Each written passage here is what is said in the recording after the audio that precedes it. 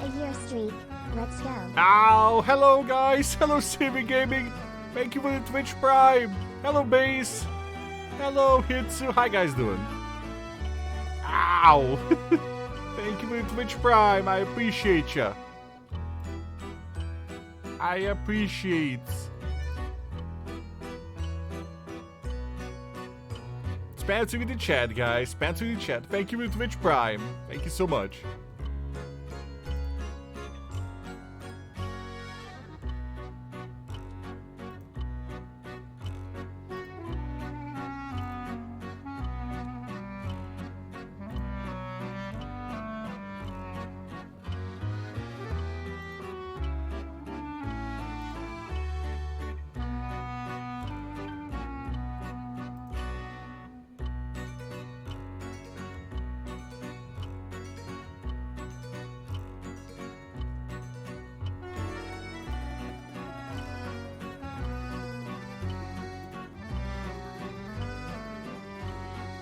The entire year.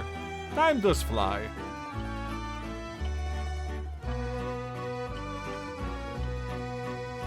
Time indeed flies.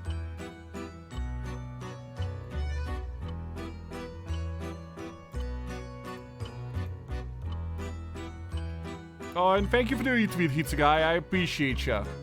Thank you so much. Hello, Midnight Wolf. How you doing?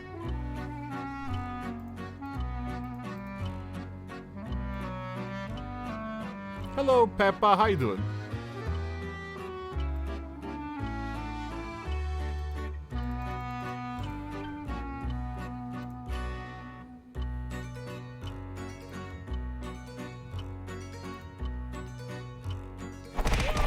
Ow! Ow! Ow! Ow! Ow! Hello, Frostwind. Thank you for Twitch Prime. Thank you so much. Spam to the chat, guys. Spam to the chat. Hello, Adelion. You just chilling, Peppa? I'm doing fine. Just vibing. Between Savior and Frostwind, apparently you guys are gonna start a hype train. Almost. It's almost there. Hello, Sleepy. How you doing?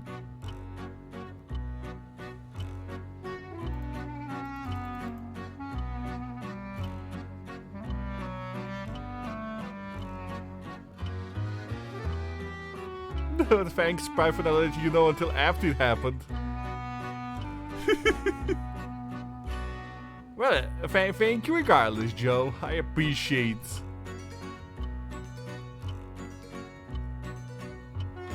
Well, if anyone has Twitch Prime to throw my way, you know, you could potentially start a hype trade. Potentially. Or notification.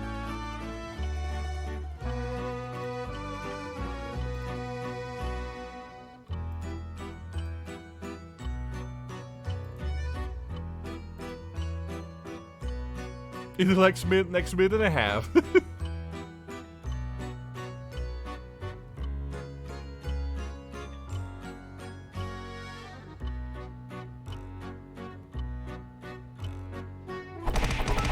Ow!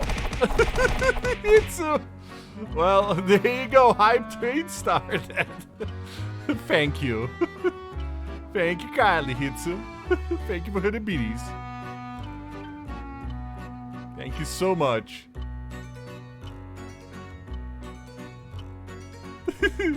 Just random mini hype train. Let's go. Yes, we're doing this today. I mean, if there's any stream you know, I'd appreciate a hype train for is this one.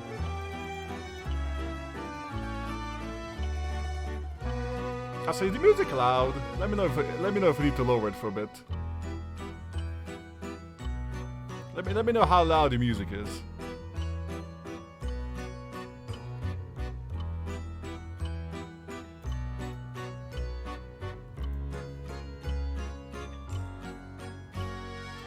But yeah, thank you so much, Hitsu, for the biddies. I appreciate you. I appreciate.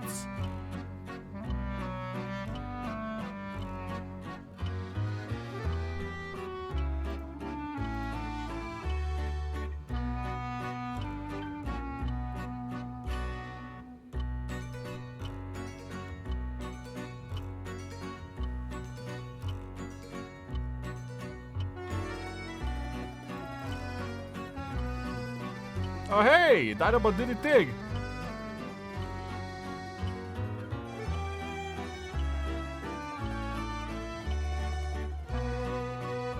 Okay, didn't do it properly, but whatever, it's fine.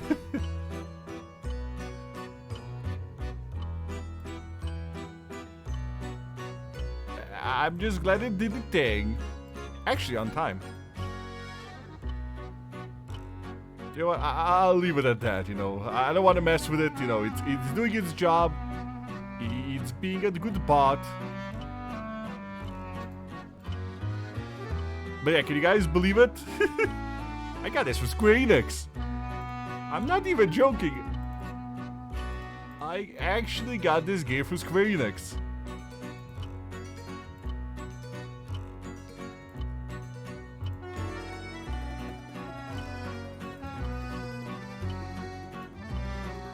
Trying their best. Ah, thank you. Thank you, Midnight Wolf. Thank you for the shit watch streak.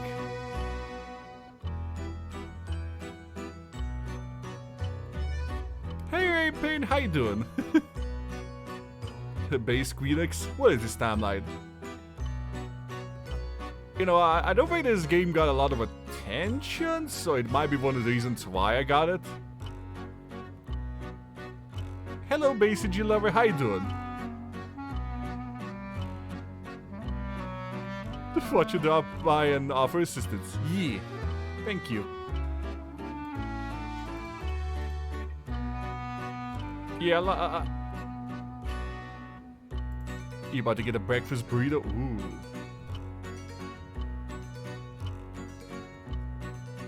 You excited, Basin G? I'm excited too. Yeah, I've only gotten this game because of you guys, you know. Just say it, guys.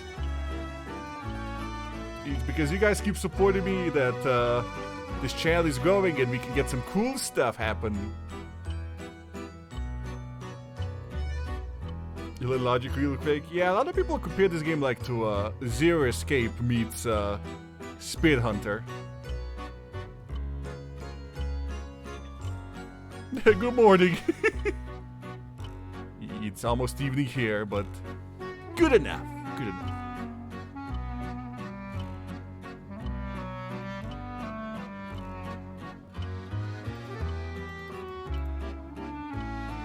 Well, we shall see if it's a level of Zero Escape, but, you know, we'll do our best.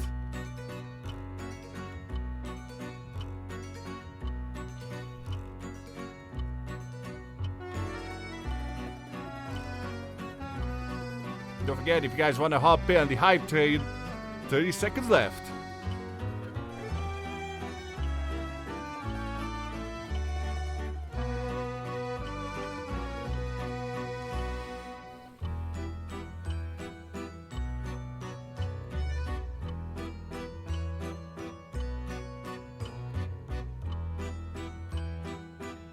Oh wait, wasn't there 30 seconds left? Why did it end early?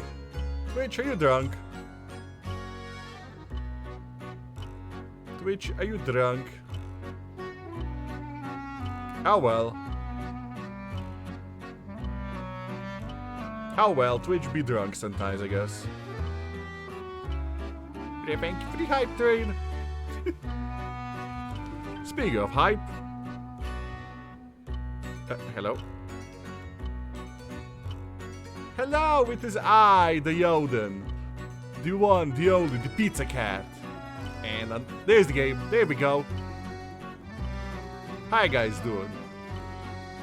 Yeah, as you guys might know, this stream is sponsored by Square Enix. And, yeah. Game provided by Square Enix, sponsored by Square Enix. At their request, by the way. You know, I'm not making it a joke or anything. This was requested by Square Enix themselves, so yeah. Extra large thumb for this game. Look, the thumb is gonna be here because I'm not very good at puzzles.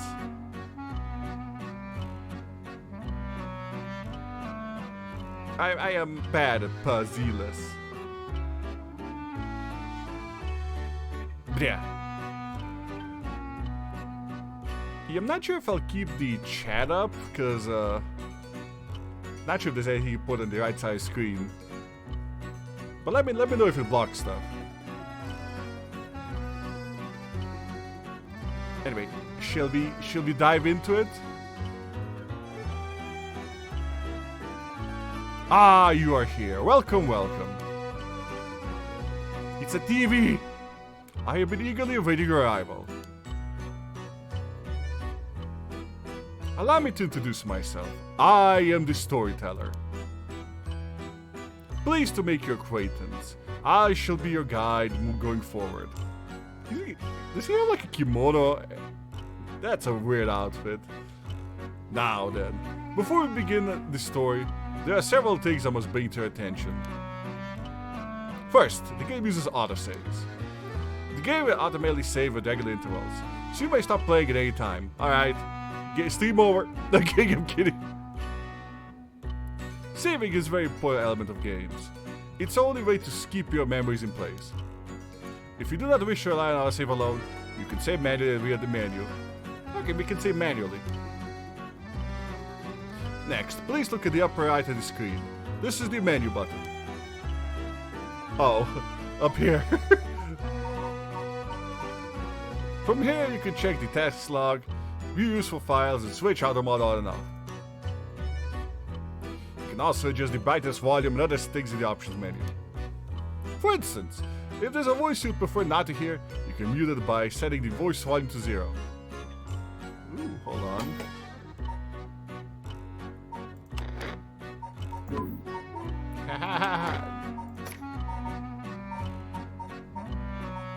Hello, John. How you doing? I guess we can mute specific characters.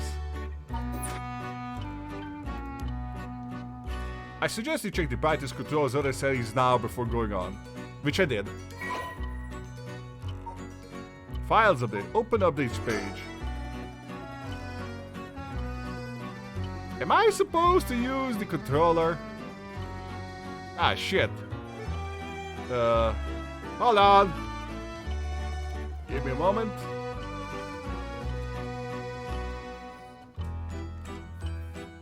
Give me a moment.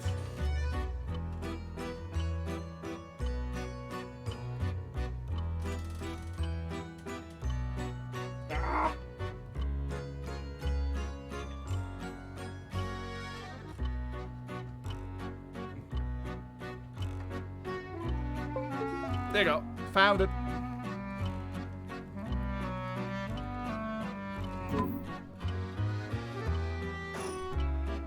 I will explain other essential functions when the time is right. Ah, there's one more thing I wish to confirm before we continue. I would feel strange to go on without knowing your name. Please tell me what I may call you. But of course. My name is Butt. I'm sorry, Squeenix. The Yeoden, is it? Fine.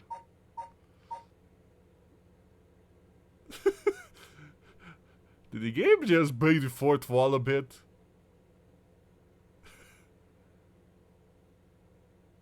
He has enough of your shit. Fine, Yeoden it is.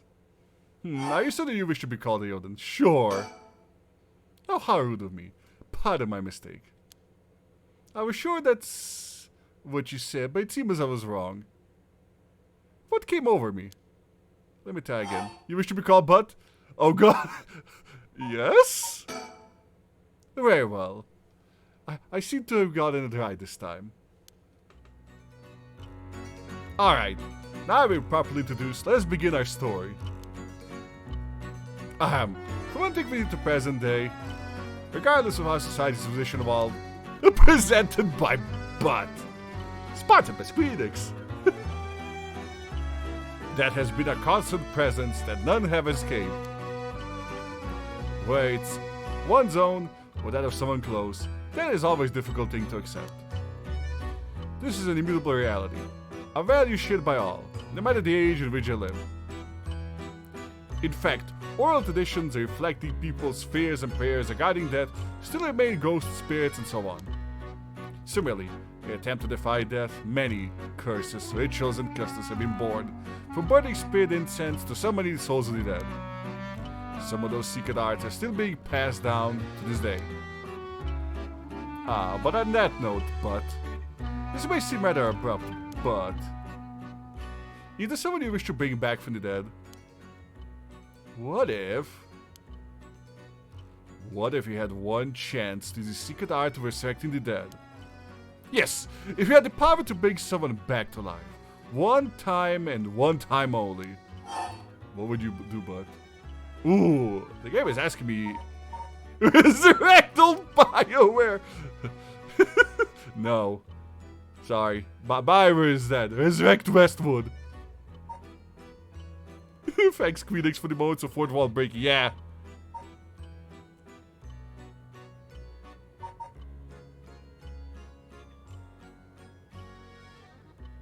I'd do it if it came at no cost. See?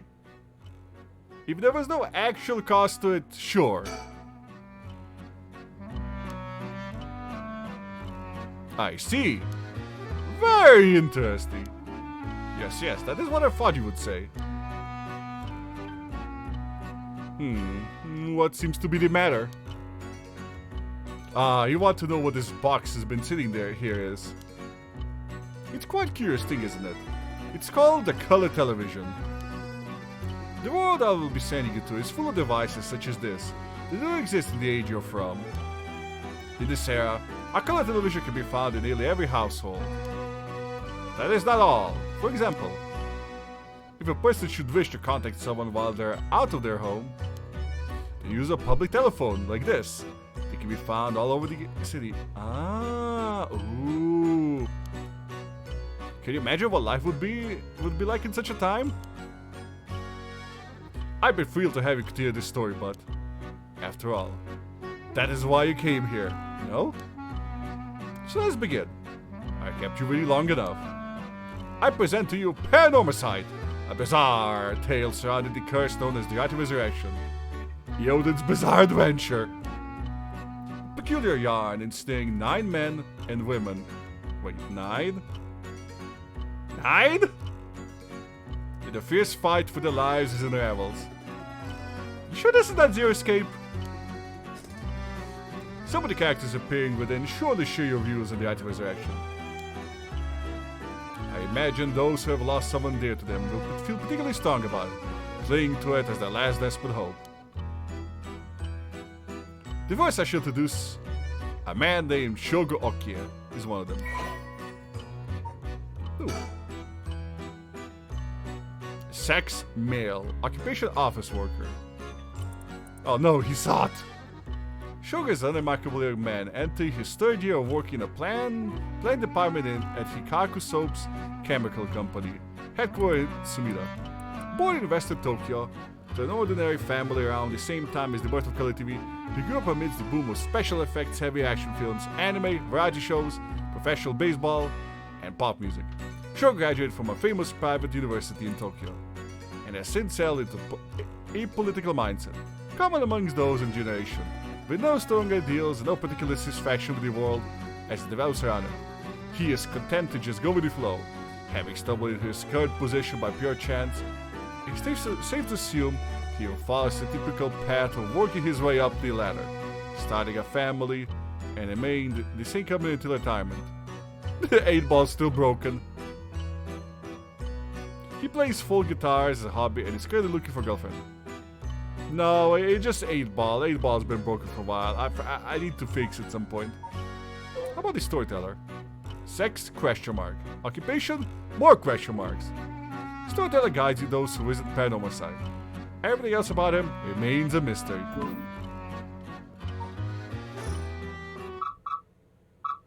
Breaking news! Oh, I wonder what it could be at such a time. Early this morning, the body of a downed man was discovered in Park of Sumida City. Police identified the body of Shogo Okia. Wait...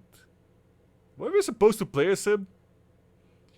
A 25-year-old man who worked at a company in the area. Signs of struggle were found. The submitted police suspect foul play. I have a launch an investigation.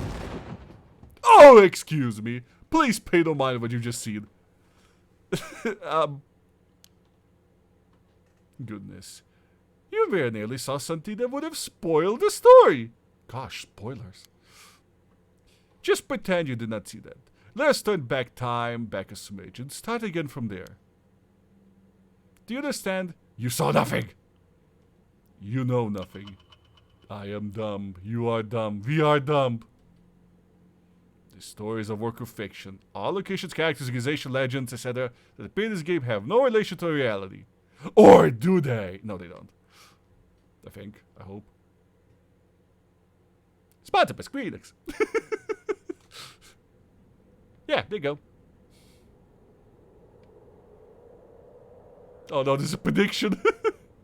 Sugar? Sugar, are you alright? Hey, can you hear me? Huh? Also, wasn't this game supposed to have voice acting? I swear it did.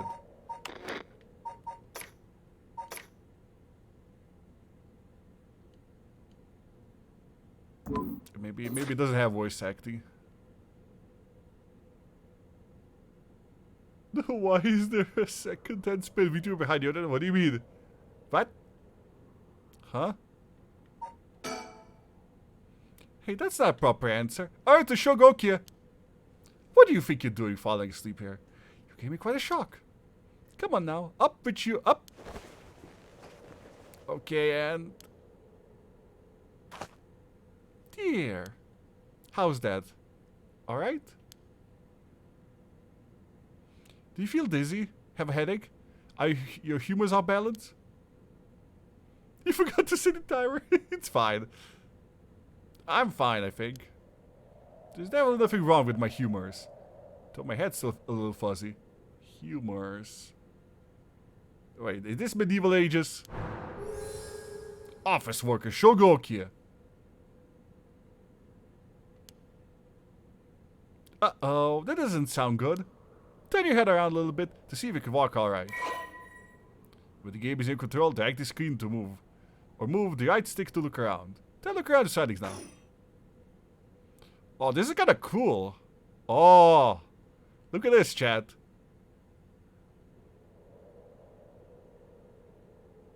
"3D!" Okay, I kinda like this effect. This effect is neat. Oh! Good, good. You seem to be fine. What a relief. Do you remember anything? Like where we are or what we were doing? The right to resurrection? Huh? Wait a second. Why did I tell you about that? I mean, I guess I must have, seeing as you know the name, but weird. Now it feels like Danganronpa. Anyway, you still seem to be a little out of it. Why'd you look around a bit more? Look around and select things you want to investigate. You converse with people by saying their faces. Yeah, that's how we talk to people, right? You go up to someone and poke them in the face. That's Yoko Fukunaga. Good, at least I can remember that much. I first met her about a month ago. She's 23, works as a housekeeper, and is really into the occult. She's cute.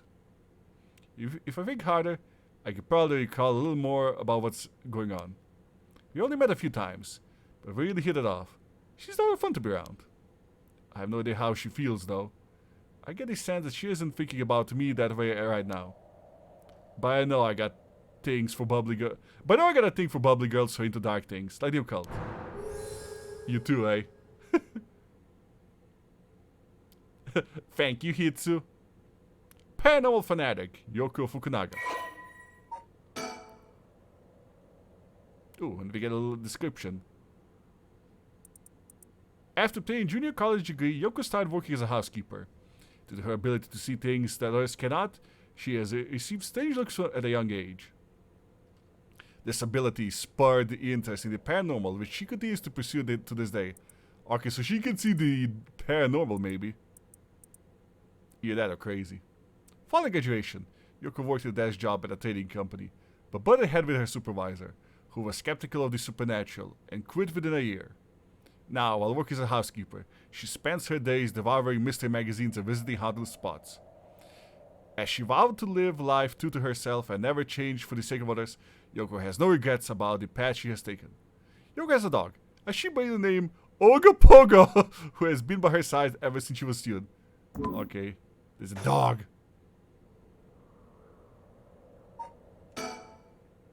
I'm still a bit woozy. What the hell's wrong with me? Wait, where am I? I should take a look around. Where are we? Alright, the Sumida City, Tokyo. Where the Kinishibori Park in Kinshicha Station. Yoko brought me here saying she needed my help with something important. It just past midnight. That explains why there's nobody else around. Oh god.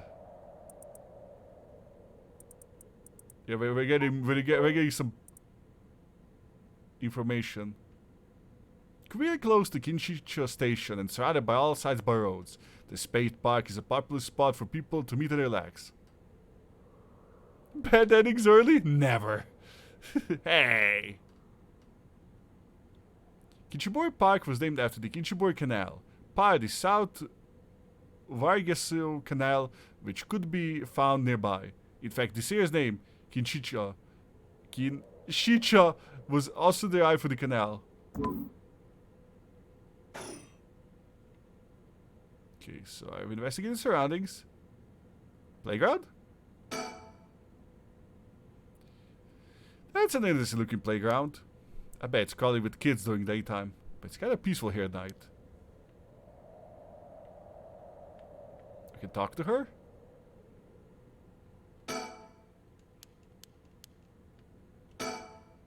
Yikes, that was close. If we died before we got our hands on the right resurrection, everything would have been over before we started. I really like the art, yeah. Ooh, telephone booth? Those telephone booths, Chad. The marvel of technology. The lights are always on the telephone booths, so they can be used in emergency. A small booth containing a public telephone, most often found in parks along the roads. Local telephone calls can be placed at the rate of 10 yen per 3 minutes. More recently, telephone booths capable of accepting prepaid cards known as telephone cards have begun to spread, enabling one to make a phone call without need for small change. The telephone booths in the downtown area tend to be plastered with unauthorized advertisements and leaflets, a product that has shown no signs of slowing down. Yeah, I think that this game takes, before mobile phones became widespread, so in case you're wondering why characters use the mobile phone, yeah, this game is like made in 2000s, or at least set in 2000s. Hey Psy, how you doing? Is there anything else I need to investigate?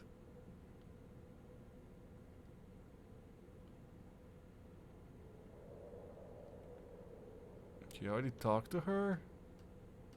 Okay, maybe I can call now. Let me think, what can I remember? Hey Boogie!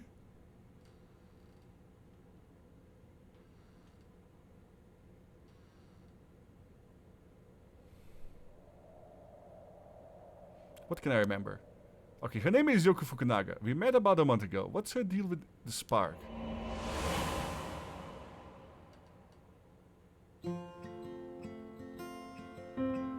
It was around noon at one of our days off. I had just finished running around some errands in Kinshicha and was here taking a quick break. I was just looking around absentmindedly.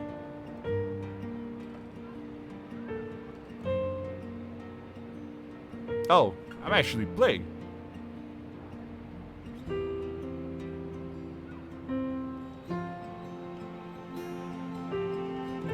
But I noticed this girl lurking around.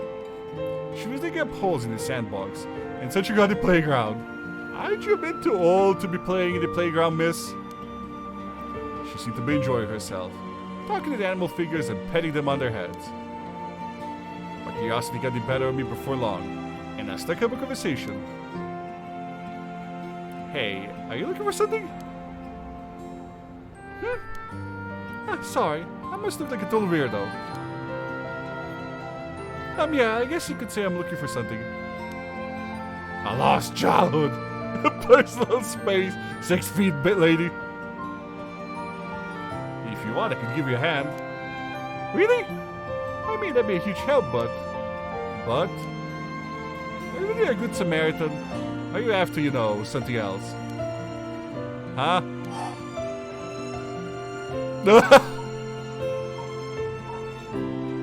What should we say, Chad? I'm a good Samaritan, or definitely the other thing. The other thing? Alright. You're funny. Hey, at least you're upfront about it. Okay, I guess I'll let you help me. Be warned. You might forget what you got yourself into. No worries. What are you looking for anyways? Did you lose a bracelet or something? Not exactly. I'm searching for one of the 7 mysteries. Suppose this is the location of the Whispering Canal. The what? Oh, now I done it. I bet you think I'm some kind of lunatic. The 7 Mysteries of Honjo. Do you know anything about it? I figured everyone around here would have at least heard of it, but I guess not. I really like the art of this game. Honjo is what southern part of Sumida is called. A long time ago, this part of Tokyo was split into 2 separate cities. The north part was Mukojima, the south part was Honjo. Huh? Am I bothering you? Boring you? Well, I'm not a local or anything. I just work around here. Oh, then no wonder you didn't know. Well, the 7 Mysteries of Honjo is a legend dating all the way back to Edo period. Really? It's that old? That's like over 200 years ago. Wait, is the music going hard? Hold on. Music is going a bit hard. One moment.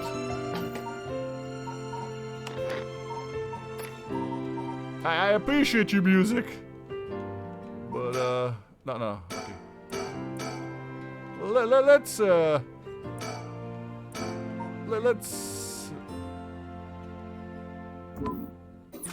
delete this. Wait, that'll be a bit more.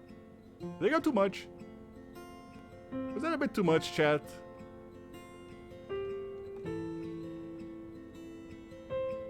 Soothing music, 120 decibels. So far people believe me? Yay! Oh, I got your attention after all. I just assume it's one of those fake stories made up to chase the occult craze. Haha, I don't blame you. A lot of popular stories are going around are pretty fishy. But the 7 Mysteries of Honjo are different. Because they're all true. They're true? That's what I said. They're the real deal. So hold on, what does that mean? I tell me there's an actually paranormal stuff at work in the park? Yeah, pretty much. But there's got to be more to it. After all I've done, I still haven't found a thing. This was the first time I met Yoko Fukunaga. The occult craze. Oh, we got Honjo. Okay, we might as well read this because, you know, it is the city this game takes place. A location in the southern part of Sumida City. It consisted mostly of swamplands until the middle of the Edo period. While it was originally considered part of the Edo itself, the eastern part of the Sumida River began to develop once the Ryogoku Bridge was built after the Great Fire of Meiyō-eki. While Honjo is known for a large number of rivers and canals, many of these were dug during the era's urbanization for drainage and sewage. The Ryogoku Bridge area, home to the Echo Temple, eventually became filled with both people and shops. After the magistrate was assigned to the area and the shops continued to pop up, it soon became part of the Edo proper, as its reputation as a lively place spread. Honjo, along with other areas like Asakusa and Fukuoka, are still appreciated today for their old-fashioned fields and architecture. Yeah, I think a lot of tourists go to Asakusa. still today. Hello, Yamineko. Yes, sponsored stream.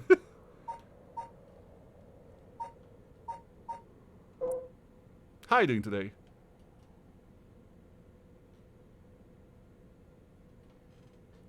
Occult Craze, yeah, you know, I think one of the, if you guys remember me playing Spear Hunter Deathmark and Spear Hunter NG, I think both games take place in the Occult Craze time that this game mentions.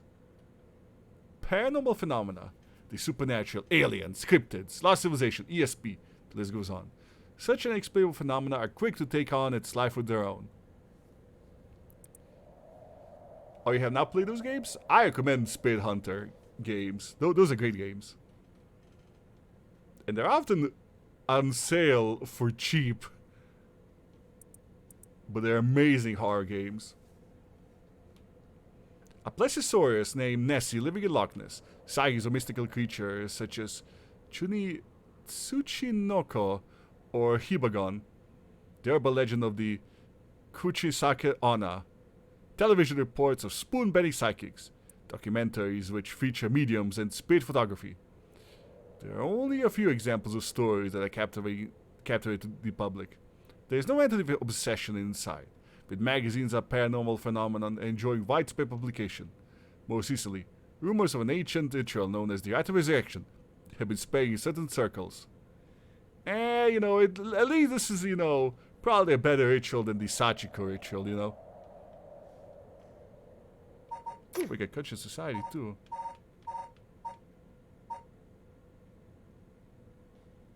Hey, Tolk! No worries, Tolk. I am feeling better. I just had like a... I'd say I was just feeling, you know, blah. This game is RPG.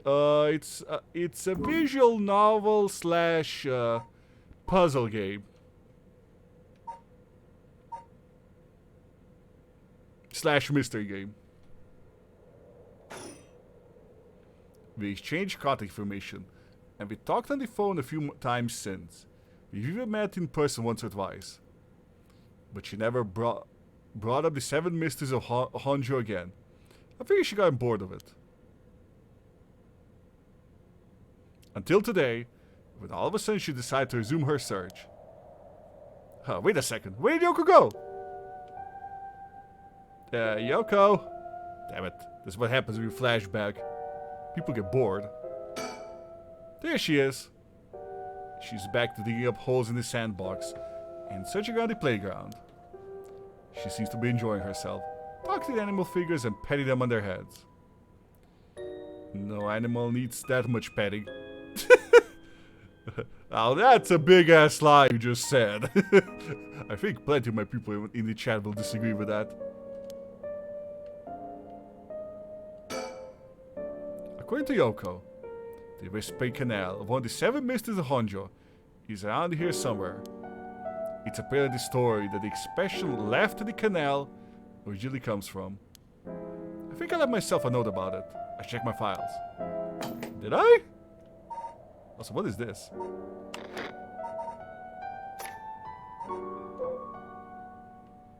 Ooh, let's see this. Honjo became known as the hotspot for strange happenings during the Edo period. A number of these stories have survived to this day and become known as the Seven Mysteries of Honjo, which is the namesake of the game. While many of them were likely the result of people blaming things they didn't understand or spirits or monsters, the stories continue to be told as urban legends. Despite what the name would imply, there are actually more than 10 of these strange tales. The roots likely come from the stories told by the common city folk. The most famous of these stories is the Whispering Canal, which eventually became the basis for both idiom and a well-known rakugo story. A Whispering Canal, fool's procession, beckoning light, haunting clappers, evergreen beach, tie-coat cigar, foot washing mansion. Okay, can I live there? The one-side reed and the ever-burning lantern. And this is the one we're looking at, the Whispering Canal, formerly known as Kishibori. Many fishermen once gathered on this section of the canal that ran through Honjo. As the days came close and the fishermen gathered up their catches, a terrifying voice would rise over the canal, whispering, "Leave it behind! Leave it behind!" Those who ignored the voice found themselves unable to move, and their previously full basket of fish emptied. They would be then dragged into the canal, never to return. "Hey, idol, thank you for the lurk. I appreciate it. Thank you for the lurk." The strange phenomenon continued to occur, and the people began to call the body of water the Whispering Canal.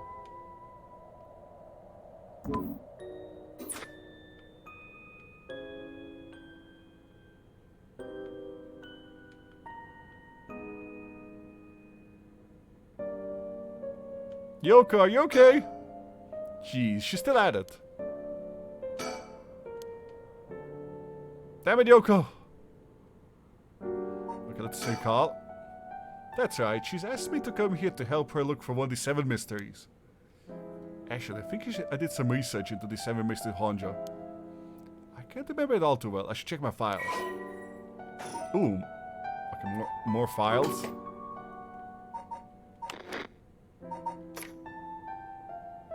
Oh, we got everything. Damn.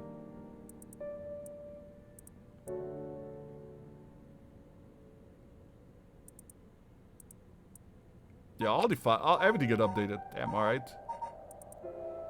An enduring superstition, the Fool's Possession, a mysterious tale regarding the encounter had by a daimyo at his residence at Honjo Ushijima, now Kogamata High School. Yeah, if you ever played Shogun Total War 2, daimyo is like the local warlord. Think of it like a lord in medieval terms. While walking around his estate, he heard the sound of music, much like that of Kagura performance. He commanded his people to find a source, but no matter how much they searched, the music would fade when one near the Wari Geseo Canal. The source of the sound was never located. The story is known as the Procession of the Tanuki, as many were the belief that it must have been one of those mischievous tricksters behind it all.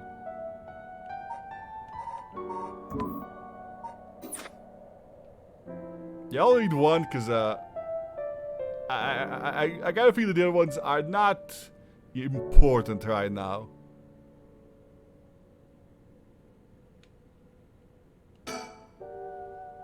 Oh wait, she's coming back this way. Hey, what was that just now? Huh? Did you hear that? Hear what? No, I didn't hear anything. You sure didn't just imagine it? Maybe I did. But your special talent. You should be able to hear it. Pay close attention for me, okay? Hey, you're average. Occult Phoenix, right?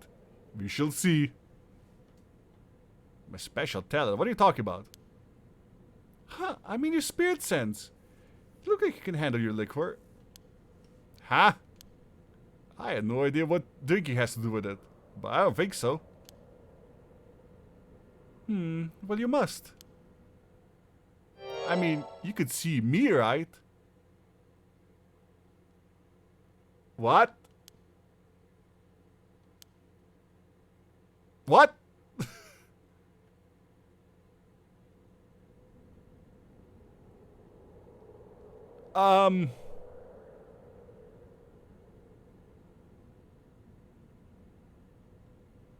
What?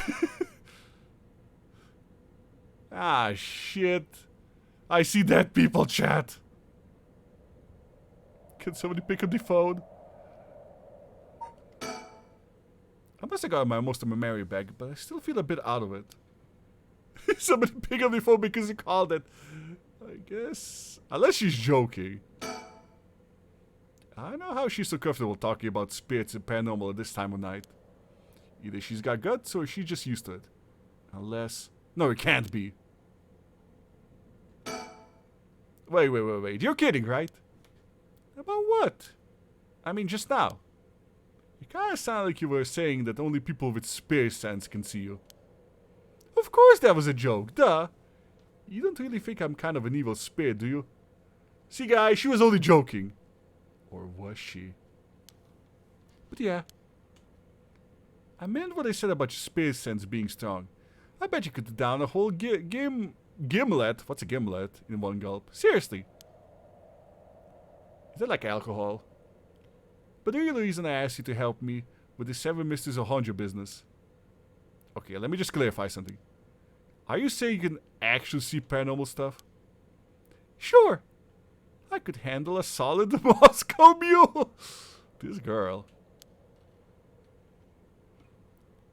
Why are you measuring this in terms of cocktails? Not a believer, huh? Well, that's no matter.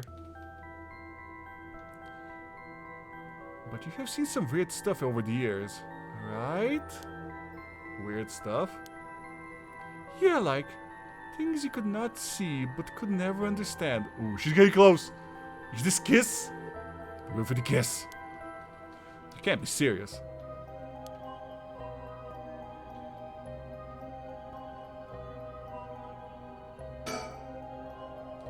It's gone late. Really late. Actually, it's already past 1 AM. There's a chill in the air. But I guess that's normal for this time of year. Or so I keep telling myself.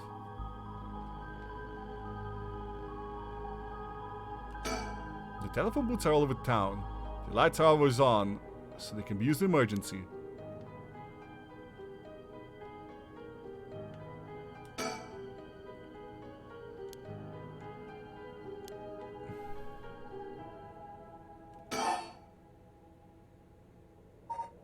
I guess we can talk to her about stuff. The Yokoyoko personal space. About spirit sense. I've seen ghost photos in magazines before, but are you telling me they really exist? You bet they do. But you can only recognize them if you really believe in them, so be careful. So even with my skill, I won't be able to see them if I doubt that they exist. That's right. The spirit world is all about the mind and the soul. You won't be able to see a thing unless you're properly in tune. Sometimes people get caught up in the moment, thinking they might see something, and that they really do, because they believe they would. Is that how that works? Yep, just like drinking. You'll never know how much booze you can handle unless you're ready to down some shots. Lady, why is this all about alcohol? Haha, you know, I guess how strange it was as the words left my mouth. Sheesh. You're lucky you're cute. About alcohol. Totally unrelated, but do you actually drink real alcohol, I mean? Whoa, talk about whiplash. I didn't expect to start making small talk. Well, our conversation was getting a bit dark. I figured I'd change the topic might lighten things up. Oh, I see. If you really want to know, I like to think I can handle a few drinks. But to tell the truth, I never actually had a Moscow Mule. Really now. Hehe, I just thought it sounded cool. I'd like to try it though. Why don't we go for a drink sometime then? Ooh, smooth! Ooh, are you asking me out? Ah, so you were after something else. No, that's not what I meant. I'm just kidding. Yeah, I'd be up for that. But only if you find one of the 7 mysteries. Alright then, let's get to work. Ooh, we can ask more about spirit sense. Because this one's got a little check mark.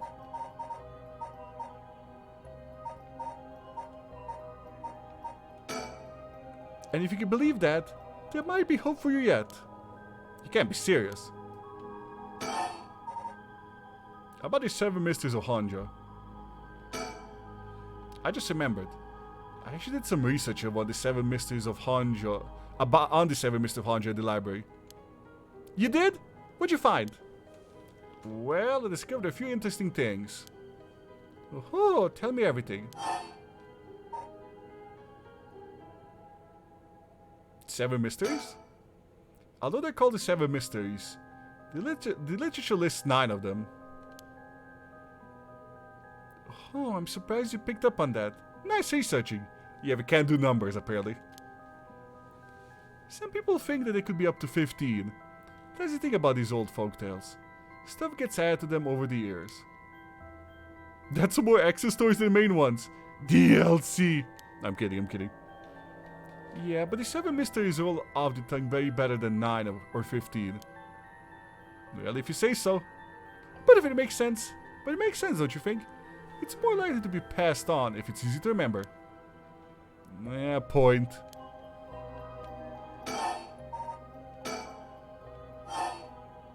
Are there really ghost stories? So I had some of these stories, and none of them were, well, scary. I thought these were supposed to be ghost stories. Oh, that's true.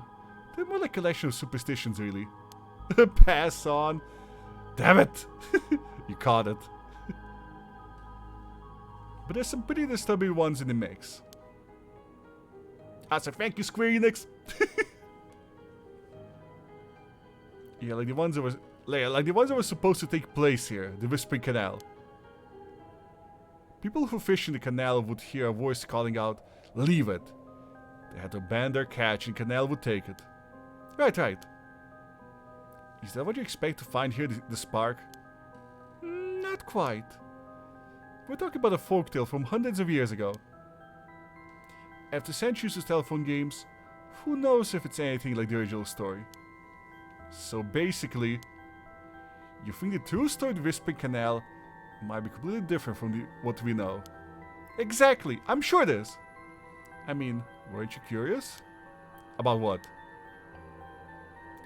People around here have that expression, left the canal right, meaning to abandon someone. The story is where it comes from. Except the story being told today is about fish. There's nothing in it about leaving people behind. Oh, ghosts! Now that you mention it, that's true. So you're saying the original story maybe did involve someone being abandoned? That's what I'm trying to find out. Gotcha. And last but not least, the right to resurrection. Oh, by the way, we're talking about the right to resurrection. Ooh, your memory is as strong as your tolerance. I'm gonna start calling you Martini Man Shogo. What's with her obsession with cocktails? I'm really climbing up the drinks menu, huh? So you know about it, huh? The drinks menu? No, the right of resurrection. A magazine ran a feature on it recently that got practically everyone talking about it. Really?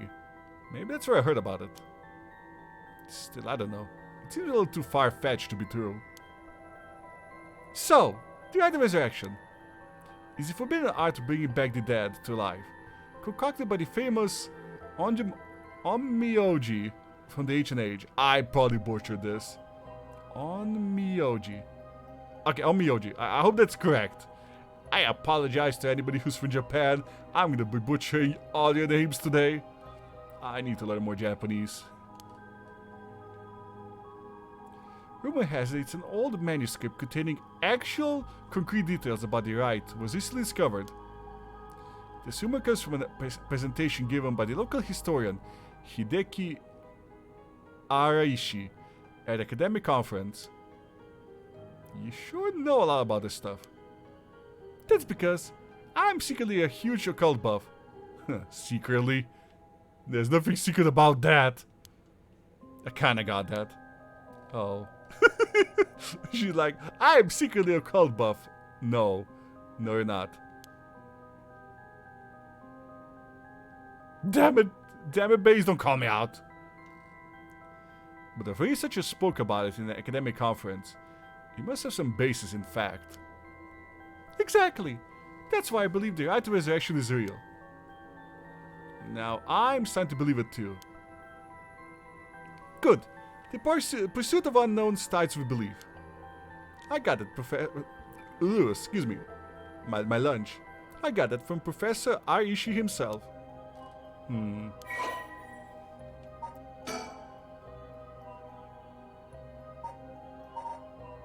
Oh, damn. As indicated by its name, the manuscript holds detailed instructions on how to perform the secret art of reviving the dead. This forbidden ritual is said to have been devised by the once famous Onmyoji, The local researcher Hideki Aishi recently discovered an old manuscript and gave a presentation on it at an academic conference, sending ripples through the field of occult studies. Hello Matsu, how you doing?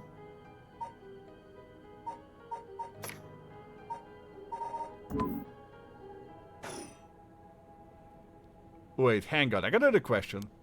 You mentioned the Right of Resurrection. Are you looking for that too?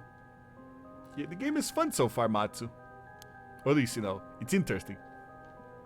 Lots of talking so far, though. Less puzzle solving. Does it have something to do with the Seven Mysteries of Honjo? Ooh, you're sharp. I could cut my finger on you. To tell the truth,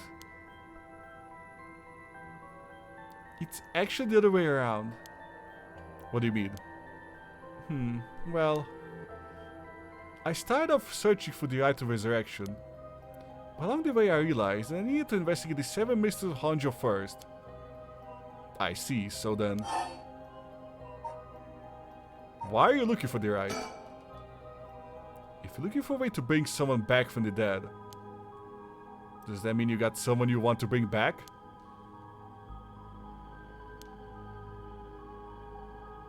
You know what? Forget. It just came to my mind. So I thought I'd ask. I didn't mean to pry, sorry. She's looking to the eye to resurrect herself. Now that would be a twist. No, it's fine. I figured I need to tell you at some point. It's Ogopogo. Oh, that's her doggy. Ogopogo, yeah, the Shiba Inu. Yeah, I want to bring Ogopogo back to life. Oh, she wants to bring her dog back. He died in an accident about a month ago. Ogopogo died? Alright, Ogopogo was my dog. I had him for 8 years. No worries, Itsu. Ah, okay, your dog, gotcha. Any bad ends yet? No.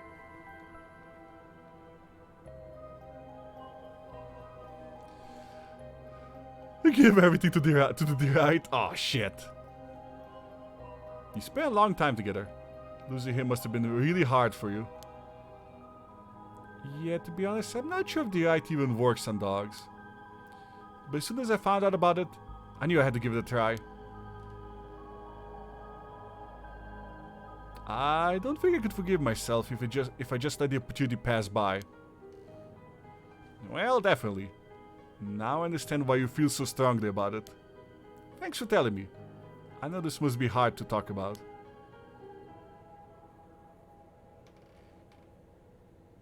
Prediction results are in. No way! But you know what? All that led to me was meeting you. So at least something good came out of it. Unless she's gonna sacrifice me for a dog. So that doesn't mean I'll stop looking, obviously. Yoko. I'll do everything I can to help you. Yay, I'm glad to hear that. Am I the only one getting a bit sussy baka on her? Let's keep at the hard work then, yeah? What's that got to do with the Seven Mysteries? So about the connection between this rite and the Seven Mysteries. Put together everything we've talked about. My guess is that the original stories behind the Seven Mysteries, the true stories, are the key to find the right of resurrection. And that's why you're here searching for one of them. Do you have that right? Wow, 10 out of 10! You proved to be quite a capable assistant. Wait, since when was I your assistant?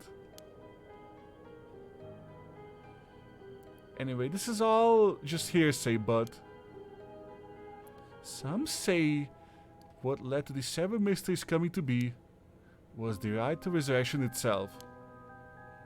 Ha! Don't the stories come from the Edo period? I thought the right of resurrection was supposed to be way older than that. Right! It seems that an Onmyoji from the Edo period rediscovered the ancient art. That old manuscript I mentioned with all the details on how to use the rite, apparently it was written in the Edo period. Alright, I never told you its name. The manuscript is called The Record of Fates. Oh, fates, eh? Yeah, how many, ancient fables and, mythologies involve fates in all different types of cultures?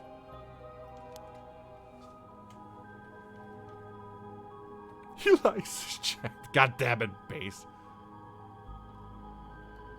Whoa, what a name. And it speculates the secret right is hidden within the Seven Mysteries of Honjo. So now the Seven Mysteries are the new hot trend. Among who? You know, this whole thing started to sound pretty questionable.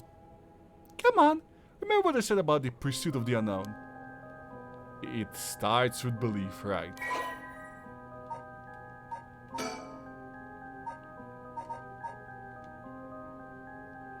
The Record of Fates. The old manuscript did appear, written by the sorcerer who recovered the Rite of Resurrection. It's really a priceless and authentic document due to a detailed account on how to perform the ritual.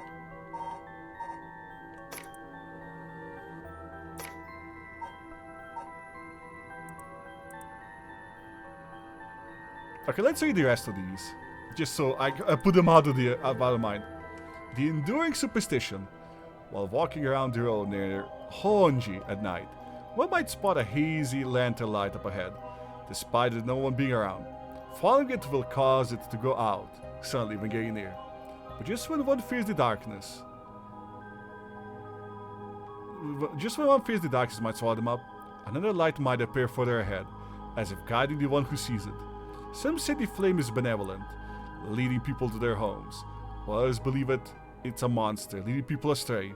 Some even believe it's a vengeful spirit of someone that died, luring the lost to the land of the dead.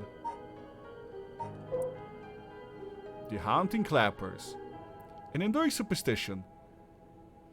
An evening bell rings in Iricho, near present-day Shumoku Bridge.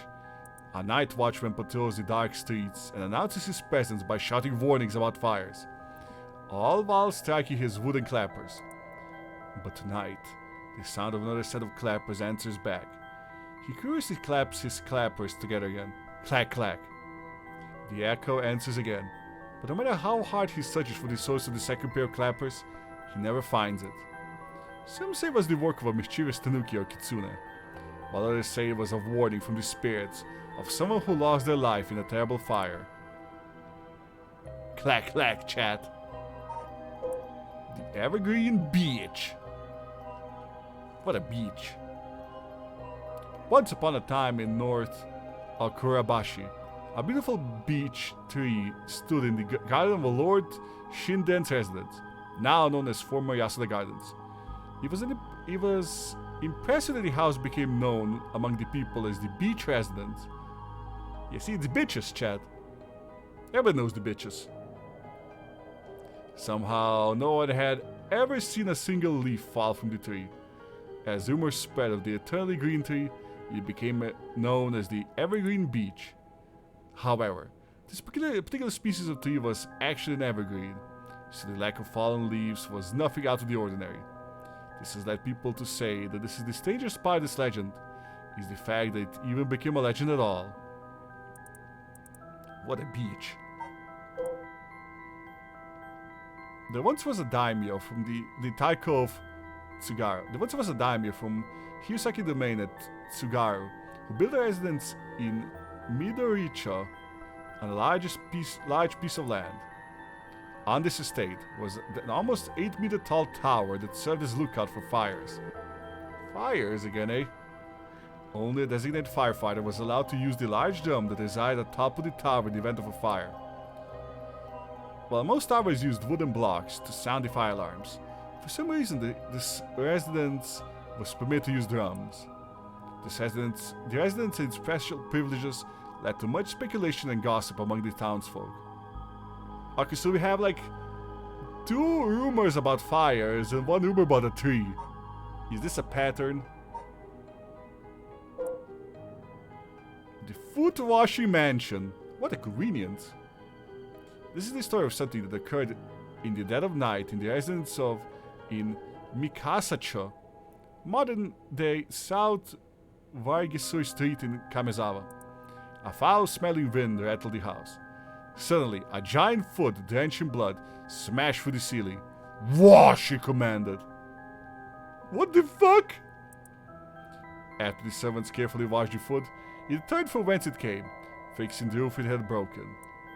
The man who had been visited by the foot every night asked for a friend to trade houses with him.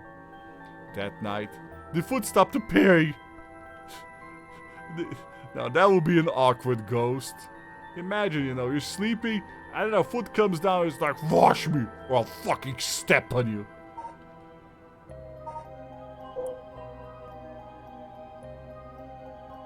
The enduring superstition, the one-side read. There once was an infamous rogue with the name of Tomezo, who fell for a woman named Okoma. Tomezo persistently chased after Okoma, attempting to win her heart over and over again. Oh no, the foot fetish ghost. Yeah. But she rejected his advances each time. Enraged by her indifference to him, Tomezo brought a dagger to a canal near Ryogoku Bridge and attacked Okoma. He cut the arm and leg off one side of her body, then threw them into the canal. Ever since then, the reeds going along the canal have only one sprouted leaves on one side. Ugh. Now this... I like how our character was like, these are not ghost stories, this is definitely a ghost story. On the bone-chilly winter night, the ever-burning lantern, one may happen upon a soba cart along the canal known as the South Vargisu. But there's something strange about this cart. No matter when one might visit, its owner is nowhere to be found. Yet the lantern that hangs from it stays perpetually lit, burning brightly even with no oil to fuel it. Should one attempt to put out the flame, it immediately roars back to life. However, there's also the tale of the never-burning lantern. Another telling of the story in which the soba cart's lantern always remains dark, refusing to be lit. Okay. Is that all? Okay. There you go. What? Too much reading! Too much reading! This is what happens when you eat too much, chat. My lumbago! What the hell? It feels like the air just changed. Think?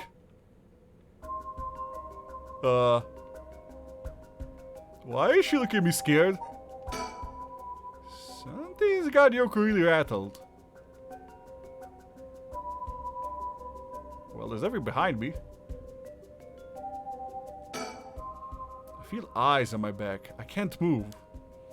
Is there something behind me? Yoko, are you okay? Hey, what's wrong? Stay with me. No, this can't be. No, no. Ah! I don't see anything. Think, Yeoden, think!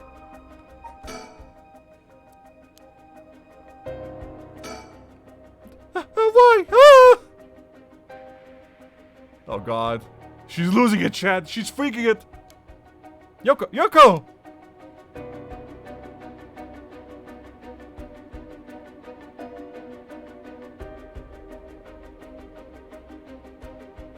You forgot to shave. I just shaved earlier, damn it. Okay, there's gotta be something I missed.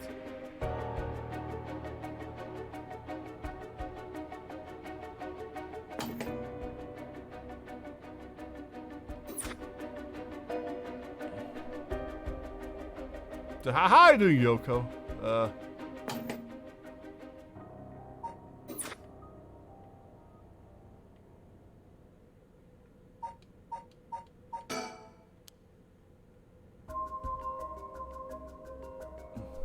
But I don't see anything behind me.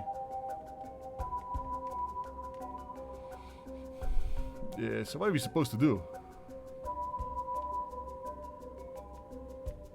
Like, she's pointing behind. How far up can you look? Oh, I found it. Yoko's pointing over there, but I don't see anything out of the ordinary. Push? I don't get this. What's going on? Did something happen? Yoko?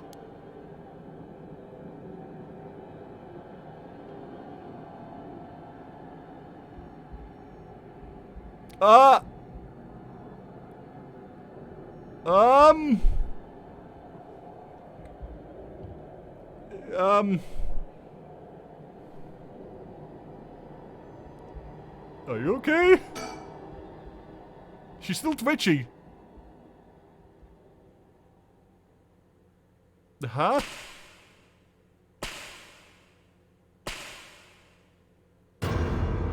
What just happened? Huh? What the? Sorry. What is it? Why is this happening? You know, I hope this wasn't because I farted and took her out, you know. This has happened before. I mean, what? Yoko, answer me, Yoko. No way. It can't be. Why? Why?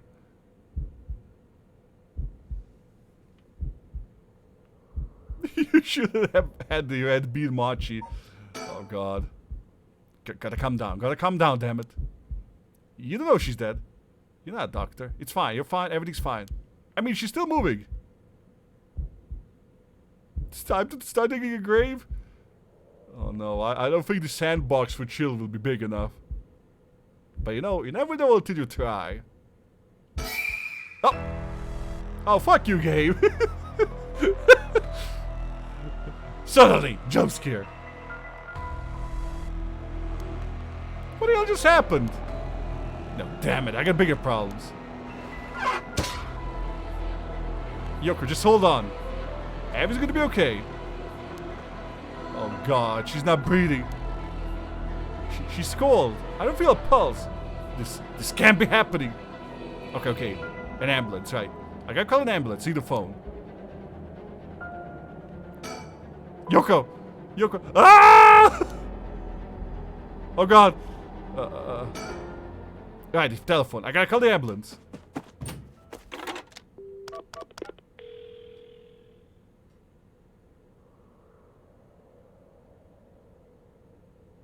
I called it. I called it in.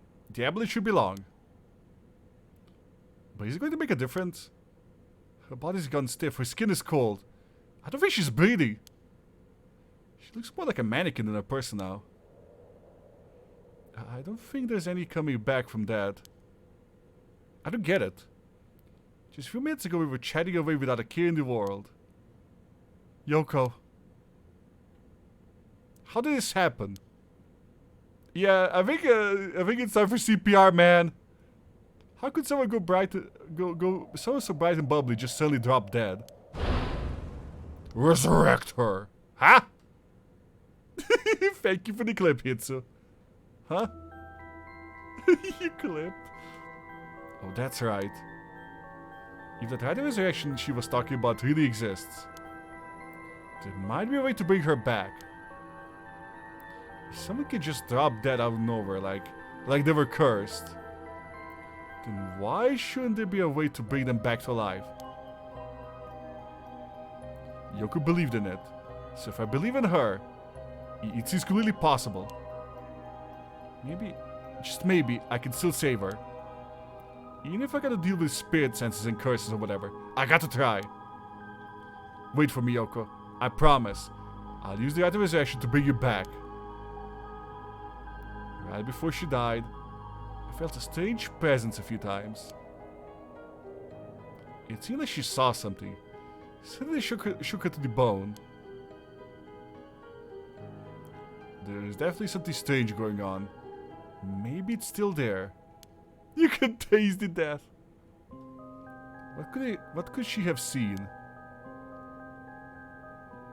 She mentioned the other resurrection, and the Seven Mysteries were connected. So maybe whatever it was she saw had something to do with the Whispering Canal. Awesome. Here's the damn ambulance! Damn it, that presence again. He must be around here somewhere, but where?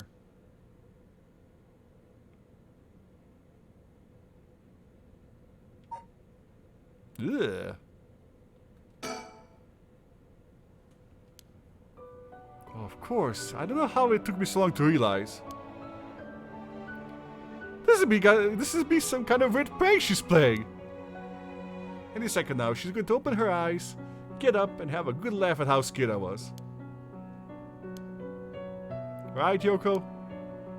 You can give it up now. Boy, did I fall for that one. You really got me good. Wait, no, I got it. You really were some sort of spirit all along. There's no way you're really dead. Right? Copium. Yeah, I'm not even fooling myself anymore. There's no going back, only forward. Ooh, but she left some sussy items. There's something on the ground. Did Yoko drop this? I didn't notice it until now, but there's a small wooden sculpture by her side. It's 3 to 4 centimeters tall. It looks like it could be a keychain, but how rotted it is, it's way too old for that. Despite how tiny it is, I feel a little pebble malice radiating from it. What the hell is this thing? Well, whatever it is, it's mine now. Ah! This was a mistake! Okay, don't loot, chat. What the? Help me, leave me. It hurts. Are these the Whisper Canal's memories? Yeah! Such deep sorrow. Resentful memories flowing through into my mind. Drop dead. Turn their back. They walk away. Kill them? Kill them! Those who walk away. Kill them all! You acquire the power of the cursed stone is the Whisper Canal. You can use it to kill those who walk away from you. Huh? Press the use curse button to kill your targets as they attempt to depart. What? A murderous impulse seeps into my soul like thick black tar. Now. Kill! Can you hear it, Curse Bear? Kill those living traitors! Hey, Labyrinth! You who so strongly desires the right. Kill them! Should you seek life's restoration, take your curse in hand. Reap lives by the score. And claim their soul dregs for your own. Collect enough to save this vessel. And by sacrifice, claim the gift of resurrection. Or better yet, slay your fellow curse bearers. For theirs are the equal of those of lesser souls. Now go forth and kill!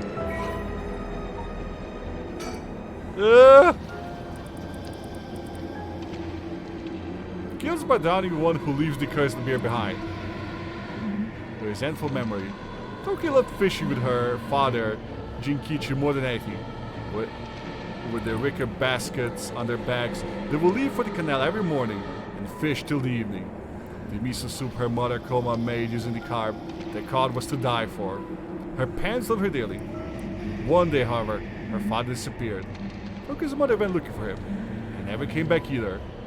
Those who came to express their concern eventually stopped visiting her out of fear. Toki continued to wait, all alone. Mother, father, where'd you go? Don't leave me behind. Unable to bear the loneliness, she left her home and trudged along the roads until night fell. Neither her mother nor her father were anywhere to be found. Tears stung her eyes. Suddenly, the sound of fish splashing in the water cut through the silence. She found herself standing before the canal, where they used to fish together. The taste of carp and the memory of her father's smile flashed across her mind. Without thinking, Toki walked into the moat. The sound of water splashing air could fill the night air. Passes by through of it. Thought of it as only a fish in the canal. The splashing faded and silence returned to the lonely night. Yeah, boy, so the ghost telling us to kill them all is a girl who drowned. Great. Curse echoes, curse bears. Curse echoes, the visual manifestation of curses. These manifestations are fundamentally related to the origin of the curse. They do not always take the same shape, and may sometimes appear in more abstract and disfigured form. They lack consciousness, unlike a spirit, and thus are more mere dregs of a soul. Curses are made tangible by what are known as soul dregs. Someone possessed by a curse that has a curse echo is called a curse bearer. A curse echo is in itself a curse, and a possessed curse bearer can inflict that curse upon others at will. A curse that comes with a curse echo is considered very powerful in and of itself. Ordinarily, those with no spirit sense will not be able to perceive a curse echo, but anyone who becomes a curse bearer can see other curse echoes. The cursed stones. All Netsuke carving imbued with curses derived from the Seven Mysteries of Honjo. Ordinarily, only those with spirit sense can wield such curses. But these cursed stones allow ordinary people to use them just as lethally. Ugh. Okay. And soul drags. When someone dies, the life entity leaves the body and becomes a soul. If one is killed by means of certain curses, however, the life essence will turn into residue known as soul drags. Rite of Resurrection essentially uses these soul drags as a sacrificial offering to bring back the dead. But the amount of soul drags required depends on when the person being resurrected passed away. The more time has passed since their passing, the more soul drags are required. Ah, shit.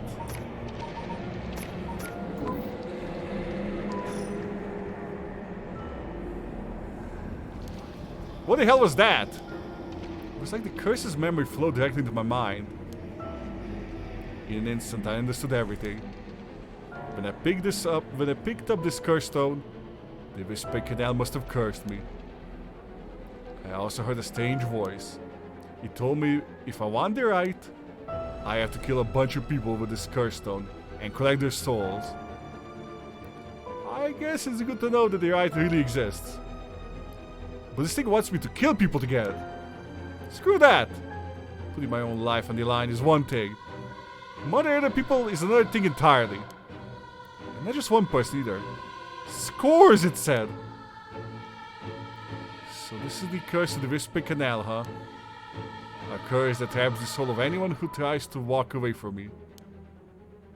But if I use it and collect enough souls, then I'll be able to bring Yoko back. And there was something about the other curse bearers being worth more soul drags. Jeez. I'm really at a loss here. It feels like I'm being watched. Is someone there? Where are you?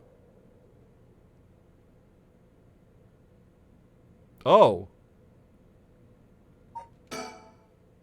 Now I got my own curse stone and the curse of the Whispering Canal.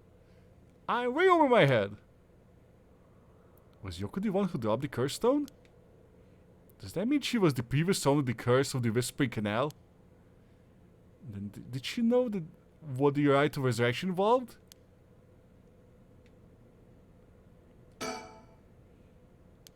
Okay, we already called the ambulance, but there's a person here. Hello?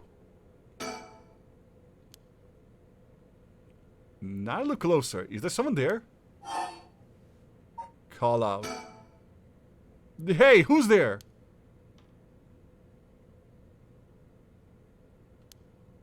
Oh my, how unexpected. Oh my. It was your curse that killed that poor woman, I take it. What? Cat got your tongue, Mr. Oki? It's George Takei!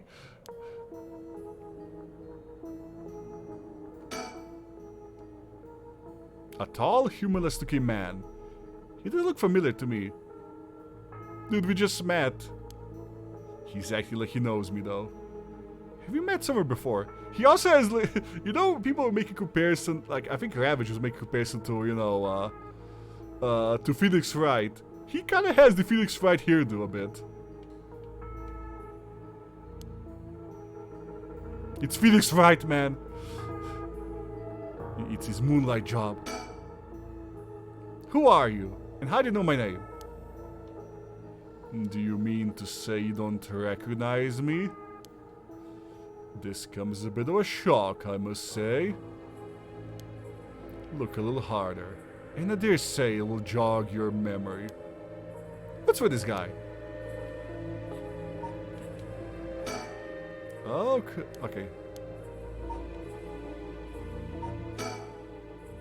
That man, who is he? He looks like to be in his 30s or 40s. He's all dressed up in a suit and a tie. But somehow he looks really shady. What's he doing here? Was he watching us all the time? Something tells me curses are nothing new to him. If he's the one of the other curse bearers, then I need to be careful. He might be here to kill me and take my curse stone. There can be only one! Or something.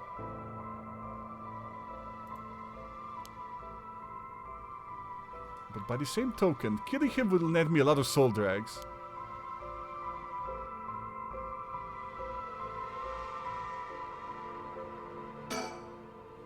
I still don't have a clue who you are. How do you know me? Have you met? Dear me, it is always humbling to find that one is not as well known as one believes. Perhaps my name will help you remember. I am Takumi Yumioka. Takumi Yumioka? Does that ring any bells? I think I've heard that name somewhere before, maybe. So do you not even know my name? How disappointing. Disappointing, but fortuitous. The mysterious stranger, apparently famous. Oh, I don't even have any file on him. The man who was currently watching Shogoki at Kishibori Park. And he does have a curse echo, apparently. Oh, okay, maybe not. Yeah, curse echo is a new designation.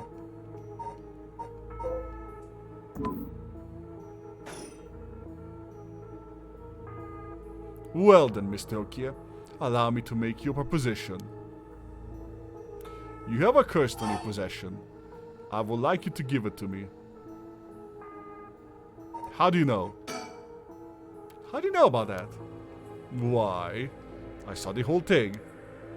It doesn't explain how you know what the curse stone is. Even I barely have a handle on it.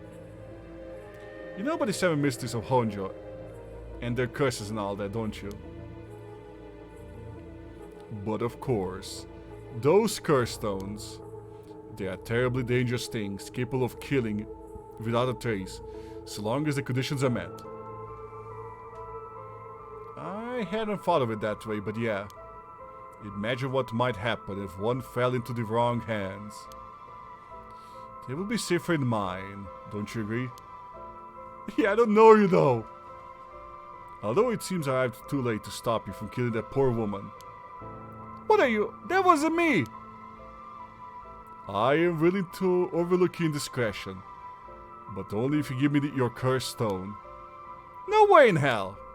For all I know, the wrong hands are yours. Very well. I had hoped to sell this amicably, but you leave me no choice. This Takumi guy must have a curse stone of his own.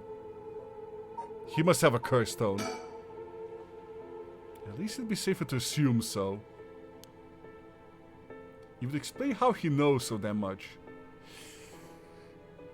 Okay, if you think about it, if he has a curse stone, do you think his condition for the curse stone is refusal?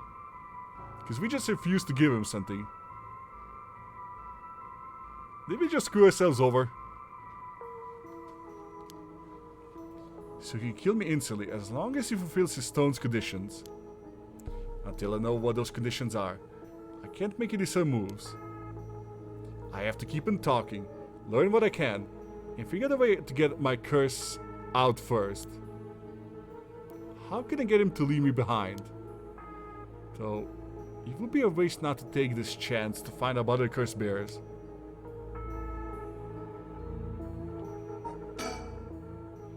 If I want to use my curse on him, I have to get him to walk away and leave me behind. Now, what would convince him to do so? Scenario 1. He does what he came here to do. Scenario 2. He still needs to be somewhere else. He's probably here for my curse stone. So I don't think I get scenario 1 alive. Scenario 2 means hoping something will happen by chance. And luck is really on my side. So my only hope is scenario 3. Something makes it impossible for him to stay. I don't have to keep him away forever. I just need to get him to walk away once. I mean, I only think of killing him, damn! Shogoyu! The autosave! Great. Let's make a save.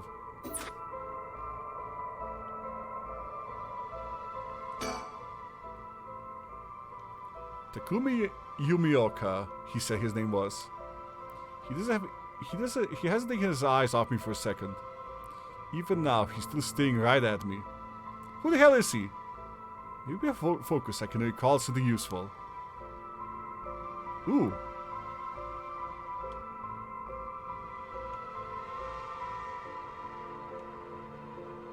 Question mark? What is this? Huh? What the hell is that? It looks like a light. Floating in midair? What is that? Is that like a soul drag or something?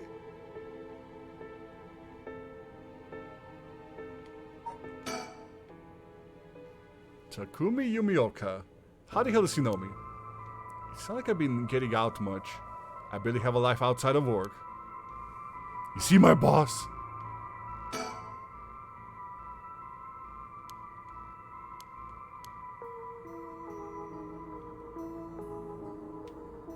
Anything else I can interact with? But how's every chat doing? What do you guys think of this game so far? I am intrigued. Oh, this thing got closer. Whoa, it's coming closer. Is this another one of those 7 mysteries? It looks like it's a will-o-wisp, maybe. Was there anything like that in 7 mysteries?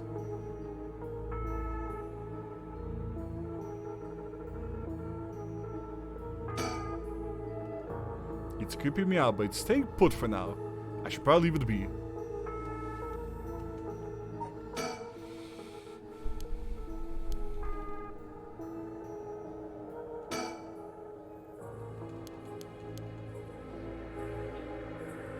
Yeah, this thing definitely got a bit closer. What happens if I keep spinning? So you spin me right round, baby, right round. Okay, anything get closer. I think at top it, I'll keep him talking. My best bet would be... What's up with that light? What's up with that weird ball of light? Is that your curse? Whatever do you mean? I'm afraid I see no such thing. Huh. But it's right... Huh, it's gone. It was right there. I see. It seems you become the mark of another curse bearer. Oh, shit.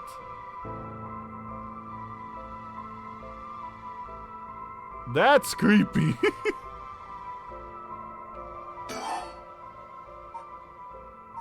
About Yoko. How do you know it wasn't you who killed Yoko with your curse? Mr. Oki, if you're hoping to trick me into revealing whether I possess a curse stone, I assure you, you cannot. It's your curse that was responsible, Mr. Oki, no matter what you might tell yourself. That doesn't make sense. I only found this after Yoko died. Oh. Don't play dumb. I know you're the one who did this. Whether you choose to believe me is your prerogative, but you are mistaken. But you should know that multiple curses awaken at once at historical midnight. There are many other curses in Honjo, and many other curse bearers. It is not premature of you to assume that I am the one responsible. Wait, so you're saying that at midnight a bunch of people became curse bearers? There's no point in continuing this conversation. For all I know, he could be telling me anything. The Curse Royale.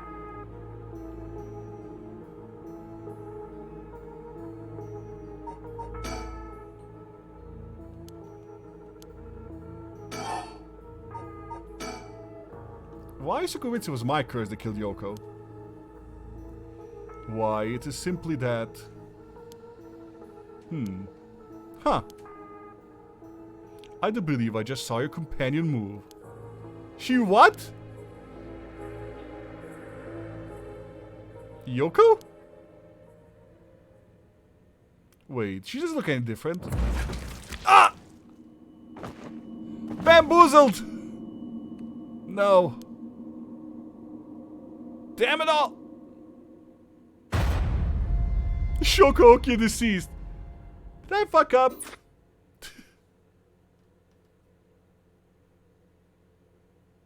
My butt. You seem to arrive at a less than favorable result.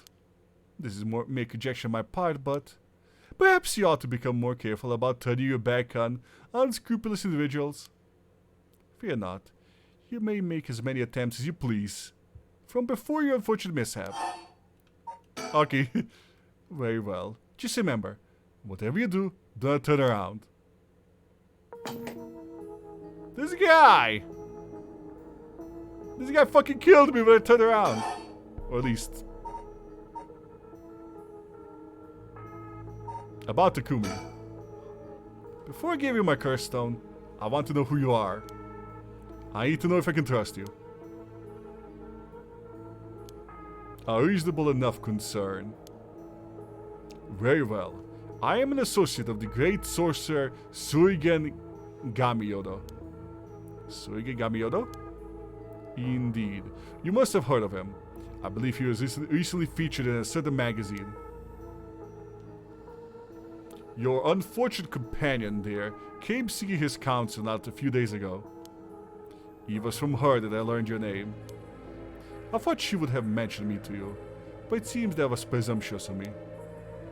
And when did this happen? Just like 2 or 3 days ago. Gotcha. Yeah, I'm not buying that. He knows I don't know who he is, so he's just trying to feed me the story. I've only known Yoko for a month, but she never mentioned going to see some mystic. Although it is Yoko we're talking about here, so it's hard to say for sure. I hope that is enough to convince you that my hands are more than trustworthy. About my curse stone. So what do you want with my curse stone anyway? I intend to seal it away in a secure location so it may never be used again. I am certain that you, too, would rather be free of this burden. The power to kill without fear of consequence is, in itself, a curse. There are many near-dwellers in this world who will not resist the urge to use it. All the more if promised the chance to resurrect the dead. You'll see that away. How? I will put it in the care of a sorcerer who is well versed in supernatural matters. If I have gained your trust, I must ask you to hand me your curse stone.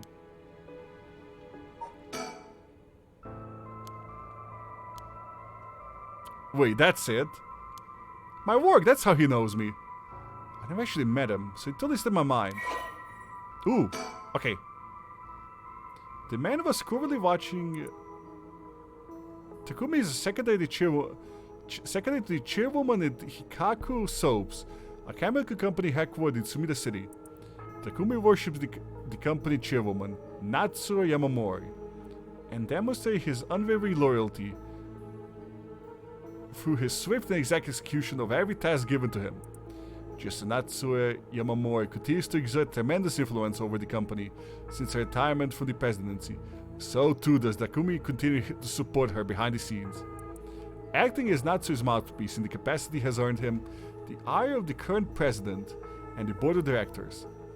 Takumi knows the names and the faces of not only all the employees at the head office, but also the temporary workers in their factories and warehouses, even their main suppliers. So he was bullshitting me the whole time, chat, about the whole wizard thing. We caught him in a lie, ladies and gentlemen. But does that help us? Surrogate guy Yeoden on my ass. This guy thinks he can tell me anything. But I don't know if having figured that out helps me much right now. Hey, at least some progress. We kinda know who this guy is now. Damn! Objection!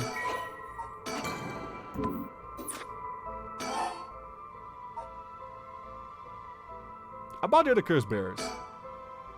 For each of the 7 mysteries, there's a curse and a curse bearer, right? Do you know any of the others? Who any of the others are? And what would you do that with information? Your intentions are nothing untoward, I hope. It's in the hearts of the selfish and insipid, of those who would be the most tempted by the right of resurrection, that the curse takes root. And a curse's resentful memories impart a powerful urge to kill, as I'm certain you are aware. You are a victim of circumstances, Mr. Oki, but your situation is exceedingly dangerous. You must relinquish your curse stone for your own benefit, before it is too late. Too late? It's already too late. There's no going back. All I can do is keep pressing forward. And if you were to stand in my way, then I'll have to stop you. Am I to take that as a threat, Mr. Oki? I would encourage you to exercise more discretion before you follow the curse.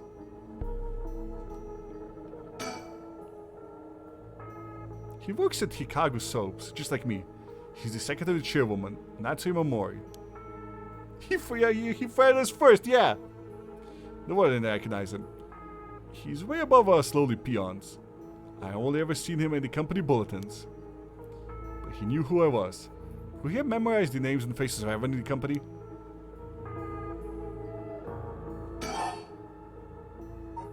Yeah, about your identity. Suiga guy molded my ass, I know who you are. You work at Hikaku Soaps, just like me. You're the chairwoman's secretary. Well, that took you long enough. Your lack of company loyalty is frankly astounding. Allow me to reiterate my request. Then not as a stranger, but as your superior. Hey, we're not in the office. You don't get to push me around like that. Unfortunately, he can. He's gonna dock my pay, chat. He's gonna be like, I will dock your pay unless you give me your curse stone. Why is a chairwoman secretary even out looking for curse stones anyways? I refrain from revealing myself precisely to avoid such questions, but I suppose needs must. Since the dawn of the Showa era, the land of Honjo has nurtured our company's growth, and vice versa. It is our duty to ensure that curses do not take root in this land, as we know as our home. Yeah, I'm not sure I buy that. Like many things, it's not the matter that concerns the rank and file. The chairwoman has no desire to spread fear for our beloved company's birthplace. Now, if that is all, I must insist that you hand me your curse stone. Okay, let's make a save. No, not load. Also, why are they using that icon as a save? No! I didn't mean to look at her. I didn't mean to do that. Fuck. Okay, so we can't look at Yoko anymore. At all. The corner there feels like it's pressing down on me.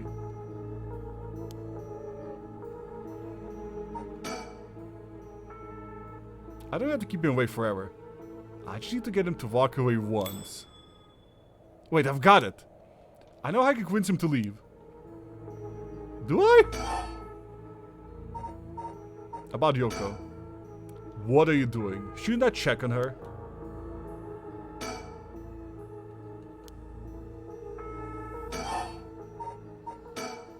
Oh crap, I totally forgot. What is it? called an ambulance. Alright, I forgot to mention. I called an ambulance. You should be coming at any minute now. An ambulance? Have you lost your mind? They'll arrive to find you standing next to a corpse, alone, in the dead of night. No doubt they will hand you over to the police, who will have some questions for you. Probably, but I'm sticking with Yoko. Unless you want to join me in the interrogation room, you better get out of here. You're telling the truth, I see. They are getting closer by the second. I can't afford to violate this juncture. I fear I must take the leave. Alright, Chad, what do you think? Do we curse this asshole?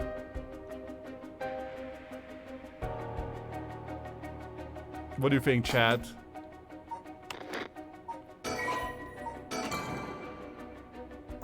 Screw your boss, curse his ass. Kill or be killed. I think it's a big choice we make here. Curse, curse. Yeah! Shogokia, you dare!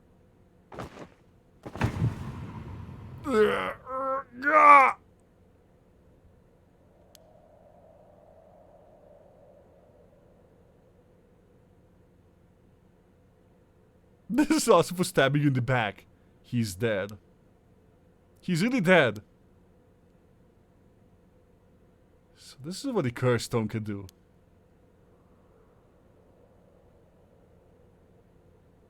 Whoa. We gave 1% soul dregs. 1%? No. That's gonna take a while.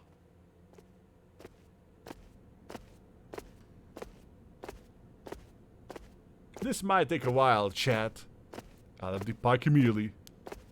I feel bad for leaving Yoko, but I couldn't stay there. The emergency medical services will probably take care of her body.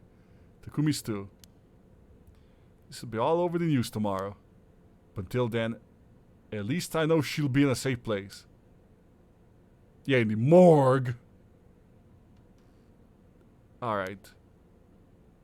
I have to find my next sacrifice quickly. I got no time to waste. I need to find the other cursed bears and collect their souls.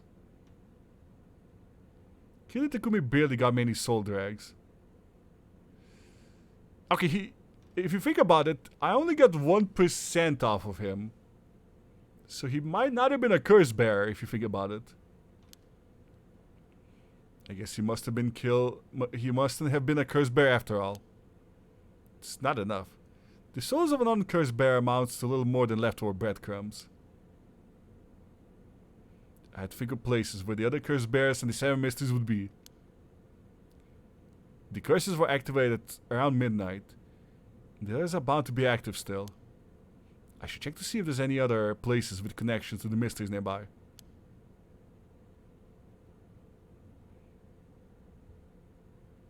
That's a good point, Labbread. Maybe my boss has a curse. At the very least, another cursed bear might be thinking the same as me, meaning I could run into them. Let's see. Which of the Seven Mysteries are closest? I am in Kinshicho area right now. The Haunting Clappers are on the other side of the Okyu River, just over Shumoku Bridge. The foot washing mansion and the ever-burning lantern around South Vargeso Street, past the train tracks. And further along Oyoko River, I'll find the beckoning lighted Honjo Bridge. Those three places are the closest, I guess. I should start there.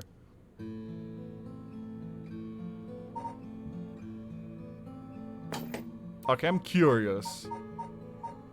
I'm gonna make a save.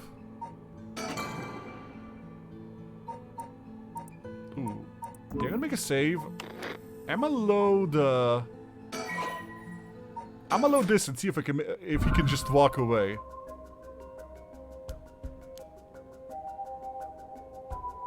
Sooner or later, I'll return for your curse stone.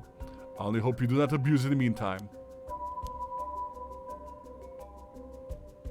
Well, then I bid you good evening. Gah! Oh. Oh, he dies anyways. I did not press any buttons. I did not press any buttons. He dies anyways. Holy shit.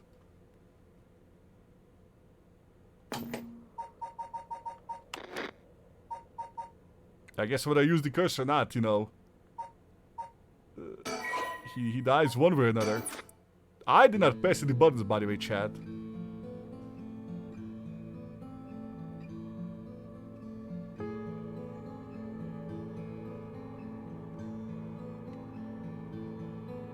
That makes me wonder if the curse even cares whether you want people to die or not. Maybe someone else used their curse. Yeah, maybe someone else did. Cause yeah, I don't think my thing filled up, chat. Yeah, I didn't get the 1%. So what do you think, chat? Which universe should we go into? The one where I kill or not kill?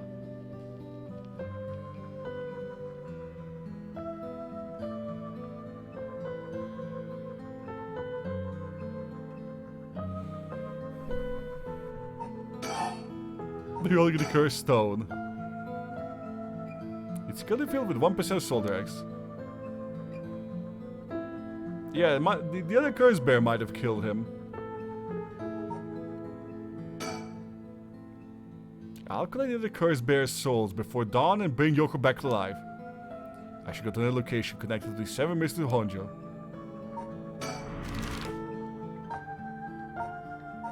Okay, Chad, where should we go? The bridge area, the street, or the bridge?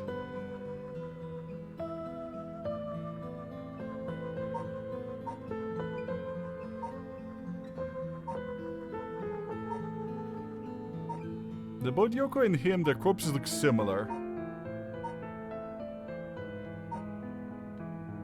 But yeah, where should we go, chat?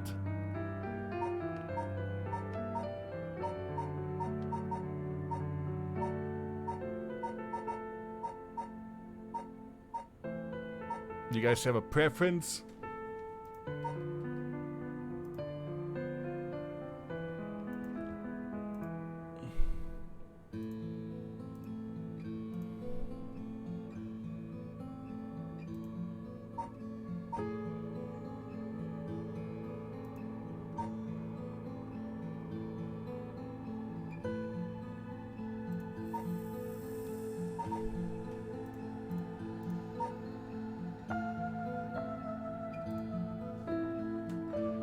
Did it say the streets had the foot mansion? you want to go to the foot mansion? Alright. Foot mansion it is. The South Variegasu Street. Both the foot washing mansion and the Everybody Lantern are from this area. This late at night, even a road as big as this one is silent as a grave. Is it just me or is it all the dark around here? Could this be? I know it's past midnight, but it still seems oddly dark around here. And this feeling is the same as before. Ugh! There! There's something over there! Is that a curse echo? A curse of the Seven Mysteries given form? I knew it. There's a cursed bear around here.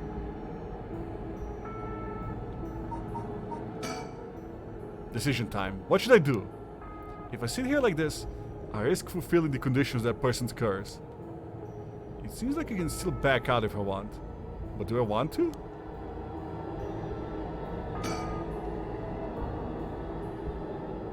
Is that the curse echo that's causing this darkness? I gotta hydrate? Oh, thank you for the headband, Hitsu.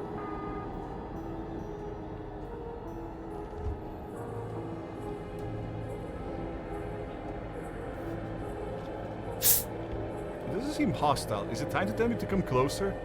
What should I do? Are you winning, son?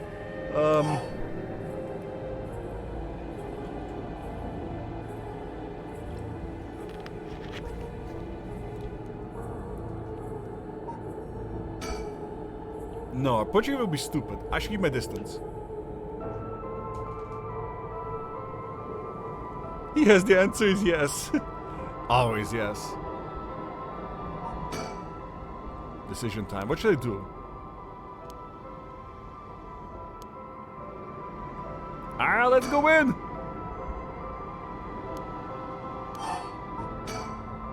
Nothing's gonna happen if I just sit here and wait. Let's check it out.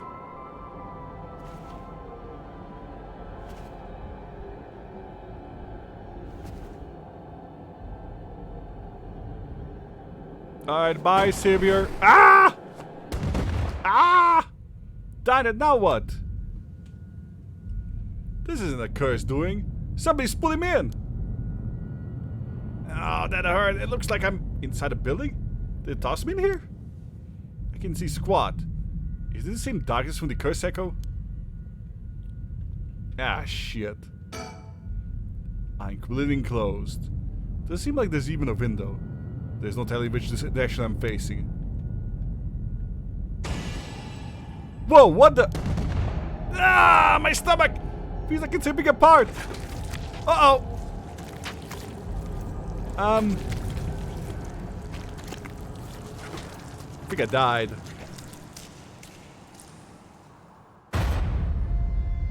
Damn it, I died again. Curses. I got an achievement, everybody Shogo. My butt, you seem to have arrived at a less than favorable result. This is a mere conjecture on my part, but perhaps you might have survived if only you could have done something about that pesky darkness. Fear not, you may take as many attempts as you please before approaching the cursed echo. You lied to me? Okay, so we need something to go into the darkness. So maybe this location is not a good start. Let's go to the bridge area. Maybe we can buy a flashlight somewhere. The Shimoku Bridge is supposed to be where the bell from the Haunting Clapper's story used to be. I've wandered around here for a while, but I didn't see anything interesting. The only thing I found was what looks like to be a 100-yen lighter someone threw away. I know curses are vulnerable to fire, but maybe I'll find a use for it. Oh! Do you think the lighter is good enough to take out that curse? Of course I didn't just find a lighter. There were tons of cigarette butts strewn across the ground too. So the place is well in need of some wooden clappers to warn about fire. Okay, how about the bridge?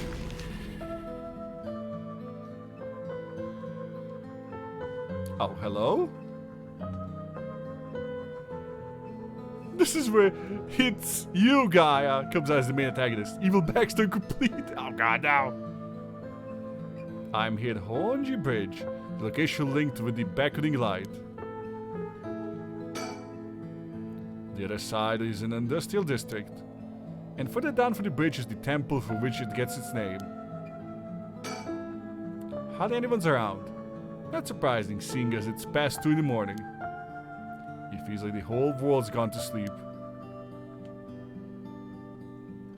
But there's a man! Honjo Bridge is a pretty unusual structure. The ends are stone, but the middle is steel. The aquarium beneath is an actual canal that was dug during the Edo period. Such a nice percent just to hide secret villainy. Oh no! Hitsu's got a knife! Someone's standing at the bridge, silhouetting themselves against the sky. Ah! Wait. Fine, I'll go first. Wow! Oh no, he's hot! I see. Interesting. Well now, this is a surprise. It's time Waizo! Eh? Who are you? You got the wrong guy. If you got the wrong guy, just say so. He's a flamboyant fellow. I wouldn't bat an eyelid if this were in the city, but he stands out like a sore thumbs in these parts. Come now, it won't hurt to at least tell me your name. I'm Shogo. Careful now, young man. It's not wise to go about giving your name to strangers. Gone is the age when might made right. Nowadays, it's information that rules the world. You do well to remember that. Ah, Blushi! He looks like a smooth criminal. You're the one who asked. Your name, your address, your phone number, your age, your occupation, your social number, your credit card information is much more valuable than you might think. You should treat those things with care. So I guess you don't plan on telling me anything either then. You can call me Richter Kai, private detective. Richter from Richter Belmont? But ain't you just say not to? Never mind. You say you're a detective? Oh my god, he's doing JoJo poses. He's doing a JoJo pose. Can you guys see him doing the JoJo pose? Okay, you can. He's Joseph Joestar, chat. Actually, hold on. Sorry, I'm gonna get rid of chat so you guys can see. Boop.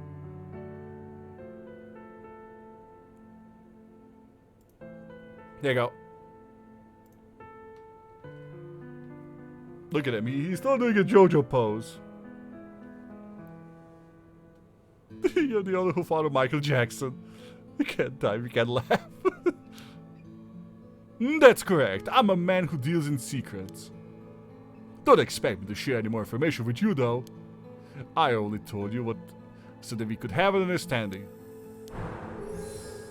Private Detective Richter Kai. An eccentric man that Shogo Oki ran into at Honjo Bridge.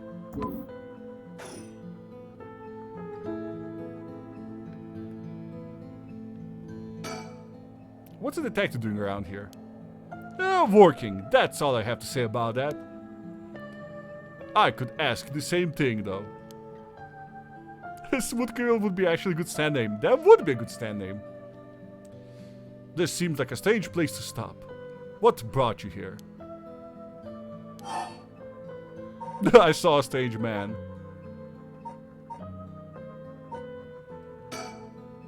I saw a strange man looking around. I see. Then let me ask you a different question. Why did you go out of your way to strike up a conversation with a stage man? I'm looking for someone. I think it was worth seeing if you knew anything. You don't say. In that case, I just might be able to help you. Can you describe the person you're looking for? Yeah, I'm looking for beckoning light. I know I said a person, but I'm actually looking for something called the beckoning light. The beckoning light? Nah, the Seven Mysteries of Honjo. That's right. A friend of mine was really into that kind of stuff. She said the beckoning light appears here in the middle of the night. I wanted to see it for myself. Really? You're the adventurous type, aren't you? Unfortunately, I think you're out of luck. I've been here for a while, but haven't seen any strange lights. Alright, well thanks for telling me. But just wait a second. There's still time left for it to appear. Why don't we wait together? Thanks, but I think I'm good. Really? Well, I'm sorry I couldn't be of any more help.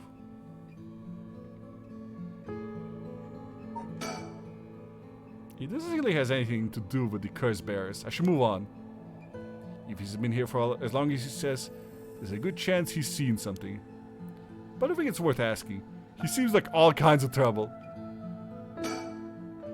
Ah, that's right. I meant to ask. Do you have a light on you? A light, you mean for cigarettes? Well, I got this cheap one I picked up, but that's it. Oh, no. This'll do nicely. Are you sure?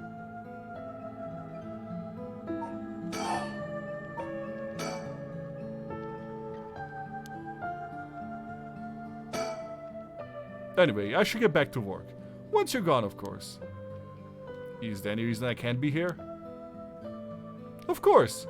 My work is top secret. I guess I can't give him the item.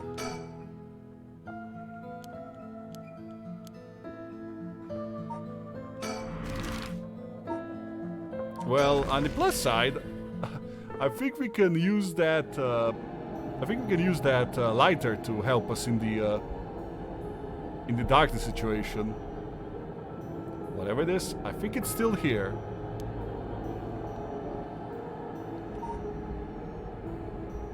I don't think there's anything else I can look at. Is that cursed echo what's causing the darkness? Okay, let's get closer.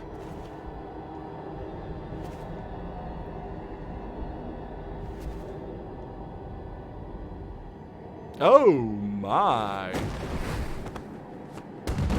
Ah! Died, and now what?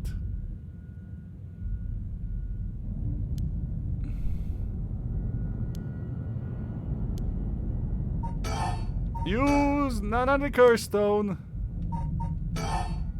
The lighter. That's I still the lighter I picked up earlier. Perfect, it works. I can make out my surroundings a bit better. What the? Something. Dad, he's got a light. That ruins everything. Is someone there? Are you a curse bear? It's over. Time to get out of here. Bam! What the? Why?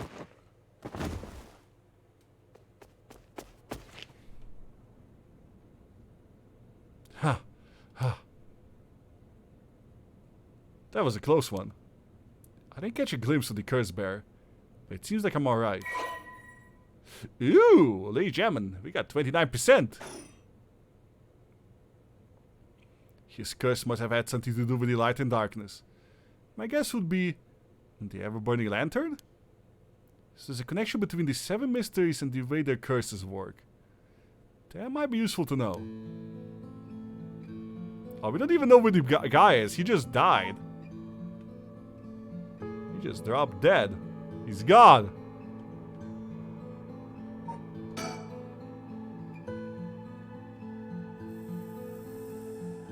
Okay, gotta look around the area. I should head somewhere else now. Where to next? First around Midoricha Park, at the end of South Vargasel Street, is the Taiko Tsugaru. North of there is a school called Komata High School, at the location of full processions. It should be around there.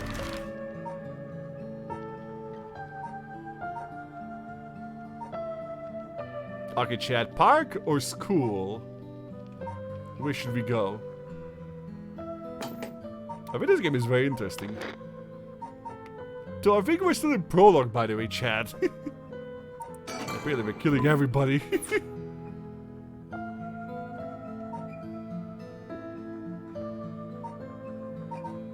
I mean, we know that the guy would have killed us if we didn't kill them, so...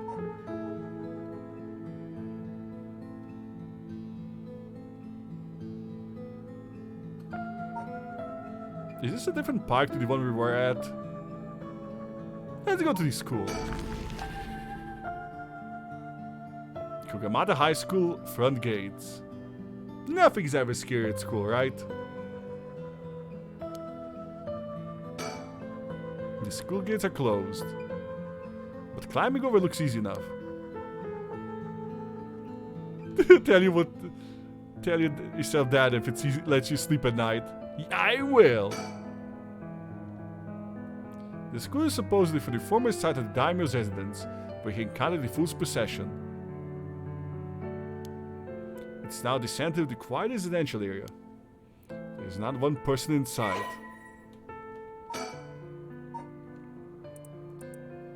The Komagata High School. A co-educational municipal high school with 632 attendees. Its name is commonly shortened to Koma High. Although it opened at Honjo First Middle School in 1943, subsequent revisions to the enrollment policy saw it change its name, becoming Kumagata High School. The school strives to instill its students with the three S's of Sumida: sound morals, social responsibility, and distinctive spirit. But success, which is another S, has been limited. Plagued by delinquency, it has been forced to turn to temporary employees to compensate for its high staff turnover, and its sports club faces challenges with its inner city location and small campus. Its traditional culture research club is thriving, however, even issuing regular bulletins in collaboration with local records office.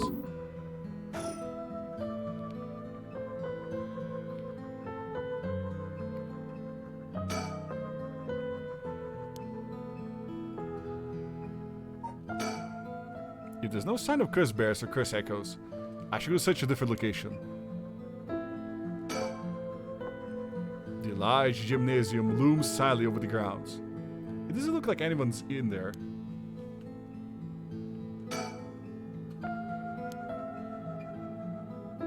Maybe we gotta come here later.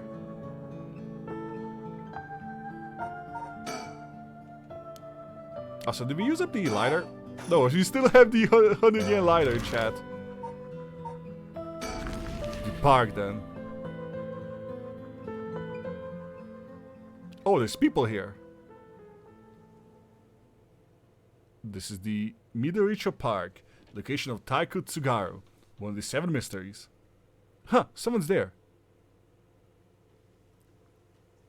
2 men, one middle-aged and the other a young adult, talking to each other. There's a good chance that one of them could be a curse bear. I'll try to scope things out without being spotted. To bring up the conversation from a distance, I'll have to focus in and watch him for a while, I think. If it looks like I'll be spotted, I'll quickly hide behind the tree to move out of line of sight.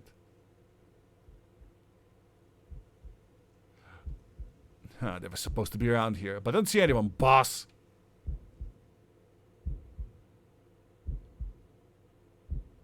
No need to get ahead of ourselves. I bet we see something before the night is done.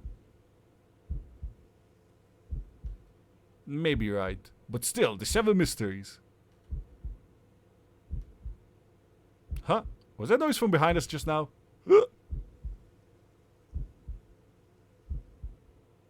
Never mind, just my imagination. Haha! They're dumb. But does the curse really let you kill someone with an object like that? Sorry, something's bugging me. I'm gonna have to check back there.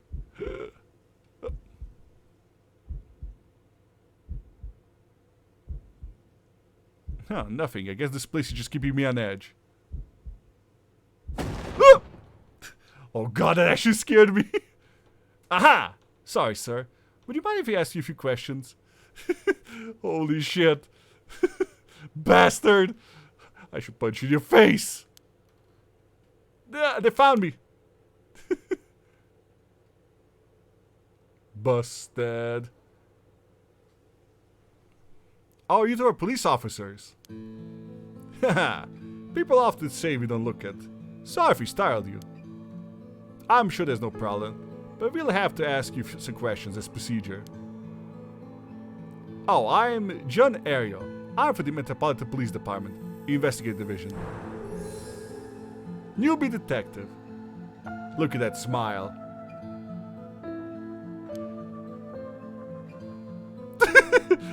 The lips. And this guy with his Kali mug is Chief Inspector Tetsui Tsutsumi, my superior officer. You wouldn't guess from that frown, but he actually has quite a sweet tooth. Ario, quit blathering. Veteran detective. We got person of interest, ladies and gentlemen. Grab police officer that Shogo Okie met in Midorichi Park. And the fresh-faced police detective that Shogo Okie met at Midorichi Park.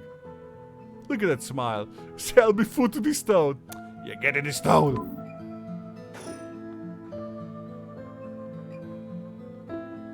Ooh, I can't even move.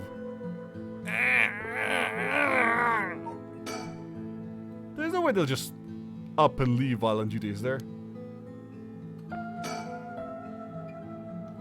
He's as intimidating as I'd expect a veteran cop to be. First that private detective, now police detectives. Why today of all days? I always imagine detectives as blunt as aggressive, but I guess there's some pleasant ones too.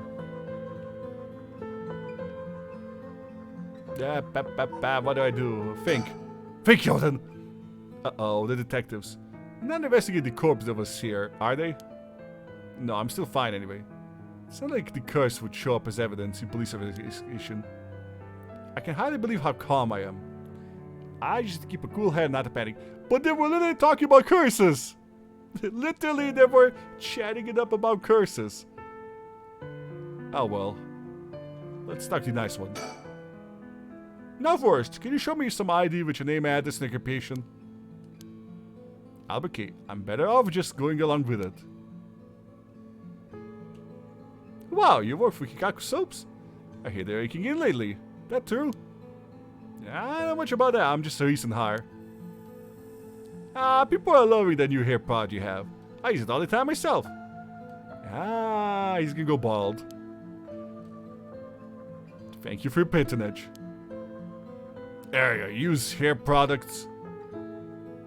Get on with the time, boss. Guys nowadays use all these things. Back in my day, we used Old Spice. Why? Because we're old!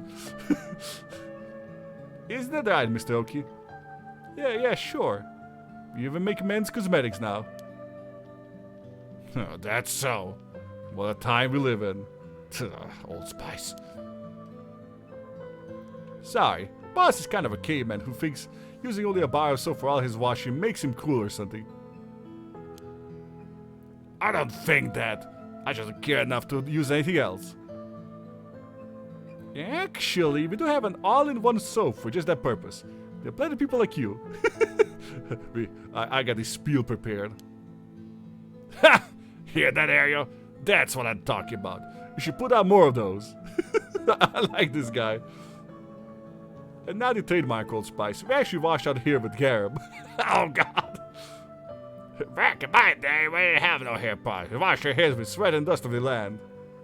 And our enemies. I love that his mouth is open like, Well, aren't you riled up? You can't sell the smell of Old Spice? Actually, I never used Old Spice. I don't even know how it smells. I had to figure out whether or not the curse bears first. With two of them, the bear could be the one. Could the other one already be aware that their friend has a curse stone? I feel like they said something about a curse while they were talking just now. If we're talking about a curse here of all places, it's highly likely they have something to do with the curse bearers. Either way, if I'm gonna do it, I have to get them both. Leaving one alive would be too risky.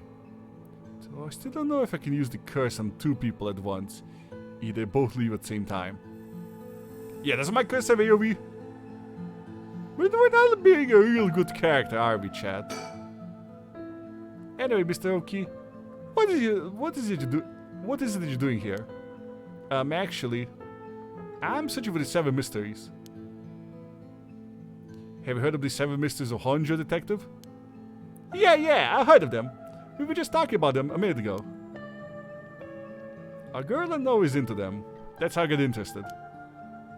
Nah, I see. I seem to remember even Midoriya Park had one of the mysteries associated with it. What was it again?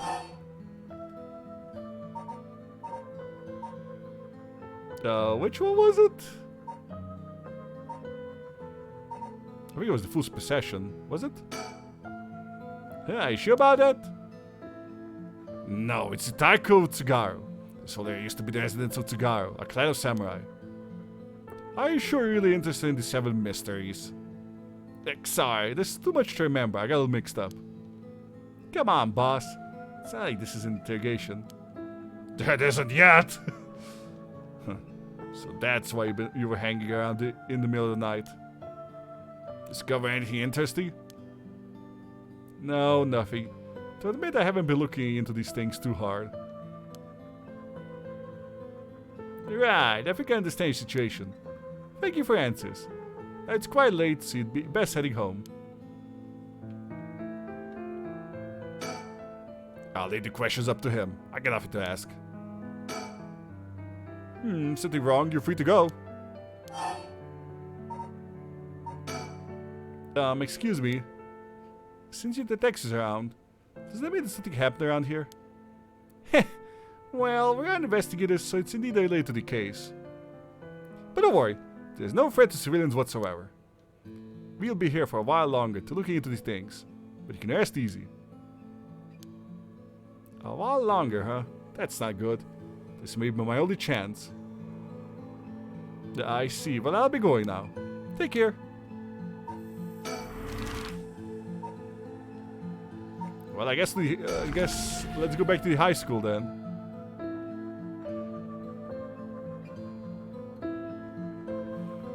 Would be nice if some nice police officers would help me break into the school. I mean, what?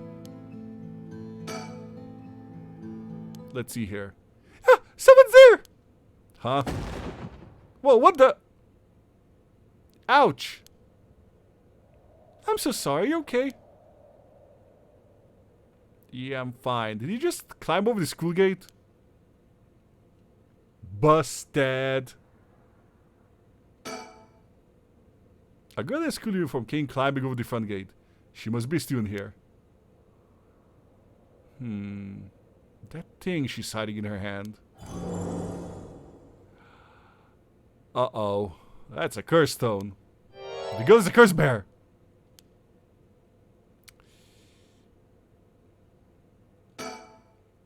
What's going on? Why are you at school this late? Kill, kill, kill. Well... I'm really sorry. I'm in a big hurry right now. I gotta go. Did we kill chat? Do we murder? Do it. Alright. Goodbye. Huh? A curse. Why? He can't be me. I'm sorry.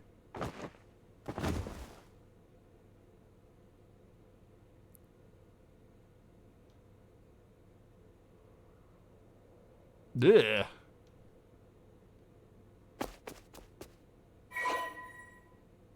She only had 5%? You become a murderer.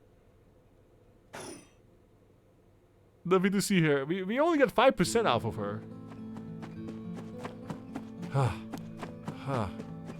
I killed her. Yeah, I got a curse bear. This is working. I just have to keep it up. How many more do I need? 1, 2? Gotta get them all, chat. It's like Pokemon. It's like Pokemon, chat.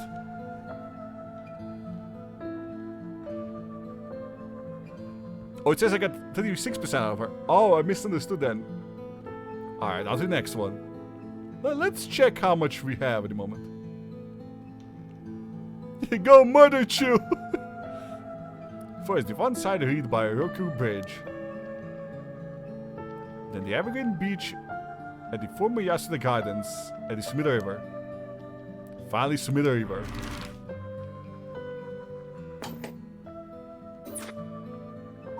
Let's go to the gardens.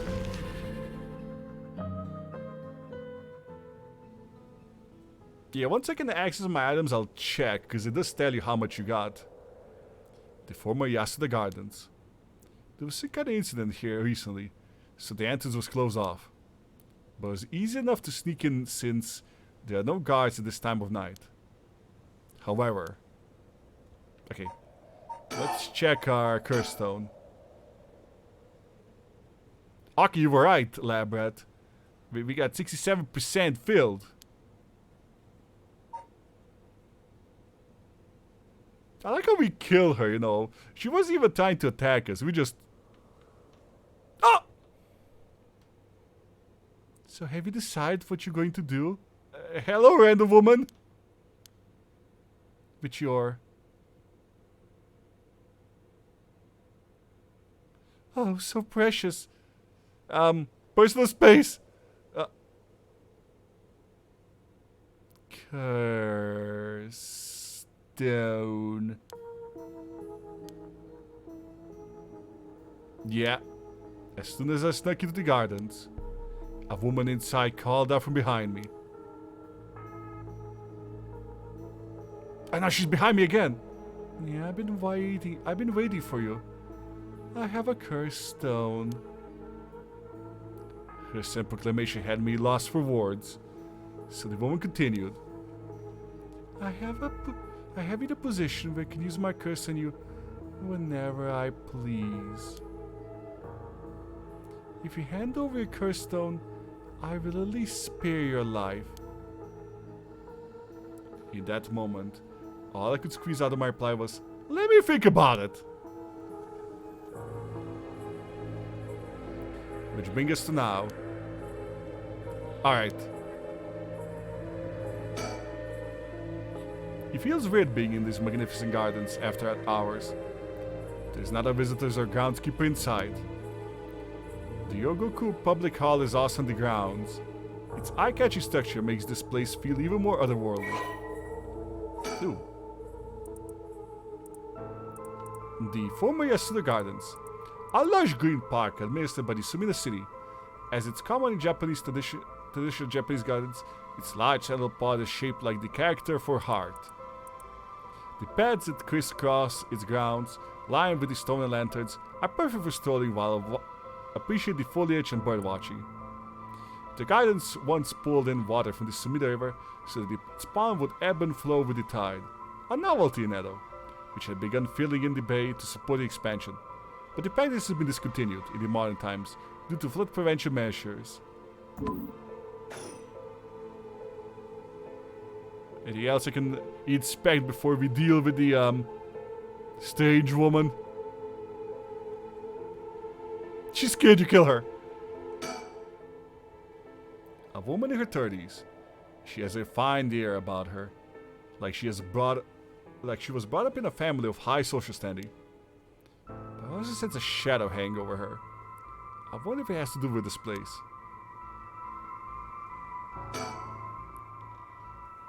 Don't tell me you still haven't made up your mind. Such an indecisive man. Wait, I might hand you over the curse stone depending on certain things. Will you hear me out for a moment? Sure.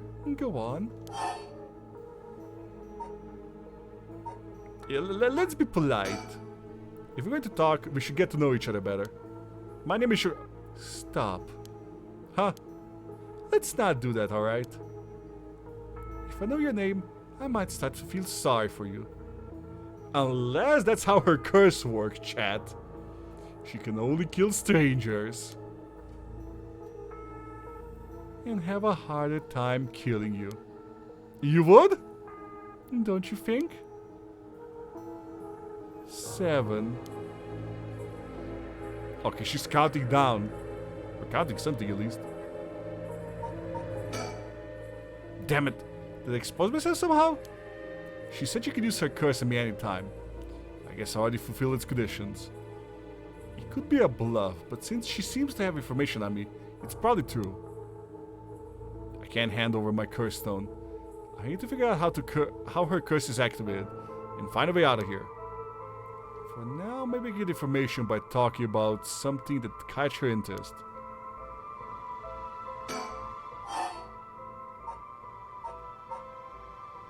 I can keep introducing myself. Well, what if you just tell me your name? Why? Well, I need to call you something. They call me ma'am. Huh? Alright, ma'am. Yes, what is it? Ugh, this is bad. She's completely running the show here. 6. Oh, she's definitely counting down.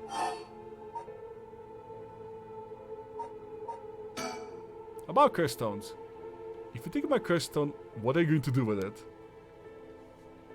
With your curse stone? It's buried with soul decks, isn't it? It's already killed so many now. This is how to ask for personal space simulator. How does she know so much? I like to avoid such crude methods myself. 5.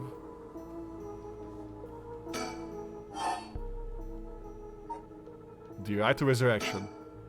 You want these soul dregs. That means you have to the right to resurrection too. Not that I'm trying to compare our circumstances, but can I ask what led you to this? No, my. Do you mean that if my situation is more dire than yours, you'd give your curse stone to me? Sure, I'd consider it, so tell me. Liar. Huh. You wouldn't hang your fate on something as superficial as that. Nor would I. 4. I'm gonna die!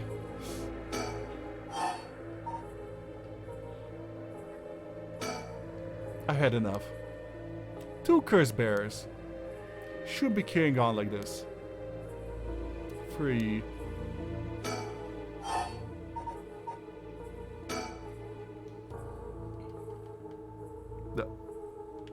They're out of resurrection.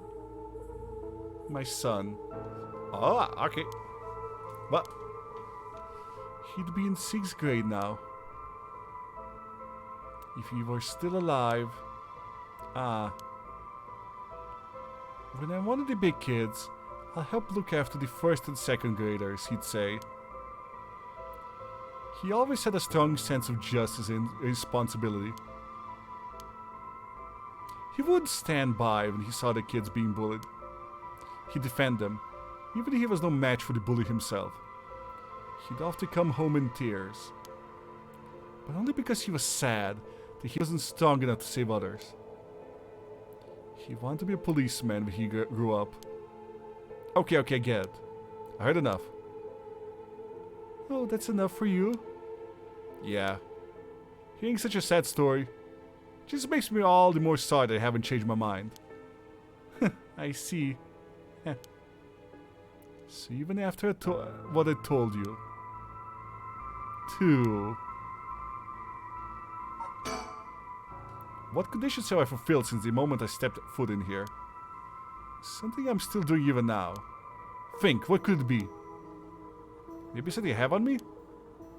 If I suddenly strip naked on the spot, I just might be able to avoid her curse. No, that would take too long. She'd probably kill me before I even got my shirt off. Plus, I look like a creep. The other possibility is the condition has to be with the location we're in. If being here is what activates the curse of the Evergreen Beach, then I'll continue to meet the condition as long as I'm here. Stay in the condition now! In which case, there's no escape. She'd activate her curse before I even got away from the gardens. I'm sure I'd recognize it after setting it off. But it's not like I'd get to do things over.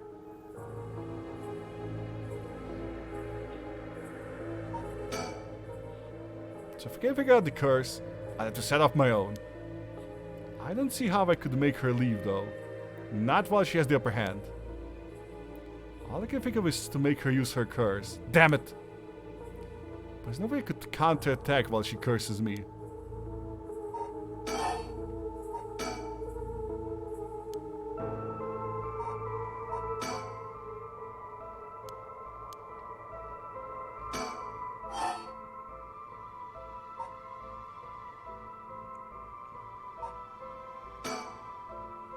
Can you take these soul decks from other curse bearers' stones and add them to your own? Who knows? But you have to admit, it's worth trying. So basically, you want these soul decks, but you steal the ones others have gathered because you don't want to get your own hands dirty. You're half right, but half wrong too. I don't mind getting my hands dirty. I just want to end this with little trouble as possible. Understand?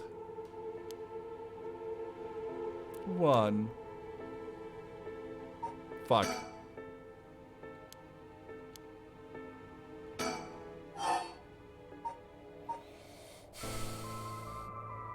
One shot, chat. The Curse Stones or the Art of Resurrection? I'm not sure. Yeah, we might have already screwed this up, because, You know, we haven't even gotten close to leaving. Right? Okay, let's talk about right. You still won't hand it over. 0. Such a shame. What? This is the end for you.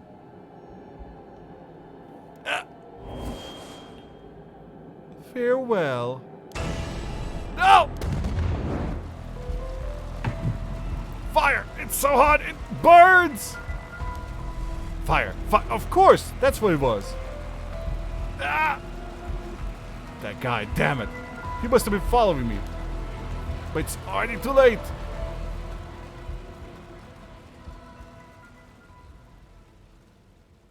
Yeah, it is.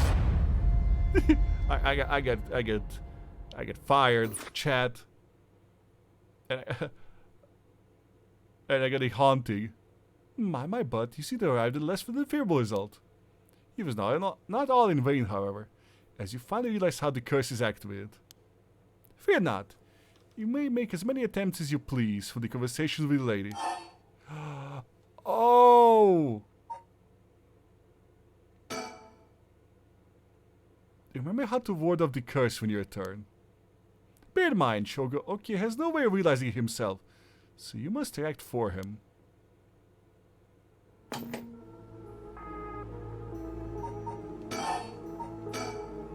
Is there any way I can throw away? Yeah! Okay, so this solution we didn't have the option to throw it away. Boop! Yeet! Throw away the lighter. Why did I suddenly get the impulse to do that? Yeah, yeet it away, sir. Not sure why, but here goes nothing. Aha! Successfully polluted.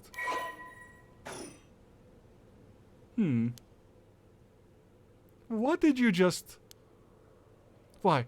Why throw the lighter away all of a sudden? Oh yeah, she had the power over us because, you know, we had a source of, you know, something that would harm the tree, right? Huh? Well, I just kind of felt like it. How? Why is she losing it all of a sudden? Could the lighter have been what fulfilled the condition of the curse? But why? How did I... How could you... Now, lady... Do I need to remind you, lady, that I have a curse too?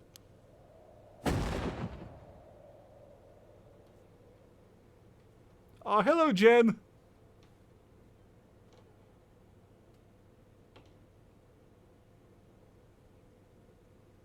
How are you doing, Jen? You did a tabletop thing? This can't be my Shuichi.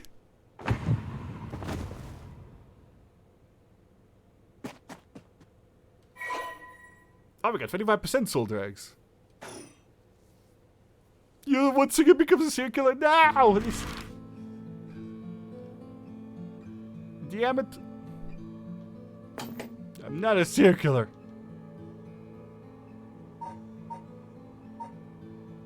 I wonder, could we have thrown away the lighter before?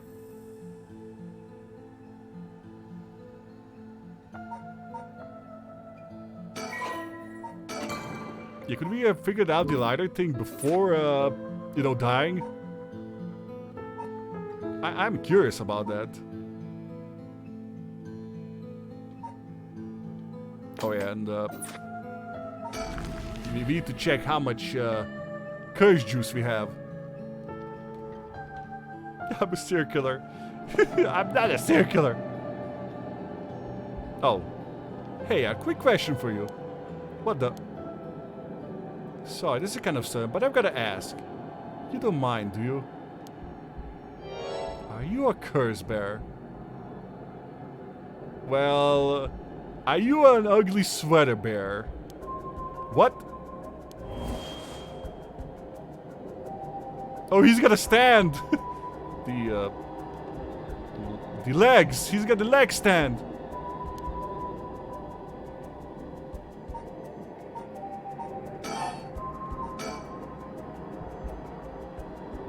%. Quick, throw away your legs. this his curse echo? It's his stand. The large bridge here is called Yogoku Bridge. Crossing the river leads to Nihonbashi Bakurocho in Chuo City. The second oldest of the many bridges spanning in Sumida River, behind Sanju Ohashi. During the Great Fire of Mereki in 1657, which destroyed 60 to 70% of Edo, many drowned in Sumida River attempted to swim away from the flames, resulting in the building of bridges to be a major focus of construction efforts. Although this bridge was simply known as Ohashi, or Great Bridge, when it was erected, the people of the Edo took to calling it the Ryogoku Bridge, or the Two Nations Bridge, due to its location between the two provinces of Musashi and Shimosa, and this eventually became its official name. Over time, the wide roads on either side, originally intended at fire breaks, became popular locations for the street performances and other events. The bridge was rebuilt following the Great Kanto earthquake, and still stands to this day. Also, thank you Square for the game. Sponsored by Screenix. Legs! The canal where the one-side reed grew is supposed to be around here somewhere. Now there's no trace of it left. Yeah.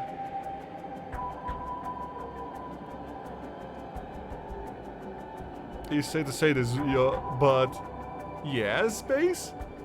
Squeenix curse works by giving away games. Ah, shit. I'm trapped. I got bamboozled. I got immediately bamboozled, ladies and gentlemen.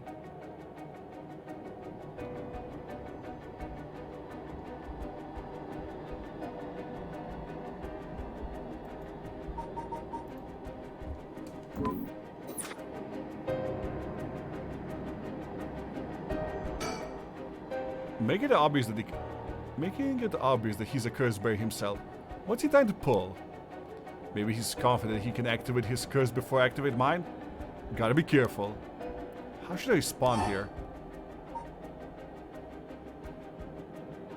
What's that? The hell is that?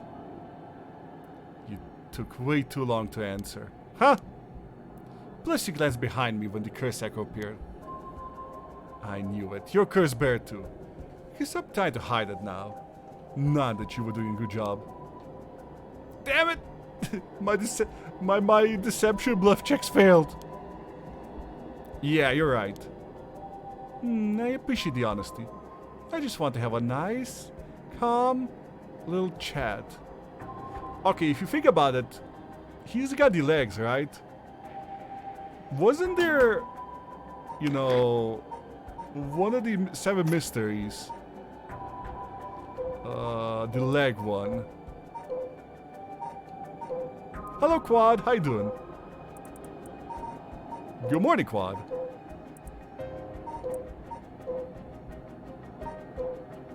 The Futwashi Mansion. Do you think he has the Futwashi Mansion, chat?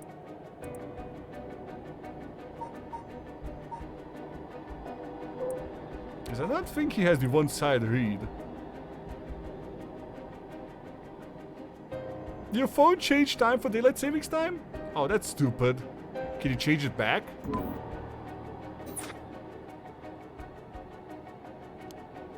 The name is Yutaro Namigaki. My curse echo is the Futwashi Mansion. Aha! I guessed the chat. He's got the Futwashi Mansion. His curse activated by me having stinky socks.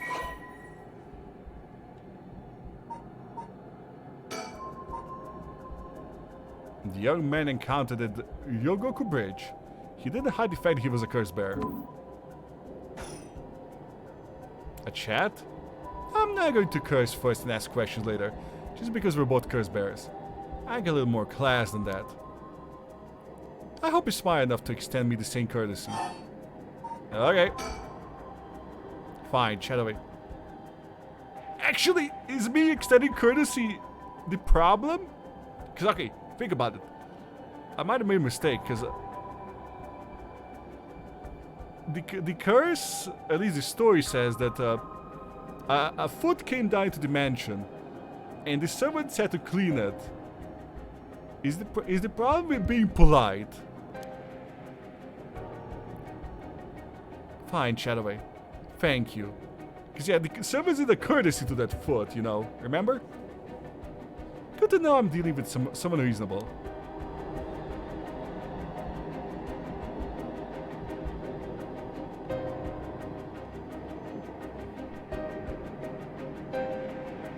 Should not have gone to walk with along with the boots.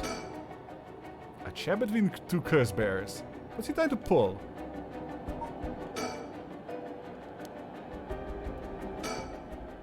Alright, let's talk. What do you want? Alright, I'll cut straight to the chase. Will you join forces with me? Join forces to get our soul dregs? Yep. You're using your curse because there's someone you want to resurrect too, right? In that case, it'd be more efficient for the two of us to work together than to do it all yourself. Think about it. We could split the work and we'd have two kinds of curses at disposal. Working together. I hadn't thought about that before. Like in the one foot washes the other? Can the soul dregs in one curse still be moved to another? That's a fundamental requirement for this to work. Well, we'll have to test it.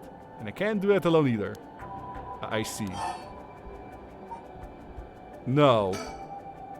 Sorry, but there's no way I can accept your offer until I know that. Oh, look at him looking at me. Who's to say you won't turn away while we're in the middle of testing it? I think he was trying to sell for his curse, chat. Well, you're just gonna have to trust me. But do you think you can collect them all yourself? I'm at 92%. Huh, say what? That's the amount of soul decks I have in my curse stone right now. Nani? Wait, are you serious? You're not even close to being at my level. I'll keep getting soul decks on my own. Let's forget about this joining forces business. You gotta be kidding me! Heh, I called you bluff. I don't think you could scare me off so easily. I see. That's too bad. If you don't feel like talking, then you leave me no choice. I will give you a chance to come out of this alive. Real shame you're gonna waste it. What are you? What the? Is this the voice of the curse echo? Among the Seven Mysteries, the resentful memory of the foot washing mansion is particularly strong. You can't block it out by plugging your ears. As soon as you hear the voice of my curse echo, it's the end of you. Damn it! Ah! Okay. Maybe you're supposed to cooperate with him. Shit. Hey, at least I got an achievement. My butt. You seem to have arrived at a less than favorable result. This is a mere conjecture on my part, but you have a way to evade curses that no one else is capable of, do you not? Fear not. You may make as many attempts as you please for the conversation with Yutaro.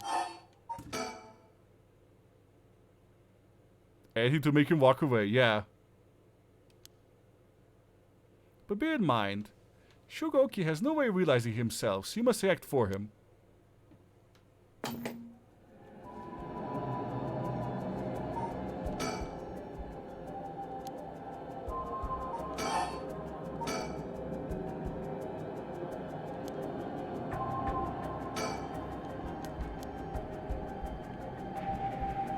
Get you them achievements. Yeah. All the achievements. This guy's quite a bold character. He's got confidence, I'll give him that.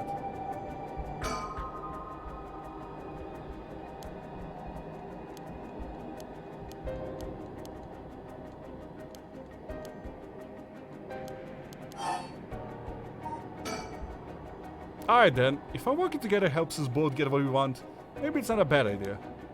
Thanks! Glad to be dealing with someone who can think things through rationally.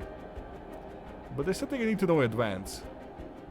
Tell me, how many soul decks do you have right now?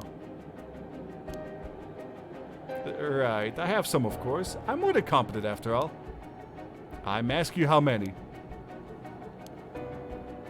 I'm at 1%, but don't worry about it. My quest is so easy to activate, I have plenty in no time. I bet you haven't managed to get any of your own, have you? I'm at 92%. Say what? That's the amount of soul decks I have in my curse stone right now. What? Wait, are you serious? Yeah, I think we saw this conversation before. You gotta be kidding me!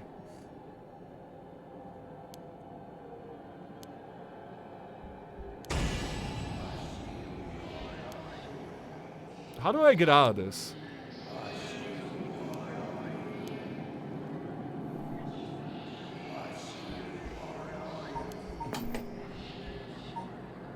Unless the game is being clever.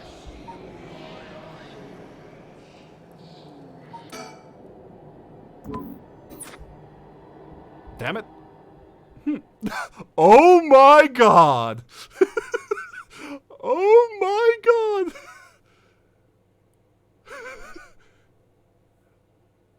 Okay, this game is awesome. A voice? I don't hear any voices. Oh my god.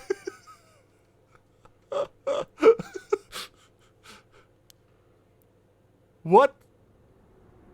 There's no way. And yet he is perfectly unharmed. My power is this 34th wall. I love this game. How? What's going on here? I don't completely understand myself, but his crisis conditions don't seem to have been met. This is my chance. Utaro, your curse won't work on me. I'll let you off easy today, so get the hell out of here. You son of a... Huh, fine. I'll just be on my way then. But mark my words, I'll make you regret this. Nope! Sucker! Why? How is this?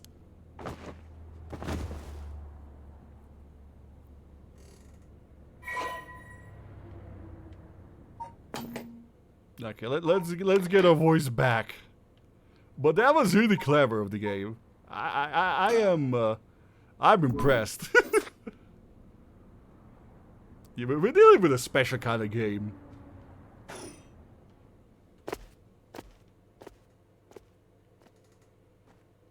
Thank you, Square Enix. Thank God. And now I've gotten the last of the soul drags I need. Was that just coincidence? He was able to activate his curse for some reason.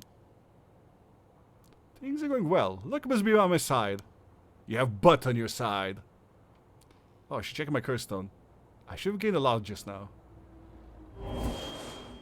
My curse stone is evolving! Ah!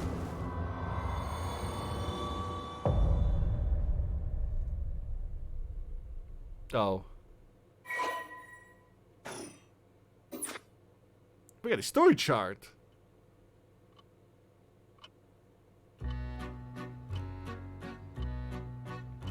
Pardon the interruption, but I'd like you to take this chance to tell you about the story chart.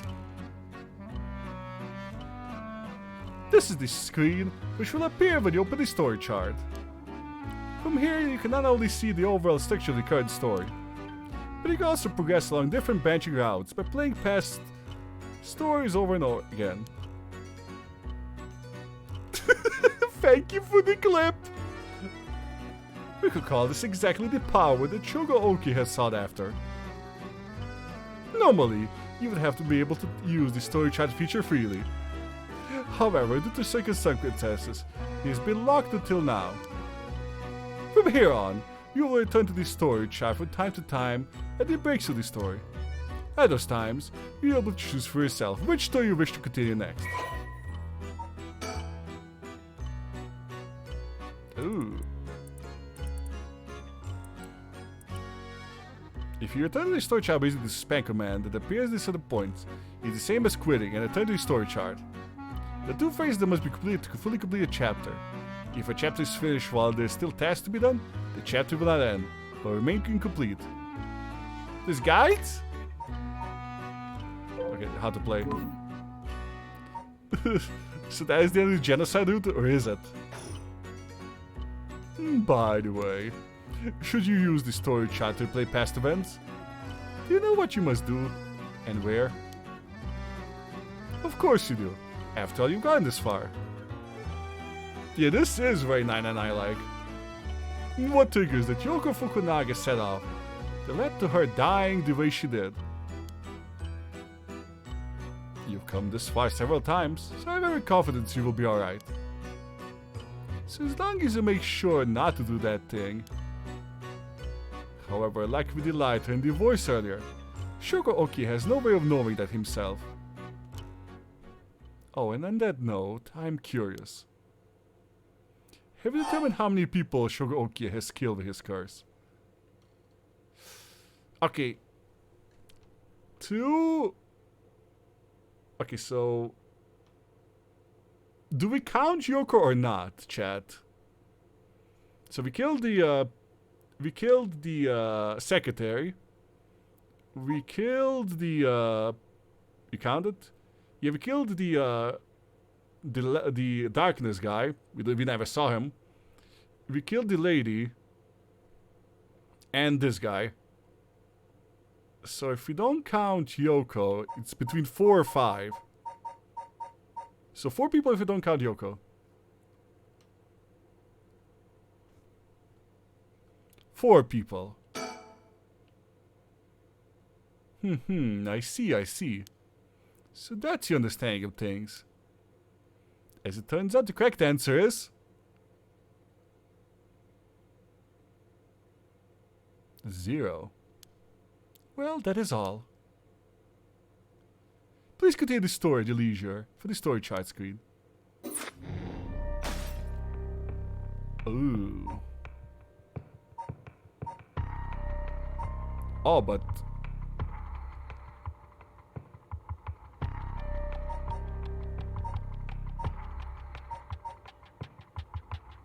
But now we can go back, chat. Maybe we can save Yoko, ladies and gentlemen.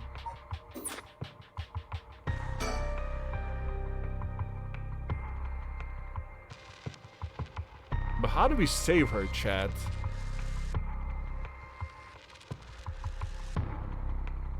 Oh, do you think she died because she tried to run away? Because she got scared of something, right? And she tried to run away. And that's what got her killed. So how do we stop her from dying?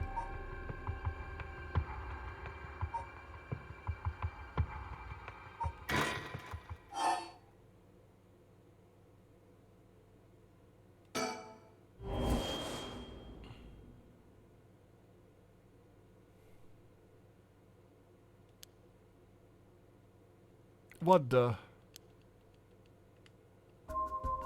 Okay. So I think Yoko really riled.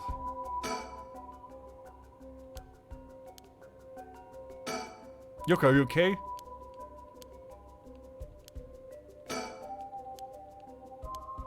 Okay, how do we keep yelling her name? Huh, what? Is calling her name really going to help? I'm already yelling as hard as I can. Should I look for what's causing this? There's nothing there. Yoko, hang in there, Yoko. Look at me. You're going to be okay. It's alright. There's nothing there. Yoko!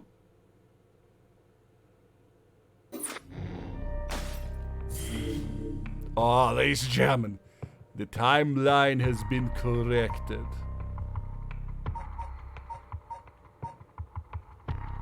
Yoko! Oh no! Now we haven't murdered anybody. Oh. Okay, you know, you just crossed my head, by the way, Chad. You know how the storyteller was asking us how many people has Shogo killed. And the reason why he said 0 is because we killed him. We killed 4 or 5 people. I wonder if that's the, you know, thinking. Yes! Everybody chat takes responsibility for this. Don't you rope us into this. I'll rope you in however much I want, okay? With extra tight ropes. We're gonna bind ourselves together. Forever. Your Honor, we had nothing to do. We had everything to do.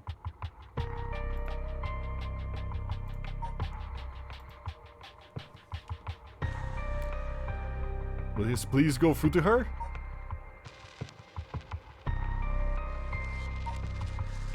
Shogo cries Yoko's name in a desperate attempt to wake her. She lies unmoving on the ground. Will her please get through to her?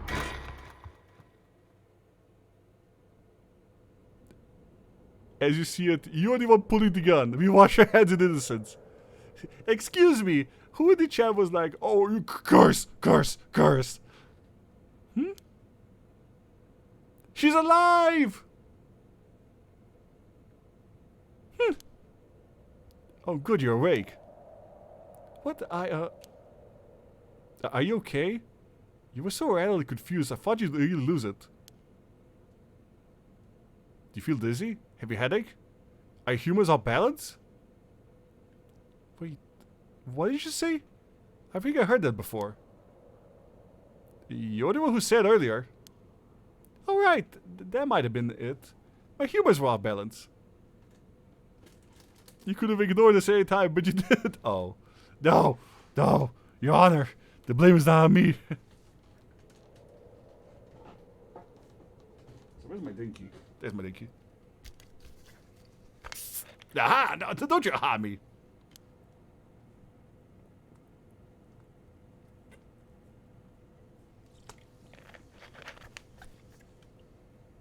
The voices made me do it.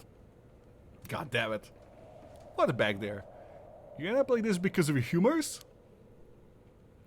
Yeah, I've heard that at this age. Your humors being even a little bit off can be fatal. I'm glad you're back to normal now. Yeah, I'm sorry. I didn't mean to cause you so much trouble. But I really don't remember what happened. Sounds like what's happening to me. Maybe this place is dangerous somehow. I gotta hide it again? God damn it. What? You're backing out? Yeah, it doesn't feel safe to me. And I'm worried about you.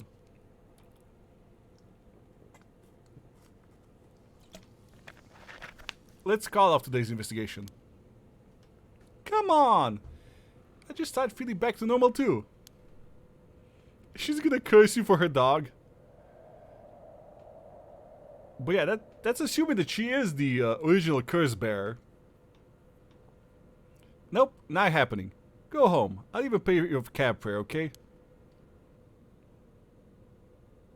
I end up having to force a still protesting Yoko into a taxi. Even then, she still wouldn't stop complaining. So to placate her, I promised I'd search the park on my own for a little while longer. Okay, so we no longer have the curse item.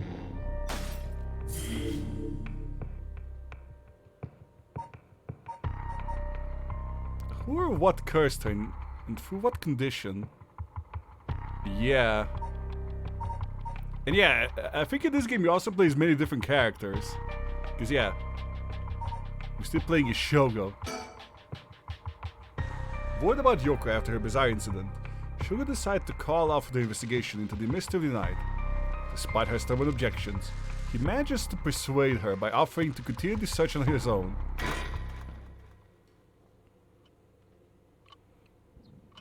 Excuse me. I searched from 1 AM to 5 AM? You must have found all the fucking drugs and shit. In further news. Ah, son of a bitch! Before dawn today, Police officer and patrol discovered a man collapsed in Sumida City Park.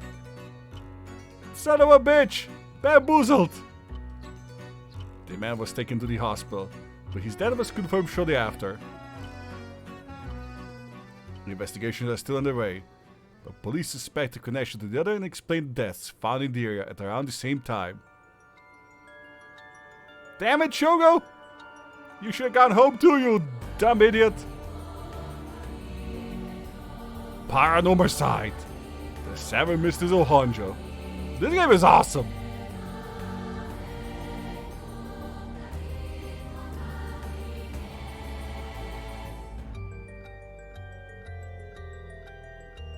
Yeah, I think this was the prologue, chat. What an awesome prologue, though. That thing with me changing my settings, that was a funny surprise. I like that a lot.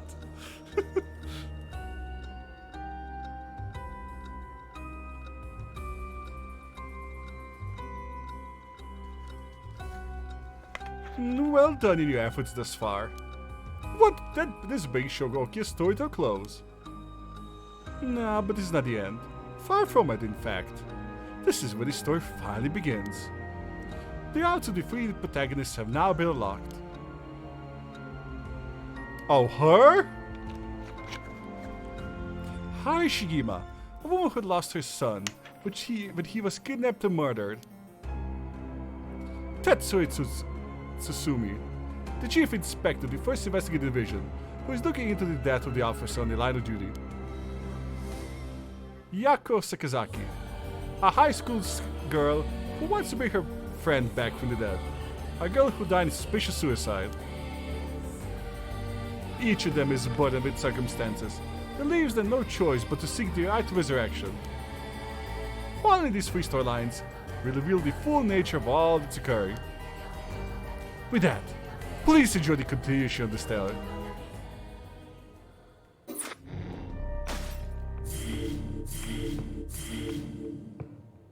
Alright, chat. We got 3 characters.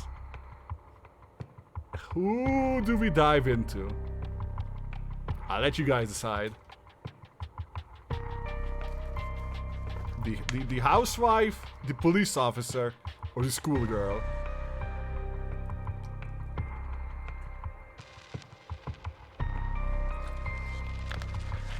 Shogo curse path. I think we might be done with Shogo. Or is that over? I think there's no other options to do here.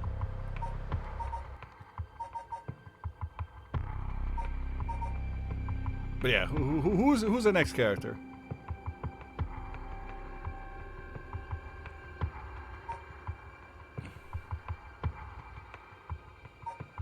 We might be bleeding for anything that comes from this. No, that's not how my curse activates. Wink, wink, nudge, nudge.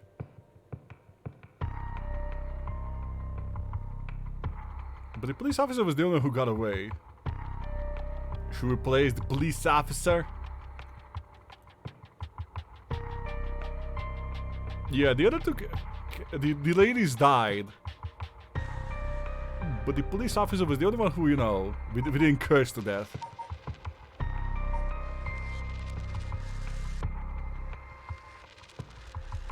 Alright, police officer it is.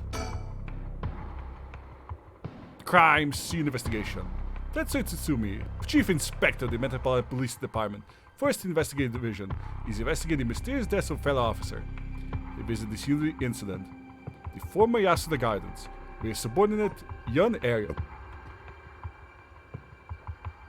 Oh no! Jail-basis curse activated by people cringing at your puns. No! How dare you?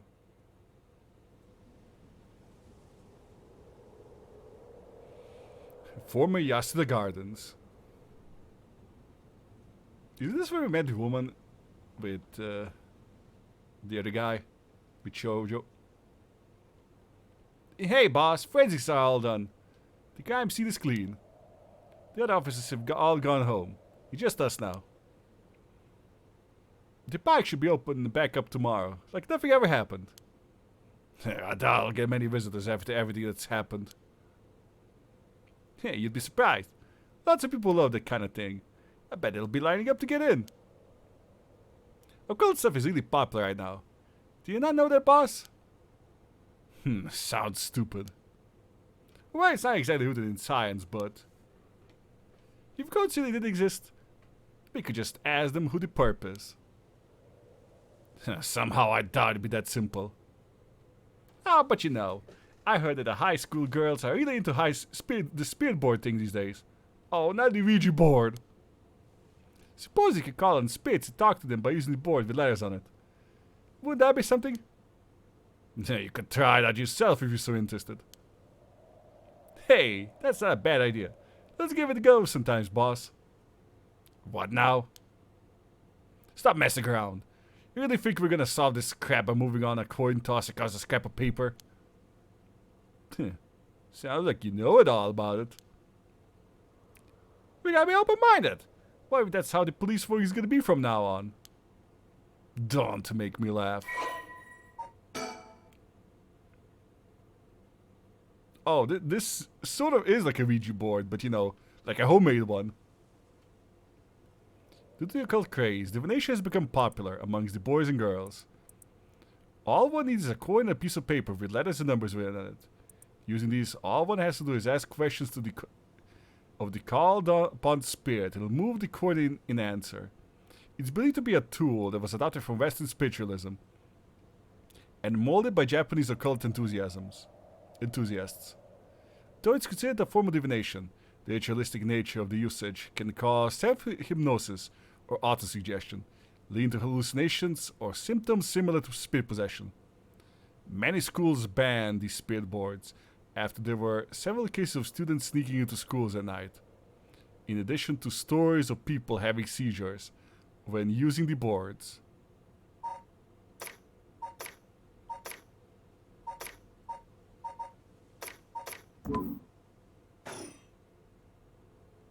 Listen up, Ariel.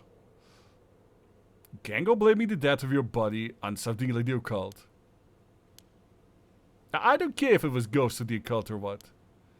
Whoever, whatever it is that did this, I'll get them. I promise you that. Well, you got the right attitude, but we don't even know if this is murder yet. Bias is weakening our judgment. Get too fixated on one thing, and you might stop seeing everything else. Aye, aye, boss. So, now we finished investigating the scene. Let's review what we know. Now? It's getting late. I think we head straight home from here. Come now. We gotta go over all the info we've gathered. And what better place to do than here at the scene of the crime where we can soak up the atmosphere? Soak up the atmosphere? The hell is there to soak up? You must bring it into this occult stuff if you get off on being in a place like this. Wait. You mean being somewhere like this doesn't get your blood pumping? No way! I like these two. They have a weird relationship. No. Don't turn this around on me.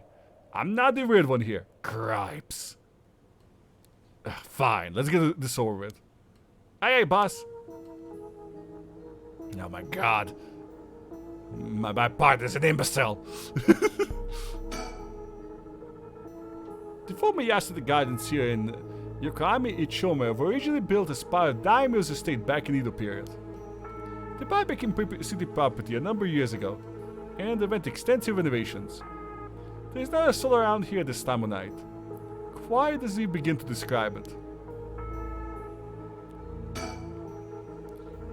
This pond, they say it used to flow into the Sumida River, but the river became so polluted that they cut it off.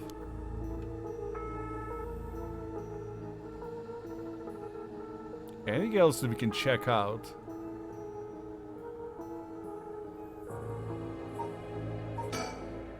I got a bad feeling about this case, and my gut is really wrong. I knew this would be a treacherous case from the moment we were dragged into it. Okay, he's repeating. I knew she was trouble the moment she walked into my office. About Tsutsumi. But either way, I'm so glad you're back in the First Division, boss. I've always admired your work. You work like a god to me. But the whole reason I became a detective in the first place.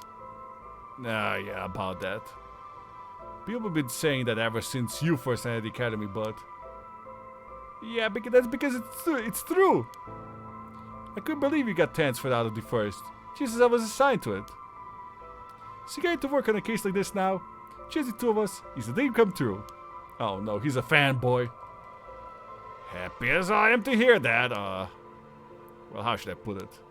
What is it?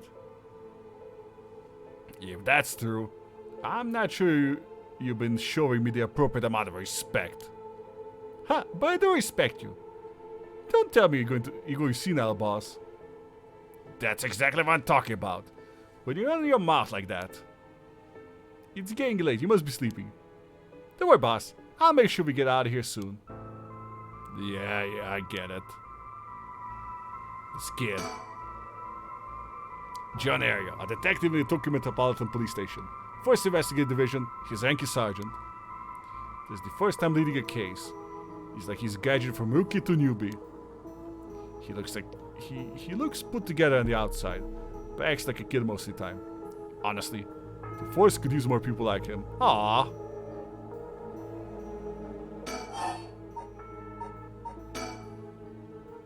I've been wounded by your shrewd detective abilities. I've been wowed, not wounded. I've been wowed by your shrewd detective abilities all day today. Oh, really? Funny. I've been really wowed by you too. Get a room! Oh, more I can talk to him?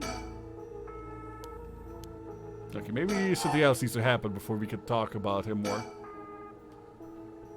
So early in the morning yesterday, a staff member found a victim collapsed here in the park and called the police when they realized he was dead. While there were no obvious external wounds, the fact that the police officer and the evidence of a struggle, the fact that he was the police officer and the evidence of a struggle means it's likely that this was a murder.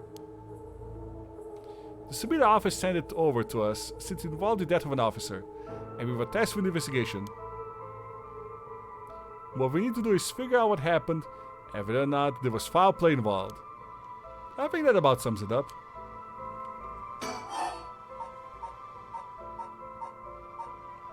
About the victim. The victim is Hajime Yoshimi of the Juvenile Division of the Sumida City Community Safety Bureau. 27 years old, single. He mostly dealt with cases involving juveniles education. His rank was senior police officer. Juveniles, eh? Do you think the high school girl had anything to do with this? You knew him too well. You knew him well, didn't you? What was he like? Yeah, we were at the academy together. We still went out for drinks together every month or two. He could be a little rowdy, but he was like a big brother to us all. He was kind and cared about his friends. He was also fucking buff! For better or worse, he wasn't the uptight type of cop. The man always showed empathy, and I heard he was popular with locals for it. He treated each and every troubled kid he met with compassion. He had a great track record when it came to rehabilitation. Sounds like we lost a good one. Yeah, we did. We truly did. Back to watch a balding cop. Welcome back, Base. I knew being a cop was dangerous. I knew something like this could happen, but... it's never easy when it happens for real. I know the feeling. He didn't seem to care much about climbing the ranks. But he was the top of our class. Our only problem was that he took on so much. He had the most unfinished paperwork too. Yeah, blueberry tea? Nice! I hope it's good. I always felt we need an unusual guy like him to help us solve all our unusual cases. Ooh, okay. So Hajime Yoshimi, police officer with the Sumida City Community Safety Bureau, was primarily responsible for juvenile education cases. He held the rank of head patrol officer and entered the force at the same time as June Ariel. Hajime was found dead under mysterious circumstances at the former Yasuda Gardens early in the morning yesterday. Once a rebellious gang member himself, Yoshimi turned his life around and used his own experiences to connect with troubled youth as a police officer. While his appearance and demeanor suggested a man who was rough around the edges, he was a passionate, loyal, and caring man at heart, looked up to as a big brother by his peers. Yoshimi achieved stellar results in his work with juvenile cases, but his consistently sloppy paperwork and less than formal attitude essentially doomed his career, and had him writing formal apologies on the regular. He left behind a fiancée, who he had been dating since the high school.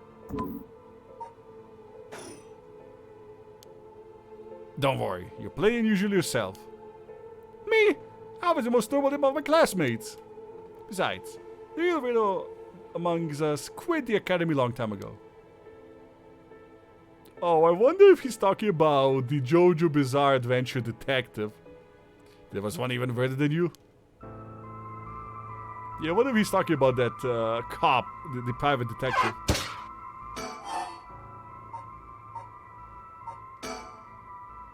Hajime was quite the bad boy in school, apparently. He ended up with the police a lot. He said the officer in charge was good to him, helped him get back on track. The reason he wanted to become a cop was to pay his kindness forward. Say it was the first time he ever took his studies seriously. You know, that's a good story. Love that kind of thing. Makes me want to have a drink in his honor. Please don't make fun of my dead friend. Hey, I said in his honor. You should aspire to become a kind of a cop people miss when they die in the field. You say that like it's a sure thing I'll die. Besides, if I end up biting it, I'm sure I'll be the one who misses me the most, boss. Nah. Come on, don't be like that. You'll hurt morale. I think the morale has already hurt.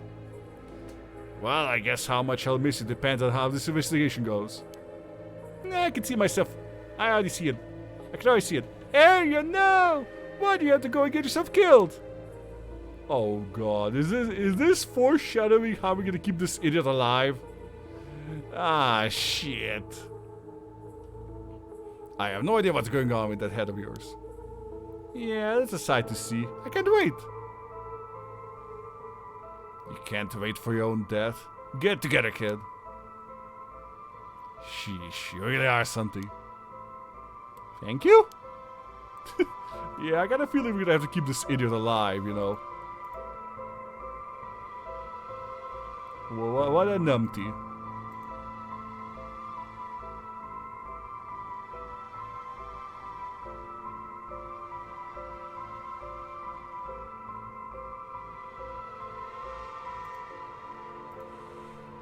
I can keep on keeping on. He's gonna listen to weird voices while turning away and carrying a lighter. No! What about the victim's family?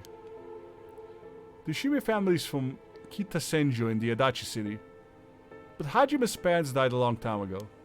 He lived there all alone. No siblings or anything. I went to his house a few times for drinks. I was surprised. It's this huge old looking place.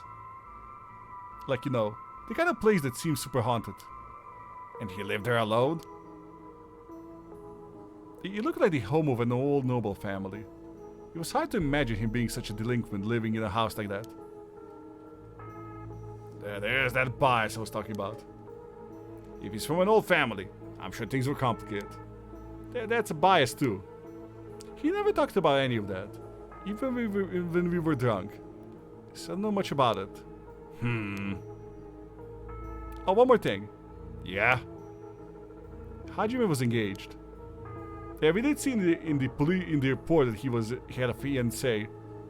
He'd been seeing his fiancée ever since they were in school. Over 10 years. They just started talking about getting married. What was her name again? He showed me a picture once. She was a beautiful woman. Yeah, that's so. How terrible for her. But she may know if there's anything going on with him lately. We should go speak to her. Yeah, his fiancée may have been his only confidant.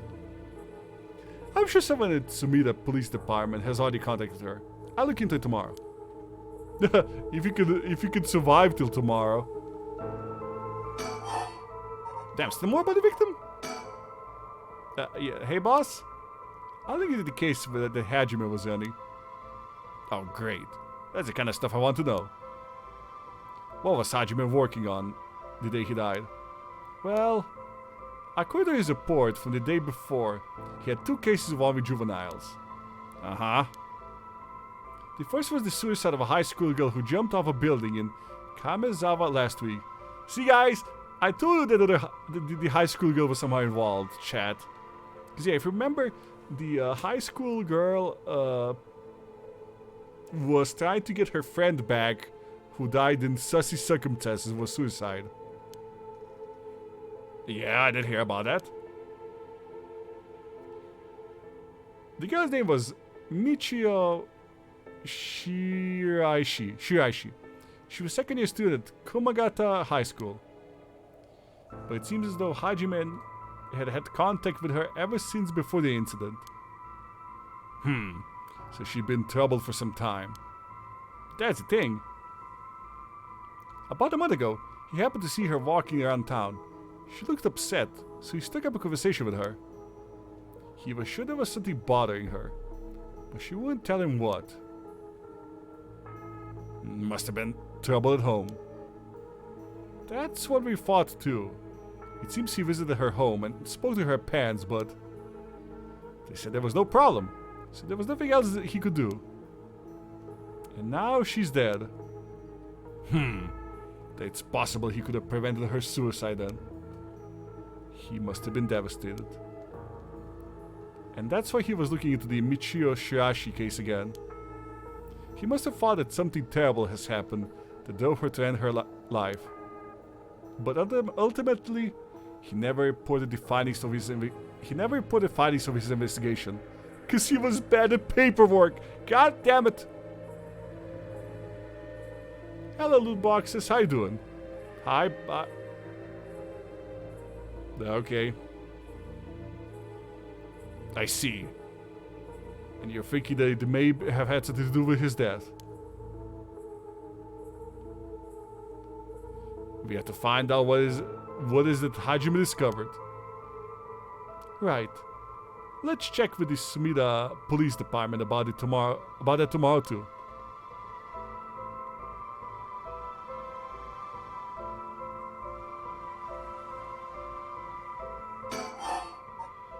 Still more? And what was the other case he was working? This one is also related to the Komagata High student.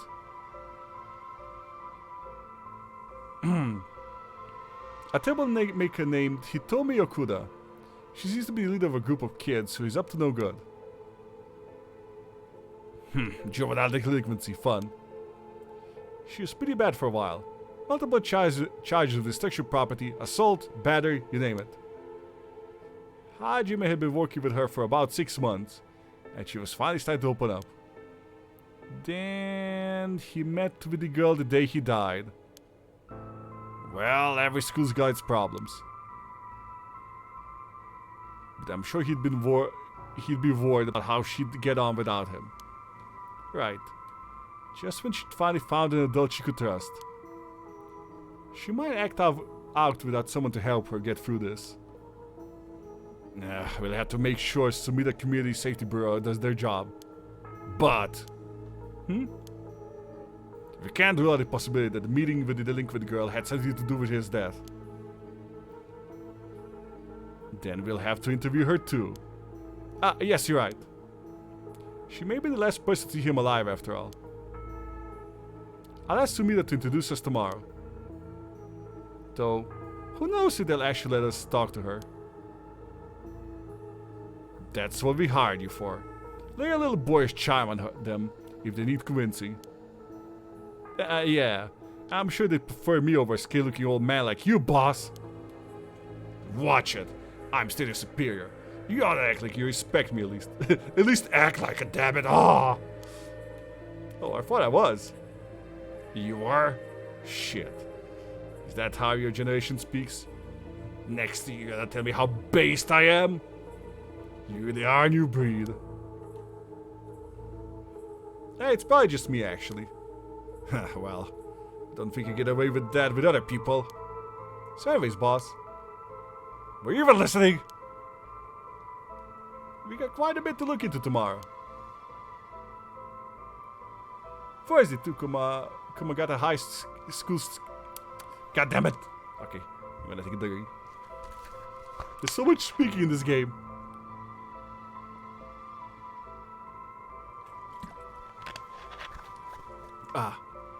First, they took Komagata High School cases that the Hajime was handling. And we need to speak with his fiancée as well. I believe that's it for tomorrow.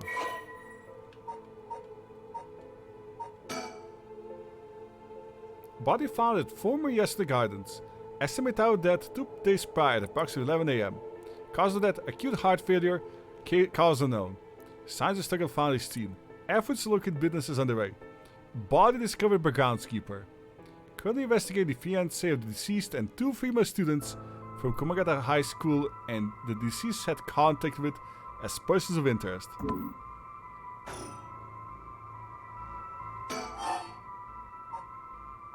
Oh, we got so much to talk to about the case. So, boss. Yeah? Is this case really important enough to assign someone for the investigation division? I mean, a friend of mine died, so it's important to me, but it's all up to the higher-ups. I'm sure they got their reasons. Boss, you know something, don't you? It's all become clear in time. Try not to worry about it too much. Hello, Penguin! Surprised you're even up. Don't you usually go to sleep at this time? How do you, Penguin? I was remembered.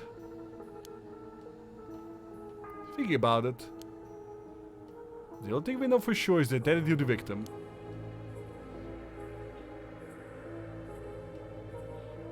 That means that there must have been something special about him, right? Maybe. Maybe he knew something that he wasn't supposed to. Some kind of secret or something. Isn't that right? Isn't that right? You're pretty sharp sometimes, you know that? If you picked up on that, you should be able to put the rest together yourself. Ooh, more thing to talk about the case. Well, it's our duty to get to the bottom of the suspicious death, especially one involving an officer. But I hope you and Sully do well, Penguin. The cause of death. As for the cause of death, we won't know until the autopsy is done. From what we've seen though, it appears to be some kind of acute heart failure. But since he had no record of chronic illness, he had no visible wounds, it's possible that poison or drugs could have been involved. Dying in the middle of a park like that? Dying in the middle of a park like that certainly seems suspicious. We found signs of struggle in the scene, as well as footprints belonging to an unidentified individual. If we got people trying to identify those prints. Acute heart failure? Not cute. If we can find out who they belong to, we might be able to figure out this whole thing out. Yes, wouldn't it be nice if this were the end of it? The only thing Hajime had on him were his badge and his wallet in his pockets. So we can rule out a mugging. So there probably aren't many people who try to mug a cop as big as him. I once heard that Hajime got into a fair few fights in his younger days. He started judo once. He became an officer and rose up the ranks quickly. Sounds like the perp would have to have been pretty strong to take out Hajime. Or have magical powers.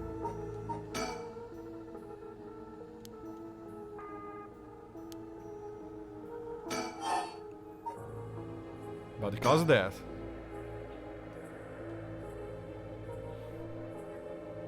The time of death was around 11 PM 2 days ago.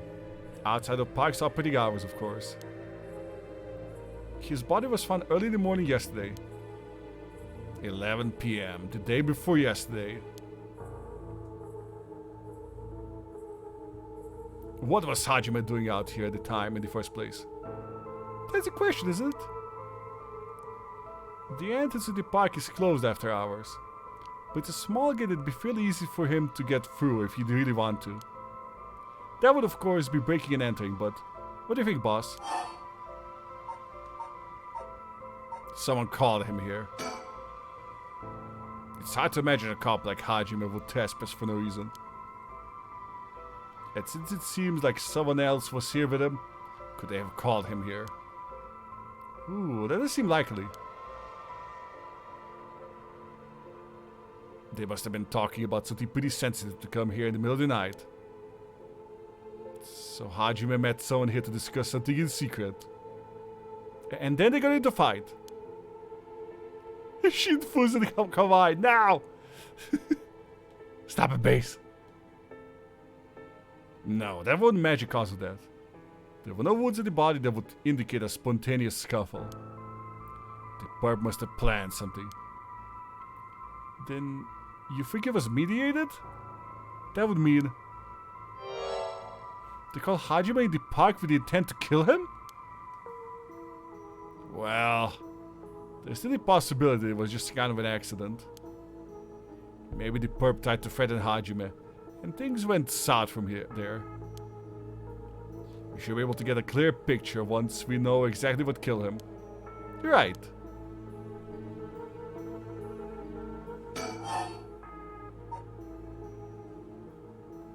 Okay, we got Tsutsumi and Ryukal left. On the topic of family, what's yours like, boss?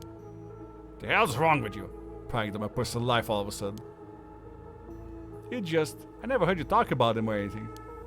Oh, are you single? No, you calling? Are you asking me out? Shut it, that's none of your business. Well, since ever I joined the force, I've been thinking. The department really pressures young officers to get married. I wonder why that is. You didn't say anything like that, though. How should I know? I came to the pressure myself. I got married 20-some years ago. Huh, so then... God, you're relentless. She took our daughter and left 4 years ago. Thanks for reminding me. Oh no, he's a deadbeat cop. His family left him. Next we're gonna learn that he drinks and smokes. Oh, I'm sorry. Can't believe she'd given up a guy like you. Nah, I was never home much. Too focused on work. I'd come home late only to get called right back out again. Plus, being a cop is dangerous work. I don't blame her for getting fed up with it all. How sad. Especially when you're out here putting your life on the line. Oh, is that why you transferred out of the first? You was already too late by then. You better be careful, Ario. You say that, but there's still so much I can do. Not much I can do, is there? That's the nature of our job. There are the many who can really understand it. Not unless they're involved with the police work themselves. Or related to someone who is. But wait, you have a daughter, boss? You really think I want to talk about her after all that? Have some sense. Come on, I promise I don't mean this the way it sounds. But how old is she? Jeez. You know how to quit, do you? At least try not to look so intrigued. She's, well, she's a bit rough around the edges. I think most men are intimidated by her. Last I heard, she'd been living by herself and going to college. Do you think his daughter is Yoko? What do you think, Chad? Well, a college student. Men love an educated lady. Stop that. What kind of cop are you, making baseless assumptions like that? Oh wait, she's alive. Yeah, in this universe she's alive. Unfortunately, my boy isn't.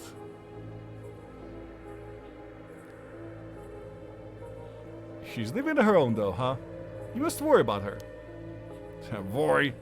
I don't even know where she lives. Oh, so she hasn't told you?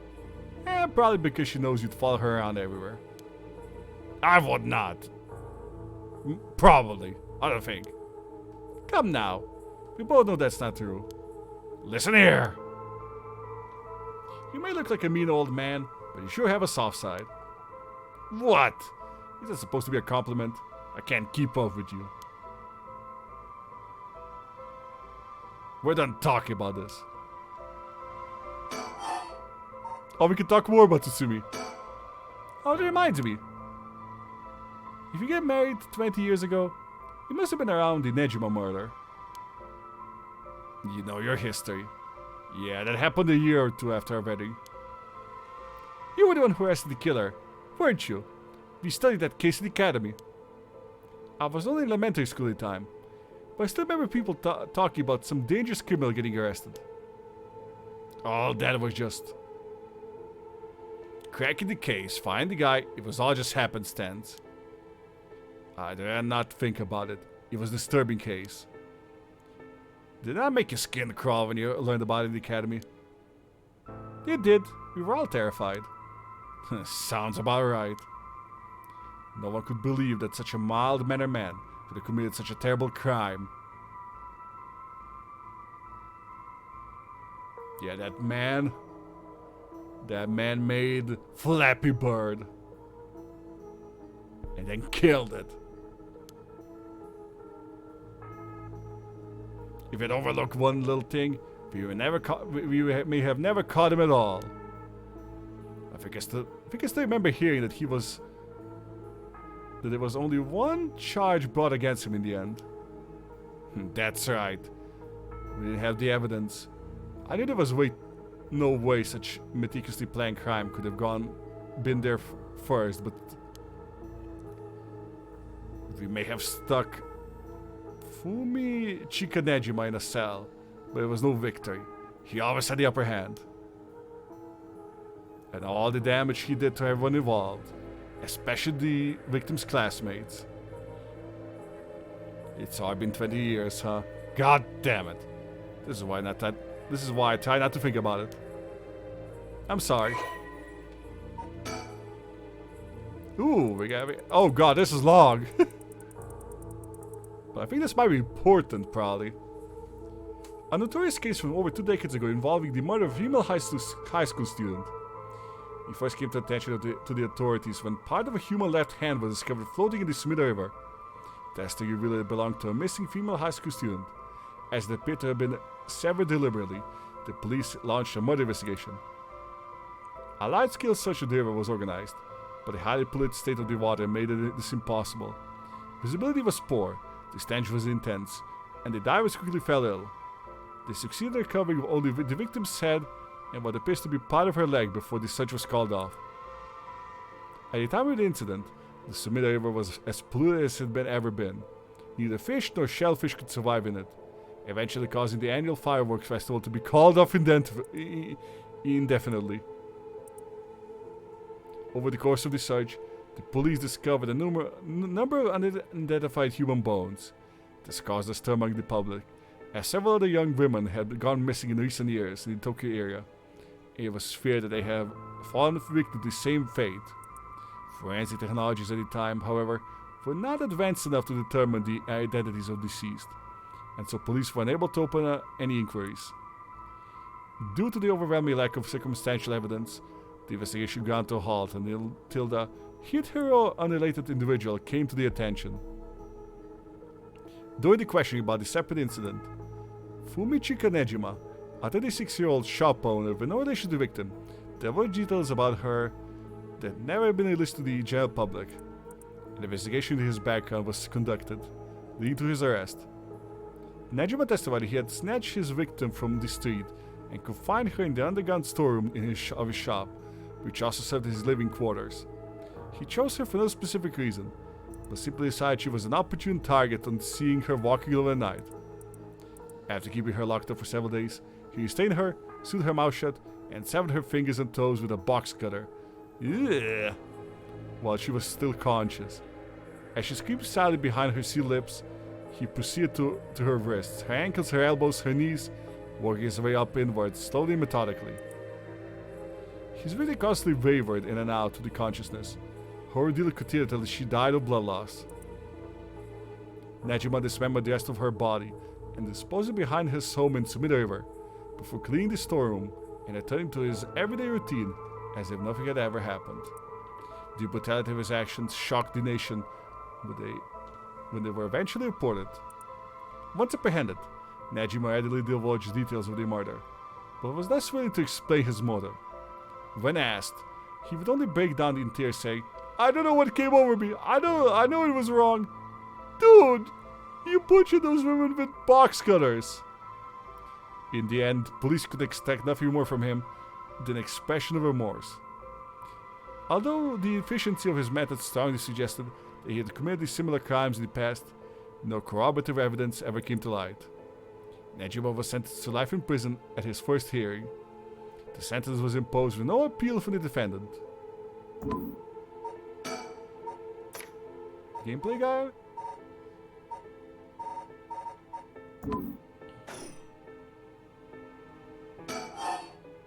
Okay, now about the occult. So all this occult stuff. You've heard about it, boss? What are you talking about? The other resurrection thing that everyone's talking about. Oh, this is where our boy was listening in, chat. No, not you two. I've been hearing about that shit everywhere. Oh, but since, since we're not cursing people, he's not gonna appear, right? Oh, you have? That's surprising. Who cares about people, what people are talking about? It's got nothing to do with our job. But don't you think this occult stuff in this case feels, I don't know, realer somehow? The whole thing started right here in Honjo in Sumida City. So I thought that maybe... cut it out. Nothing good can come out involved with that right or whatever. Or that record of fates. Heh. Sounds like you know all about it. Boss, are you secretly into your cult? Stop that! Seriously, this isn't a joke. I get why you're being intrigued by something called the Right to Resurrection after a buddy of yours died, but... bringing the dead back to life? That is stuff of fantasy. It's not real. So don't go hoping for miracles, got it? Oh, we did it!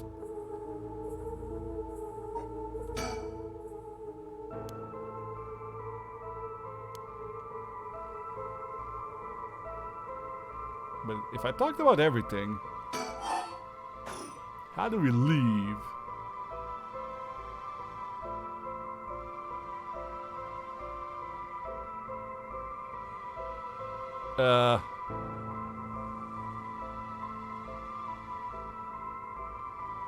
Yeah, wasn't this everything? Oh, seed. This is the scene where the victim was found. It's clean now.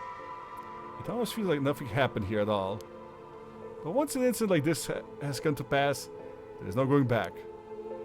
Not that knowing that is any consolation. Well, boss, I think that about does it. Alright, let's call it for tonight. I'll see you tomorrow. What?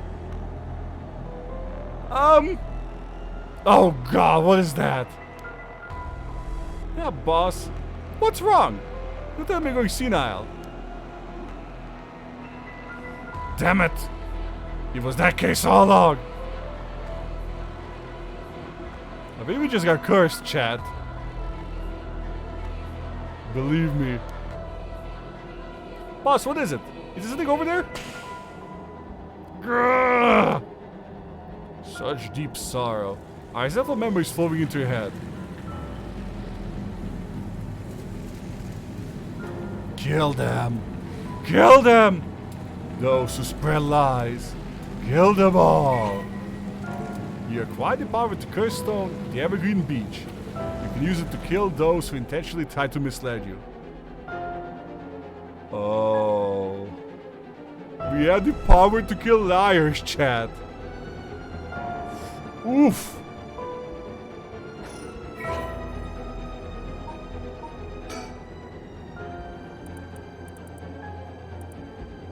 A cursed power. kills by hanging one who tries to be mislead, to mislead the cursed bear with false statements. He deceived us with his so-called right of resurrection. The man who took the people with his false dark heart swings from a rope. They thought the man had escaped the previous night. Well enough, he was found hanging in the garden. The diamond was mentioned in the morning. That's basically the ability to kill people that breathe. Yeah. The man named Jinkichi was known for his kind temperament and skill in crafting Netsuke clasps. While his life wasn't always easy, he was optimistic. The type to smile through whatever life threw at him. He was the kind of man who would take care of those who didn't have anyone else to rely upon. The prosperity that the Ukiyo Ibum brought must have what fanned the flames of his greed.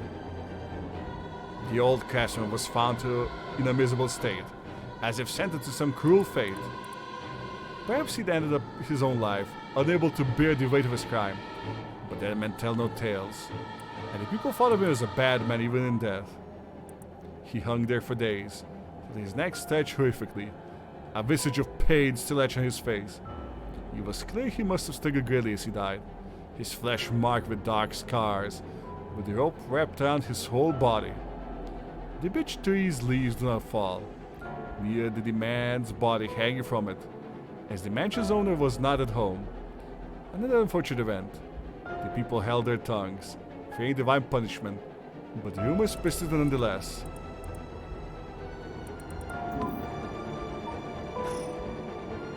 Ugh! A murderous impulse seeps into my soul like thick black tar. Now. Kill! Can you hear it, cursed bear? You who so stand his eyes delight. Kill them. Kill them all! Boss! Boss! Boss, what's the matter? Don't tell me you really went senile. Sorry. I'm fine. Ario. Yes? I have some bad news. Oh no, your senility is kicking in, isn't it? No, we got a bit of trouble on our hands. Looks like we'll be working some overtime. We're not going home tonight. Huh, what are you talking about?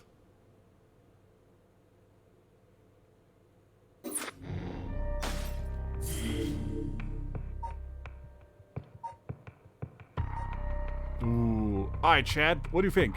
Should we continue on with the detective or check out the other people?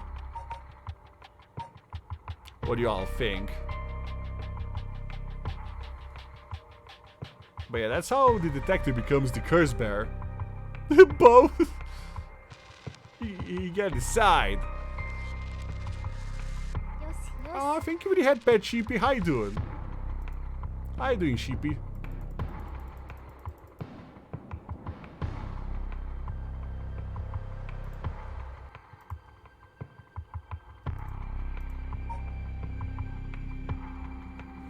Make the decision to activate the curse. You know what? Let's skip over the detective then.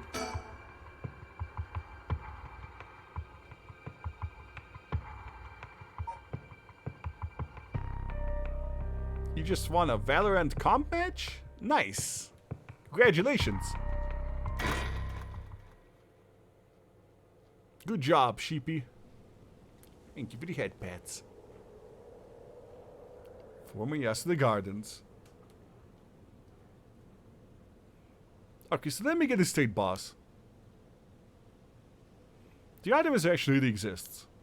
And to use it, you have to kill people using the power of curses from the Seven Mysteries of Honjo. And the curse you have is from the story of Evergreen Beach that's told in this area. Is that right? I just told him everything? Well, damn, I didn't expect this level of honesty. Yeah, pretty much. You're quick on the uptake. You weren't your usual silly self when you were explaining. So I knew you were telling the truth. I'm never silly. The only thing I have trouble believing is that you're taking this occult stuff seriously now. I mean, talk about paranormal. I thought you didn't believe any of that. It's not that I don't believe in it. My familiarity with it is why I've tried not to get too close. Yeah, are you just being a sore loser? Not used to admitting that you were wrong. Oh, shut up and listen to me. No point in trying to hide things anymore. We won't get anywhere if you don't understand this. So listen up. Please just listen. You don't have to keep saying it. I'm listening. We don't have time to waste. We'll talk as we walk. Hey, wait for me, boss. Oh, I like the music. Are we going to the bridge? So you've been playing Valorant all day, sheepy?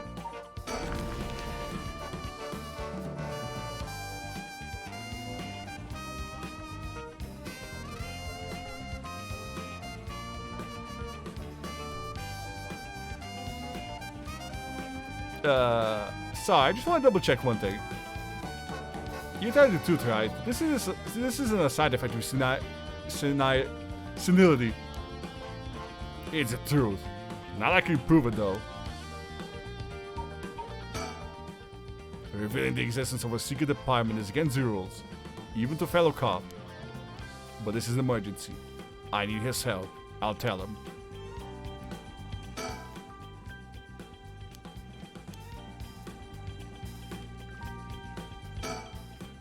He's not stupid, but he sure can be slow sometimes. So I think the positivity of his may come in handy at some point. I like the music. I'm sure you already know this, but this is all top secret. No sharing of it anyone. Right, you can trust me not to. But no, I just can't believe it. I heard rumors that you used to be a member of the secret division attached to the security bureau. I can't believe we actually have a department called Paranormal Affairs. Yeah, I'm sure it comes as a shock. I couldn't believe it myself. I thought the higher-ups were messing with me. They really had me worried for a while there.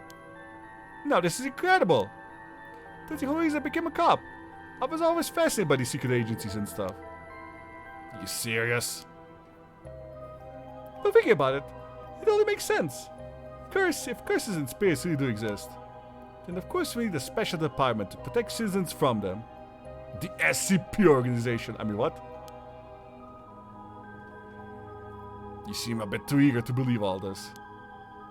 And hang on, I thought you joined up because of me. Come on, boss. You only have one favorite food.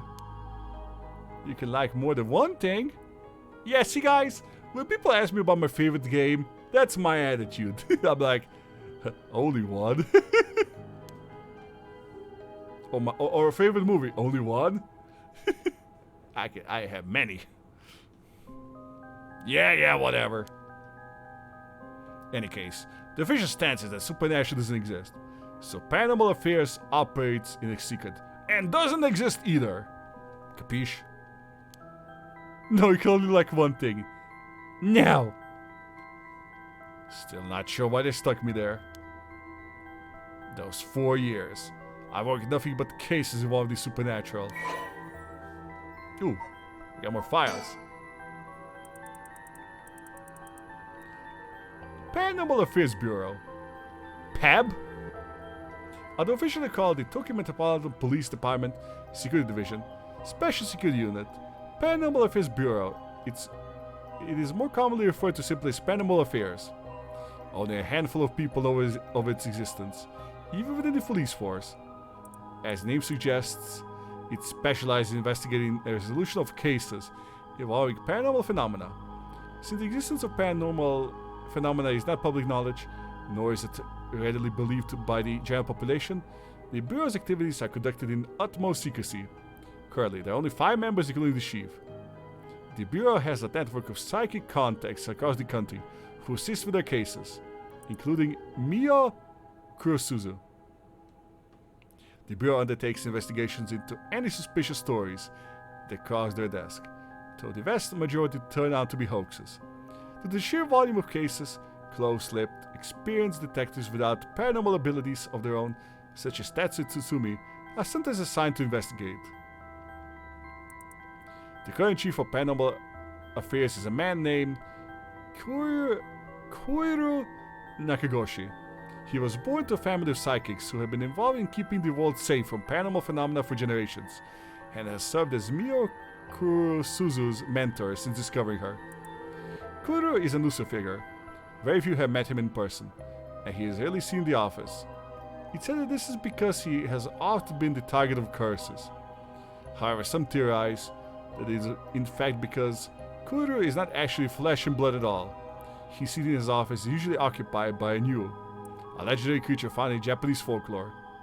The Nyu resembles the ordinary white thrush and acts as a curious messenger, leading to bizarre scenes of police officers earnestly reporting their findings to a bird. The term Nakagoshi case serves as a code name used to refer to cases under investigation by paranormal affairs. If you have a favorite movie, you have to hate all games. What do you mean? Oh, persons of interest?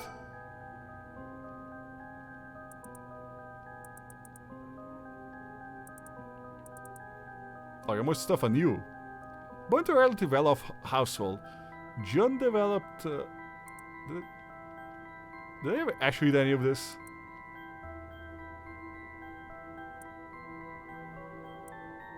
The fresh-faced police detective that Shogo Okiya met at the Minochi Park.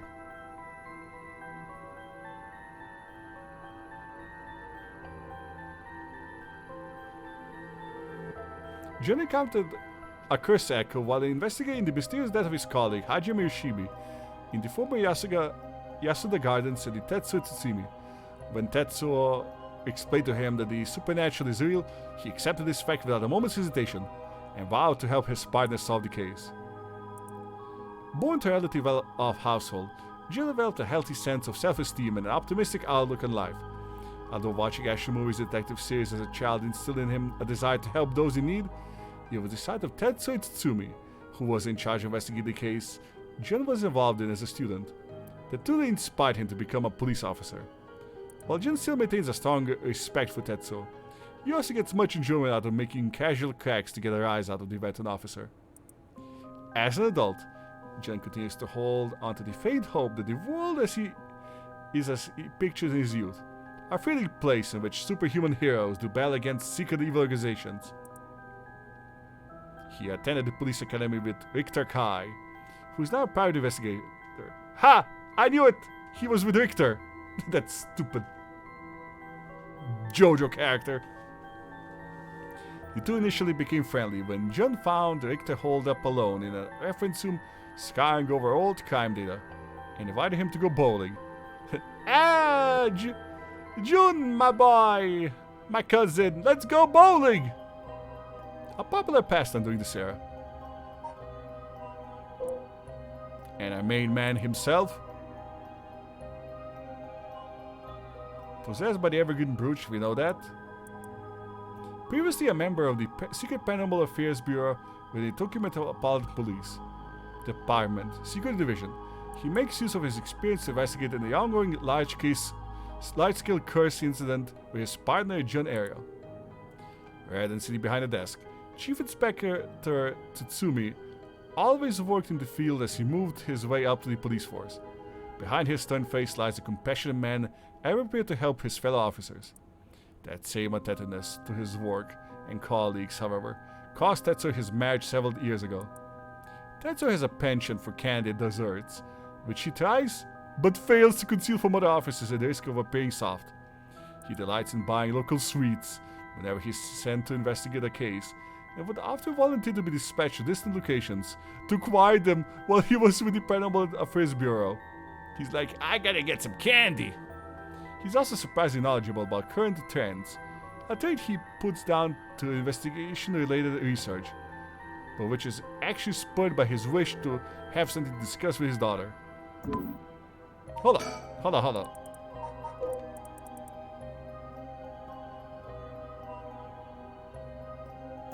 Oh. Oh, there's somebody there. Oh, do you think it's the Shredder Man?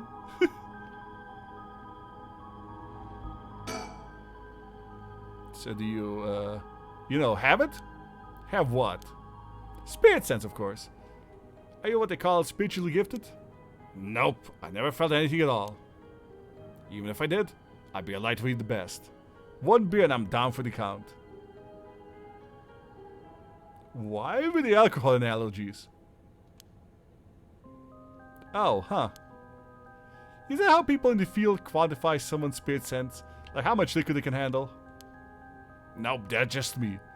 Funny, help me get the point across. Oh, Kyuko is definitely his daughter, chat. Oh, huh. Sorry. Seems I keep disappointing you. No, it's not your fault, boss. At the risk of disappointing you yet again, I'll tell you one more thing. Spirit sense is usually something you're born with. It's tough to develop it later on. What? So there's no hope for me? No, say it isn't so. Of course you were interested. Well, you never know. You may have some hidden potential. I know there's a high schooler who's got so much spirit sense that she works on the front lines. Well, I say work, but she wasn't paid because it was supposedly part of her training. Yikes. That seems like it's a violation of the Article 69 of the Labor Standards Act. You already know the law? You really know the law. No comment. Even the occult field has workers' rights issues, huh? So what do we do now? We got the site of resurrection and the cursed echoes of the Seven Mysteries of Honjo. The curse is being spread out over the city is a bit of an emergency. It's that bad? I'll put it this way. It's like handing out guns all over town. Jeez, that's real bad. It is. So we need to find the source and put a stop to it before something terrible happens. Usually that'd be the job for the paranormal affairs, but I talked to them on our way there. Here. The main team is tied up till tomorrow night. So they told me to deal with it myself. Said I'd be fine since I have some experience. Huh, what? Then that overtime you mentioned means... Yep, you're gonna help me, partner. Alright, let's do this. He's pumped at least. You seem a bit too eager to dive into all this. You'd have no reservations working a case you know nothing about. Hey, you said there was an emergency. I didn't think we had a choice. I'm just trying to be logical about this, boss. You really are something. Might actually be nice to have you around. Why, thank you. Okay, I know I'm kind of ignoring the elephant in the room. But I just want to, get through the conversation with this guy. So what exactly do we do? If these curses are connected to 7 mysteries, then the people who have the others should be all here in this town. Right. If there's 7 of them, that means there's 6 more out there. Well, 6 more, he says, but... there's like at least 9 mysteries. Possibly 15. And we have to stop them all before they kill anyone with their curses. And if we can, we should finally collect all the curse stones. But boss, for what you said earlier, killing a curse bearer gets you closer to completing the rite of resurrection. Won't your life be in danger if they find out you're a curse bearer? Pretty much. You can't let it happen. Should you even be out here tonight? Hiding would only be a waste of time. The mist of the one-side reed is associated with Yokogu Bridge. I was hoping we'd be quick enough to run into the one-side reed's curse bearer. No such luck, it seems. There may be more mysteries than people, probably. Well, if nothing else, maybe word will spread that the cops are on the lookout and people will behave. Well, that's what I'll put in trusting whoever these other people are. But it's possible other curse bearers with the same idea will come here. Talk to anyone you see who seems suspicious. But that means someone may have the power of a curse. Understood. In that case... Why did I talk to the guy who's been watching us the whole time? What do you know? There is someone there. Good luck. Hey, you there. Sorry to bother you, but I got some questions. I'm with the police. It is Sweater Man. Do you think I'll need to, you know, turn down my volume again? Thanks for thank you for cooperation. We'll be asking you a few things, Mr. Yutaro Namigaki. That's your name, correct? Yes. I don't mind answering your questions. You're a detective? Did something happen? Alright. Lots of things have been happening around here. Like people dying.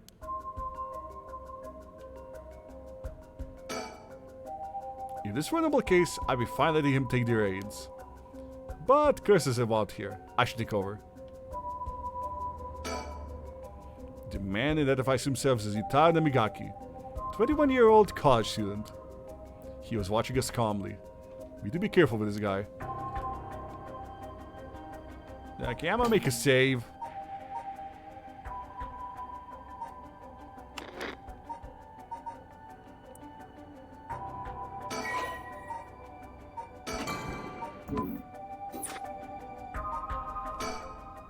So what do I make of this guy?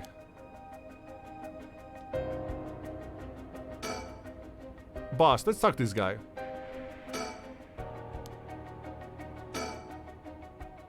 So what is it you were doing here? Yeah, it must be an incident of the former Yasuda Gardens. Did that policeman? Can't imagine a detective would come all the way out here otherwise. Huh. Say, Mr. Detective. You ever heard of the Evergreen Beach? The Seven Mysteries of Honjo, right? Why do you ask? I was just looking for it. Actually, I was wondering if either of you knew anything about it. Nope, sorry. Really? How strange. Detectives, you have the curse of the stone of the Evergreen Beach, don't you? You! How did you know? Damn it, Ariel! Damn it, Ariel! You got a bluff! Ah, you idiot! Well, that was much easier than expected. Oh, crap, I'm sorry. He is green, chat. No poker face. It was a simple interference. I figured you would have taken the curse if you were just in the gardens. If you know that, then you must be a curse bearer yourself. I have no intention of hiding anything. I plan to tell you from the start. Look, this is my curse stone. I believe it's called the Foot Washing Mansion. That's right. That's right. But are you sure about this?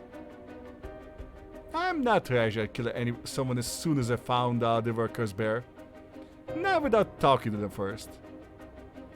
You're the same, aren't you, detective? If you would use curse on a normal person. Let's speak as equals, shall we?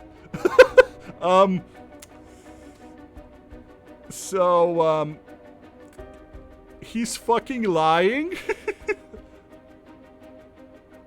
What do you think, chat? What's our curse? Our curse is, if somebody lies, they die. That's our curse. You lie, you die.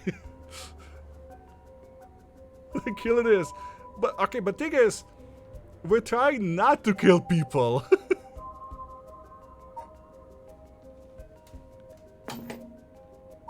We're trying not to kill people.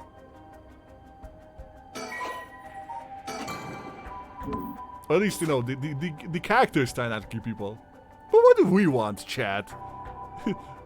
So jail-based is kill, lab-based is kill. What do you think, chat? Do we kill this guy? What's die? Desire.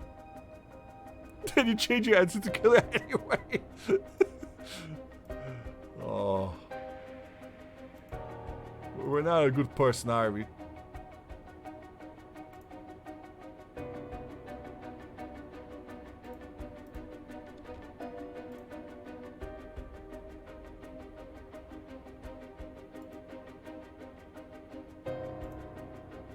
Kill him before we screw in the settings again.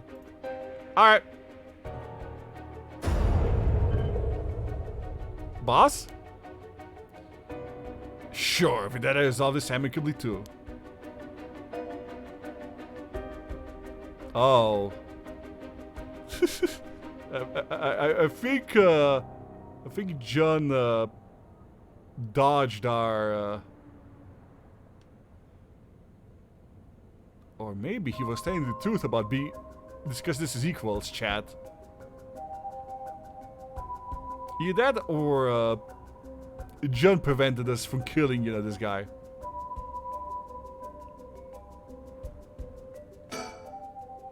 He really is a curse bearer. He may be the only talking. He may be only talking to us to try and activate his curse. I have to be aware of anything he asks me to do. Hi all, hope this is going great. Was actually really interested in this game. PS Mondays suck. Hey Kark! Thank you for the tier 1 subscription for 31 months. Thank you so much. Mondays suck. Mondays do suck. How you doing, Kark? Yeah, thanks to Square Enix, I'm playing a review copy of this game, and it's really good. I like this game. It's very talky, but I'm really liking this game. Tired long, but a very long work day. Well, thank you for the tier 1 sub. I really appreciate it. But that might be something to do with his curse. Any slip of tongue could get us killed. I have to try and discern what activates his curse.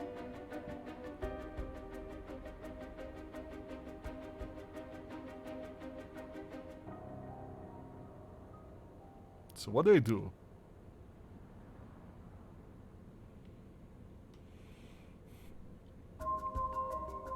Yeah, I guess I got, like, if I want to kill him, I need to catch him in a lie, right?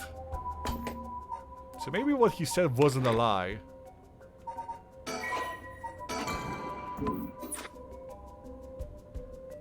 Been a very long work day. Yeah, I hope your day goes better.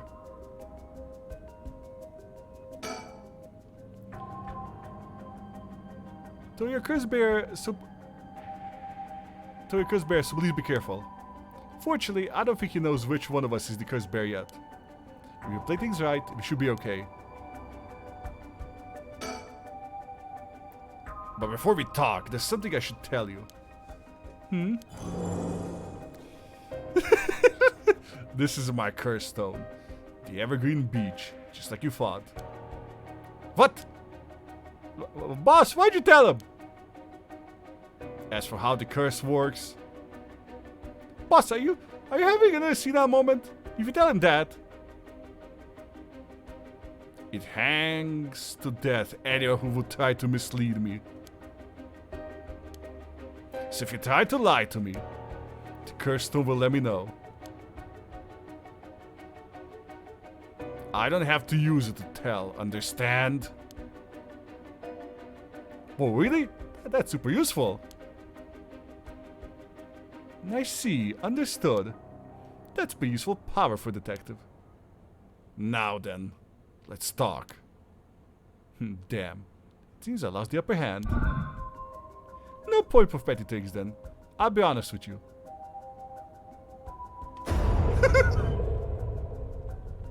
So far, so good. Okay, he hasn't lied yet.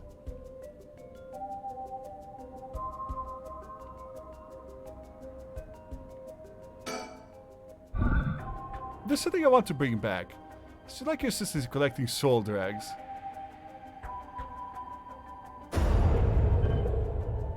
Can't help you. Please, all you do is tell me who the other curse bears are. Sorry, but as a police officer, I just can't look the other way and let you go. Please, if you help me, I'll let you two go as well. Is that a threat? No. It's your final warning.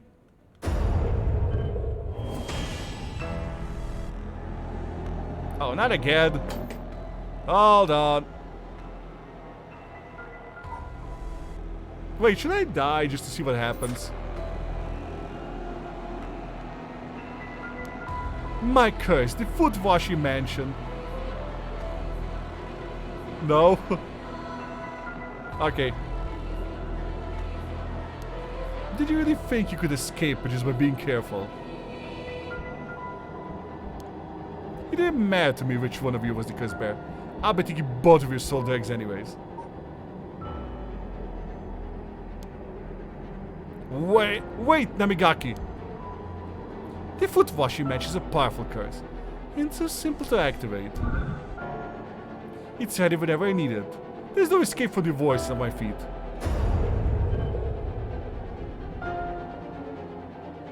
Alright, get out of here, hurry, I'll find you later. Do we know what thing is his feet fetish curse? Yeah, listen to the voices. What? Okay.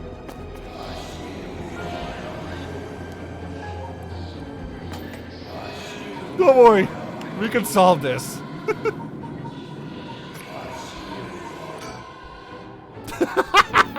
I love this game. The voice of his cursed echo. What? Why isn't my cursed echo working? Does it really work? Yes! This game is surprisingly fourth wall breaking. Impossible. This has never happened. Funny enough, it did happen in prologue. What's happening? I don't hear anything. There you now, grab him. Right. Namigaki, get down. God damn it. Boss, here, his curse stone. Good work, give it to me.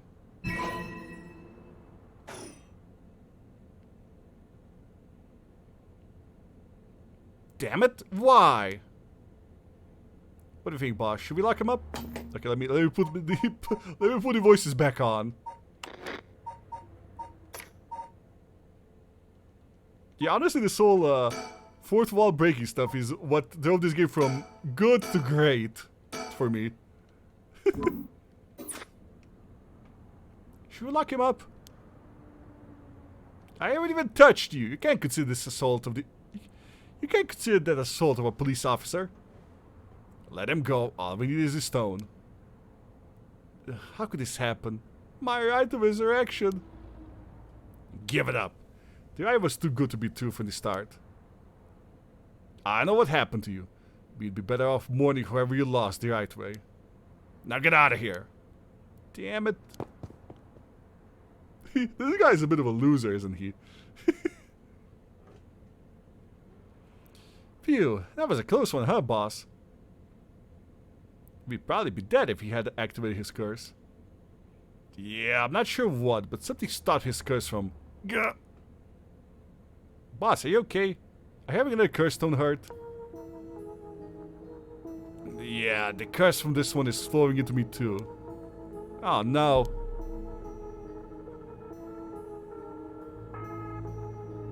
Oh, he has multiple curses now.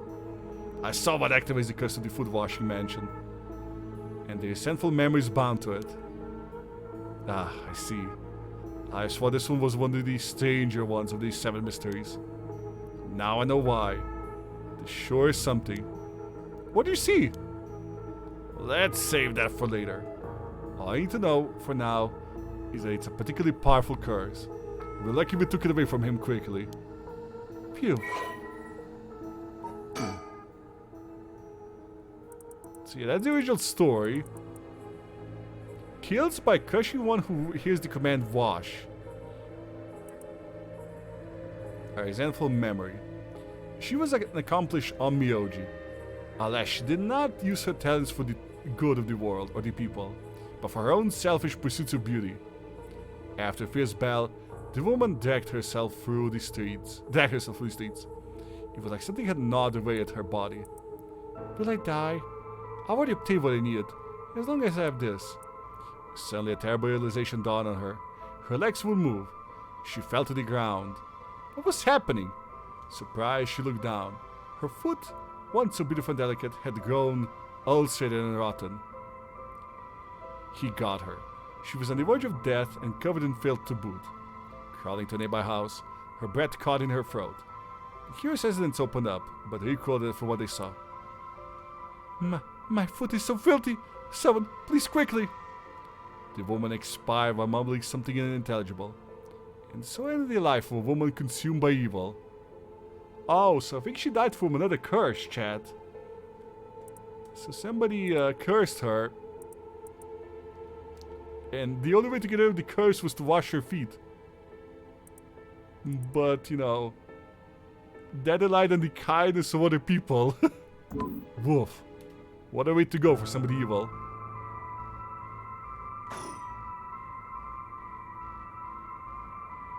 Well, that makes one stone. Where do we go now? We'll visit all the places associated with the mysteries while it's still dark out. You mean we have to do that all over again? I hope they're not as aggressive as him, but... people will do crazy things to bring back someone they love. It seems that the hatred the cursed stones are imbued with makes people more willing to kill. Yeah, I love how this game looks too. Really? Then what about you, boss? I'm fine. I may not have the spirit sense, but I'm tough when it comes to this stuff. That's why they love me in the paranormal affairs. So you are spiritually gifted after all. Alright, let's head to the next place.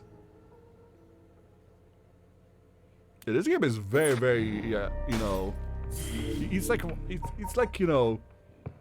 It's like a visual novel, but, you know, way more, you know... stylish and advanced.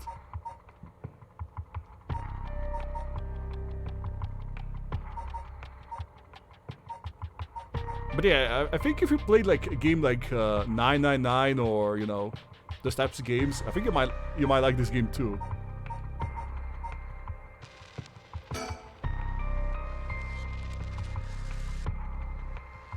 Oh, we're going to the park. Wait, is that our boy Shogo? Okay, we can find out what happened to Shogo. Yeah, Shogo was our protagonist character.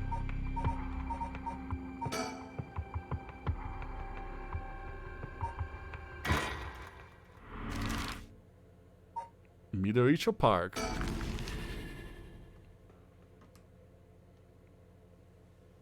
This is still 1 AM.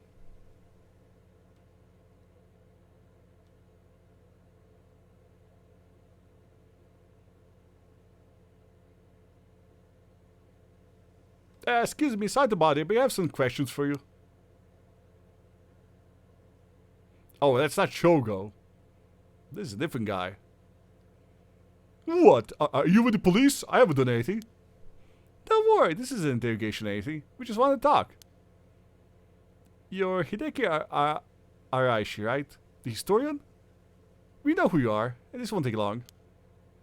But since we saw you here, we'd just like to ask you a couple of questions. Local history researcher, Hideki Araishi. Wait a moment. That seems familiar. Hold on.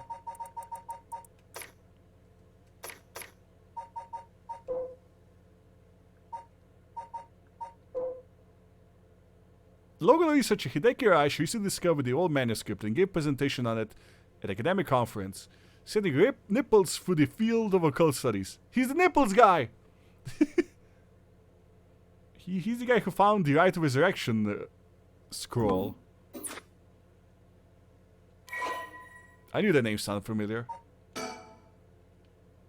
Hideki Araishi. Sex, male, occupation, local history researcher.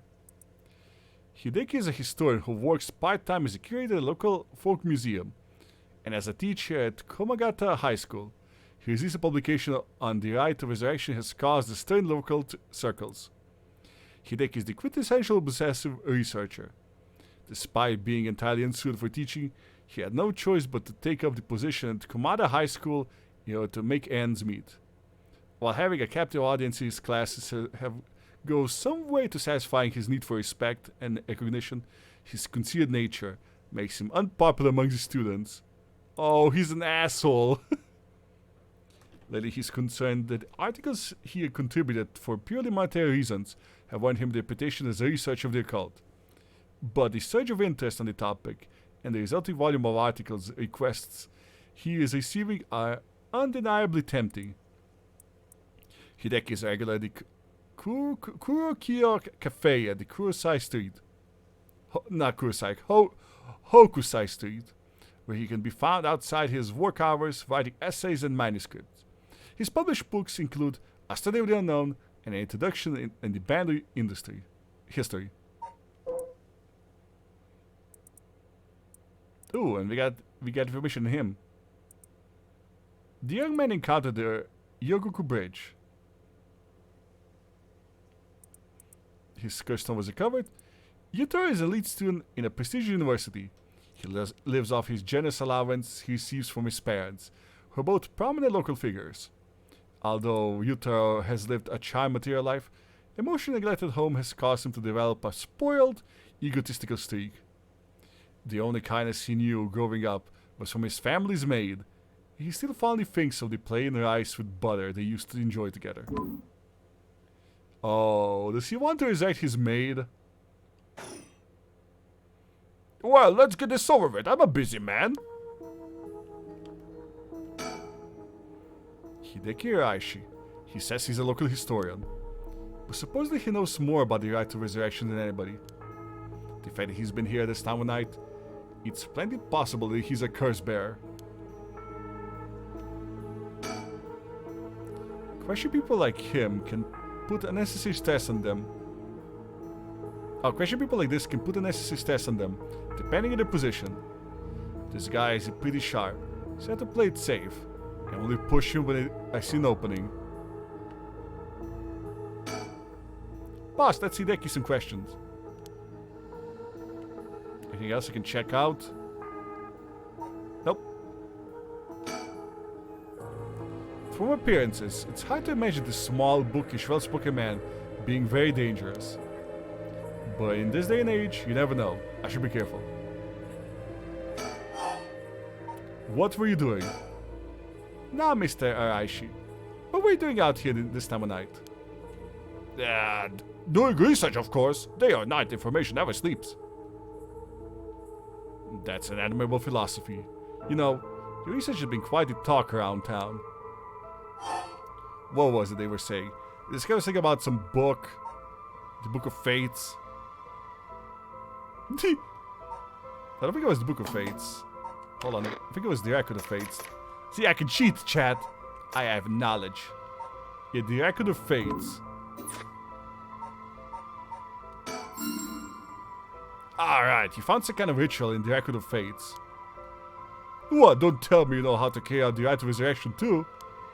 To be perfectly honest, I'm tired of people asking me about it at all times. None of you even care about the local history. You just keep crawling on the woodwork when something interesting comes up. What an asshole! Looks like I hit a nerve. If you think you can force me to tell you because you're a policeman, you're sorely mistaken. This guy, unbelievable.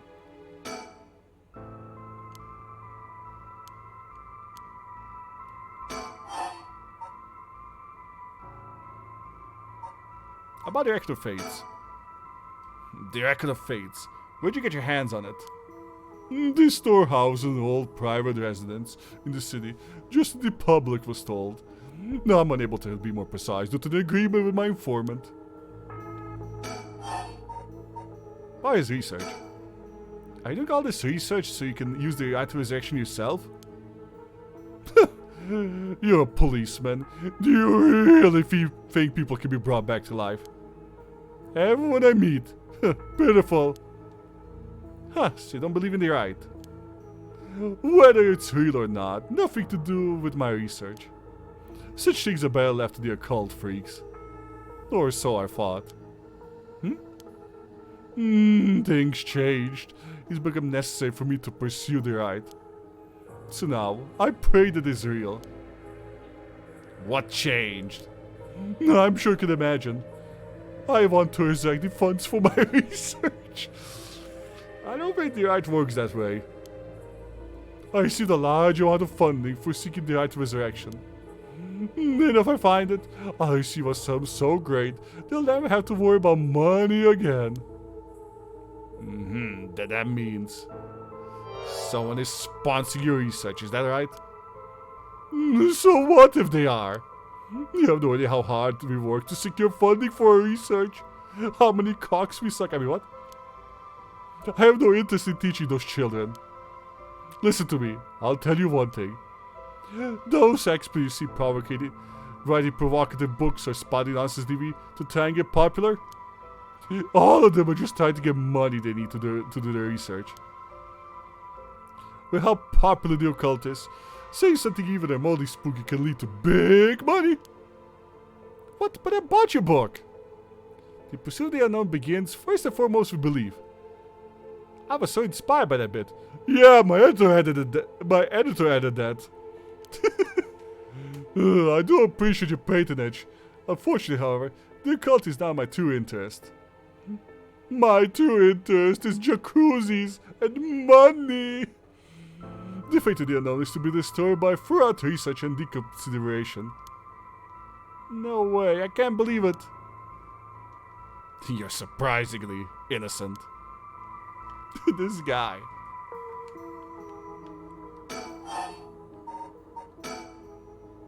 Then what kind of research do you want to be doing? I'm sure it wouldn't interest you, but to put it simply, I want to research video games. The focus of my research is how historical accounts transform into folklore over the years, as they were passed down from generation to generation. What does that mean? Due to human bias, the accounts of any event is inevitably changed by the person communicating it. This is not necessarily done with ill intentions.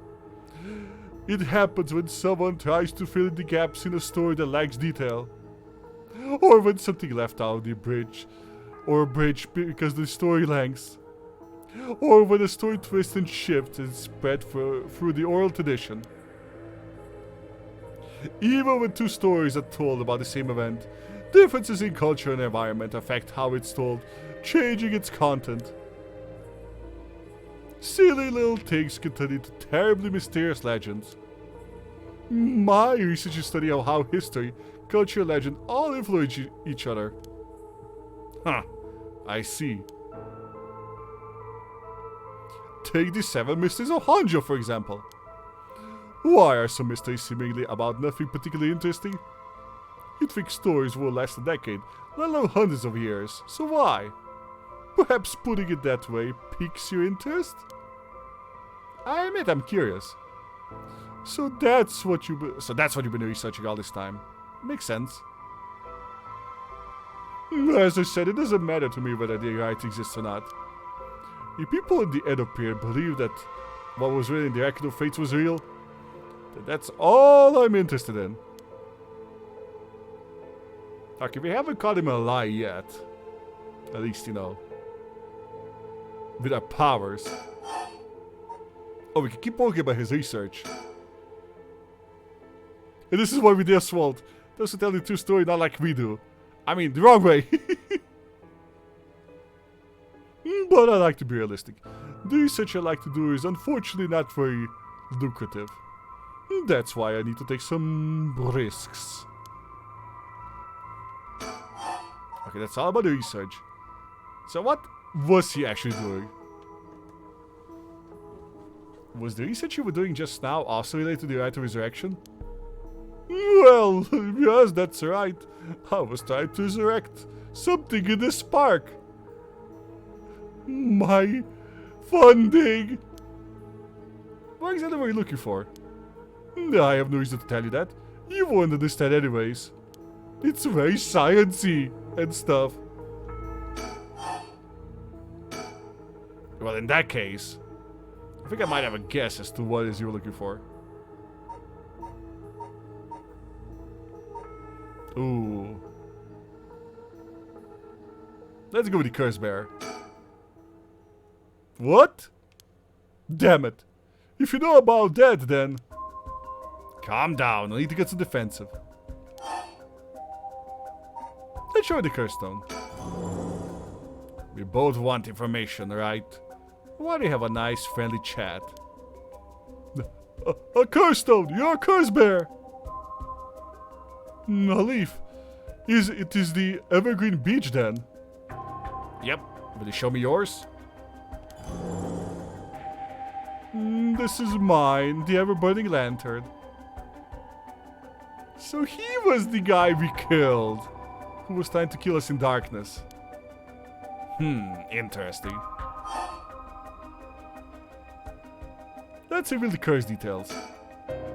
I'll tell you this one for free. The Evergreen Beach comes from a man who was hanged for spreading false rumors. But the accusations against him were unfounded. And he died cursing those who deceived him. So this is the resentful memory held within the Evergreen Breach. The memories of the Seven Mysteries are truly fascinating. If only I could collect them all.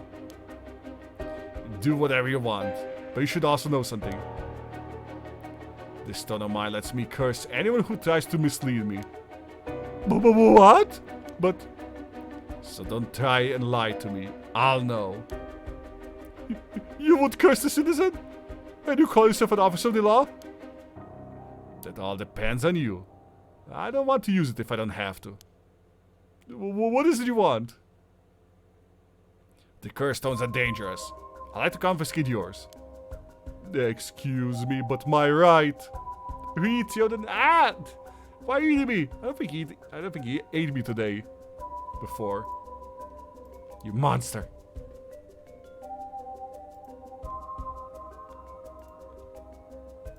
How dare you? But how are you doing?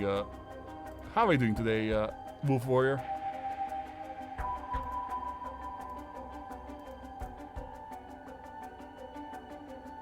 Oh, thank you for the head pat. Why didn't you go through though? 1 second.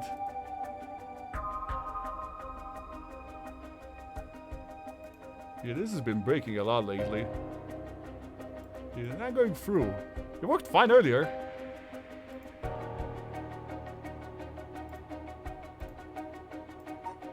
I wonder where to find another system. Yeah, I think ever since Twitch has started making changes to, I think ever since Twitch has started making changes,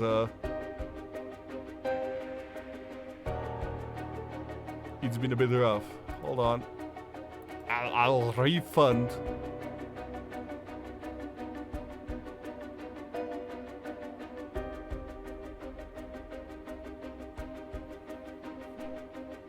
Yeah, 15 minutes ago, Sheepy headpad, I mean, worked fine.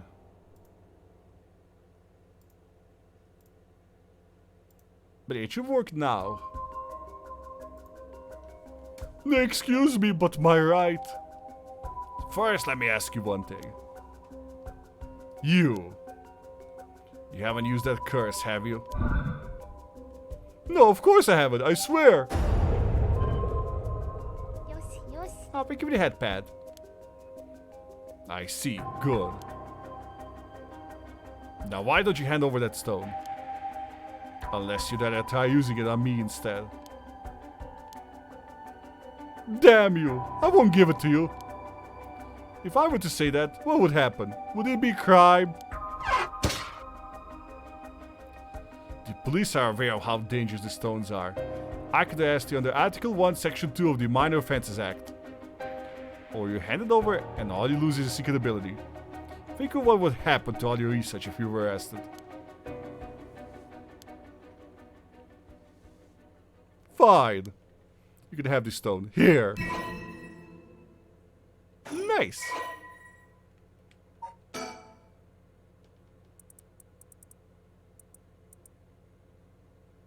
Kills by disembowelment of one who finds themselves trapped in the darkness of the Curse of the Echo. But yeah, this guy killed Shogo in the prologue. So he definitely had intention of killing. When Honjo was filled with samurais and dentists, the spies of the shogunate lived amongst the townspeople to keep the eye on things. The Sobakite in South Vargasui served as one of their outposts. They would communicate to each other in code by turning the lantern on and off. Tonight at 4 a.m. meant that someone would be having the last sob of their life, and that their belly would be sliced open the next night. An unfortunate incident occurred in which a man attacked a woman in the bout of fury. You have no proof he killed anyone. Get him, Chad. It was Haimari with a knife. How are you doing, Haimari? He regretted it deeply, even declined to invoke the right to defend his honor. But a deed was done. Still, he could not accept it. His rage at having been used by his daimyo boiled over, turning into a grudge he would never forget. Nearby he saw a lantern quietly glowing in the night, and when the 6th bell rang, the man cut his own stomach open again. I mean, not again, either. He did it his first time. Since then, the lantern could be seen alight before the Sobakite had opened, and would flicker out suddenly, even when there was no wind blowing. As this unsettling phenomenon continued, the rumors surrounding it grew, and soon all were convinced it was the man who cut open his stomach visiting from beyond. Are you playing some Overwatch with friends? Well, I'm glad you had fun. Compared to Great Penguin Purge? I didn't purge any penguins. It was not my fault. It was not my fault. Good choice. I look forward to seeing how your research pans out. A shameful display! Hey! A shameful display!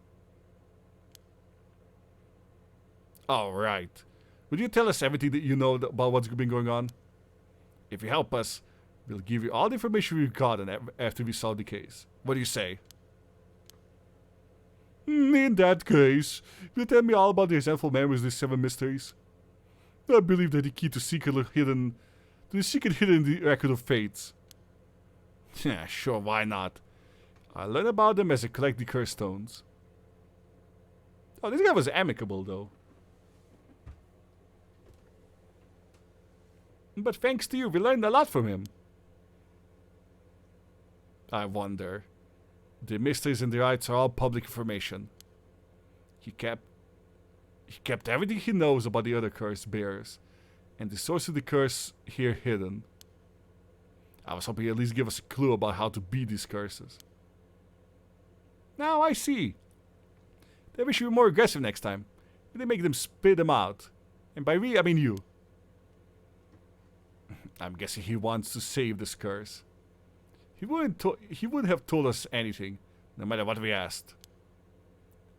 But now we know where he hangs out. We can always send someone for him if we need be. Right, got it. I was surprised to hear that there are actually 9 of the 7 mysteries, though. Yeah, that's 2 extra curse bears we have to find. We confiscated 2, so there's 6 more. They could be anywhere in this town. I do like that we're playing as the rational guy, who's like, yeah, these curse items are kind of, bad. We should probably, just collect them and, store them on a faraway island. Or somewhere. Away from people. We have to find them fast. They may start using the curses. No, I think we're already too late. Huh? Didn't tell you this, but there was some soul decks in Namigaki's curse stone. Really? Did he already kill someone with it? It's not too much, but so it probably wasn't a curse bearer, but shit. Well, we know who did it. We can make arrangements to take him into custody. We'll have the Paranormal Affairs pick him up tomorrow. For now, we continue our search. Right, on to the next place. We just have to cross them off on the list one by one.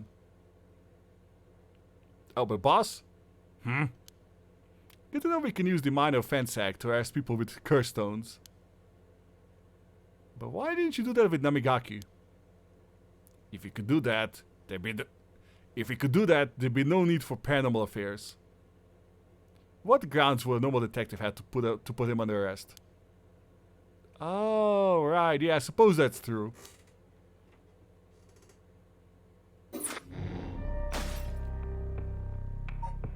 Ooh, chat. We cannot advance with this guy any longer. So I'm guessing something else must happen. So chat, we have a choice. Do we play as the housewife? Or do we play as the schoolgirl? We don't know what her curse power is. Only that she has it. But we know that she has the Birdie Man thing. So chat, what's your choice? Who do we play as? Do these paths split? According to this, yes.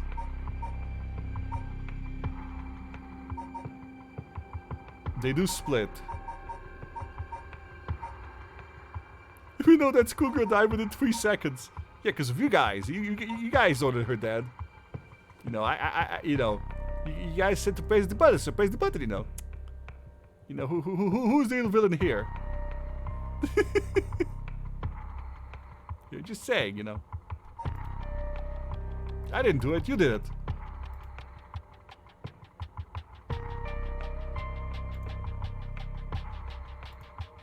But yeah, do you guys have a choice?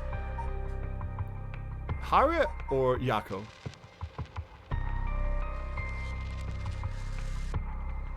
Her story seems to be earlier. Okay, Yako it is. Yeah, we know barely anything about her. We know more about her for sure.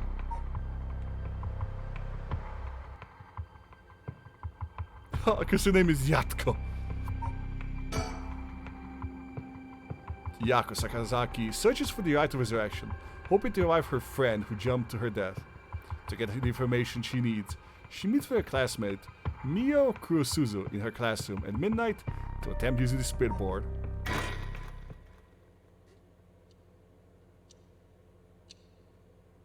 Oh, this is the earliest, chat.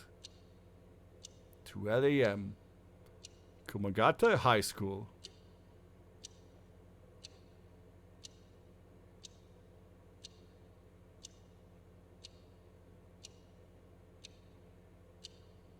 That should be everything. Okay, let's start. Ready for this, Yako? I need a second. Sorry, give me a second. It's okay, it's normal to be nervous your first time. That's what she said? There's nothing to be scared of, I promise. Thanks, I'm ready. Yako Sakazaki, high school student. Ooh, so we get her file.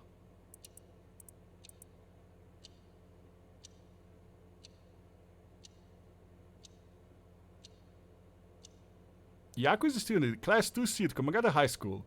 Unable to comprehend why her childhood friend and classmate Michiyo Shiraishi committed suicide, she intended to investigate the incident herself. However, she was unable to make any progress, and feeling desperate, invited transfer student Mio Kurosuzu to join her in performing the spirit board ritual. Born and raised in Honjo, Sumida City, Yako's family has owned and operated the beloved candy shop Senoya since its establishment in the early Showa era. Despite her modest appearance, Yako is a cheerful and vivacious young woman with a sense of duty and compassion so strong that she's easily moved to tears. She's a bit quick-tempered and quarrelsome, always prepared to stand up against those who harm her family or friends. It is possible, however, that this readiness to fight is more driven by innate love of chaos. She loves chaos, oh god! Yako's winning streak against arrogant boys in scraps since she was a child remains unbroken, and is the source of considerable stress for her mother. Alright, let's start. Oh no! Anybody who's played Corpse Party. Should we trust anybody who has that hair clip? Should we really trust anybody who has this hair clip, ladies and gentlemen? Shape Popless isn't about. Better kill her now. Yeah, I'm gonna take a screenshot.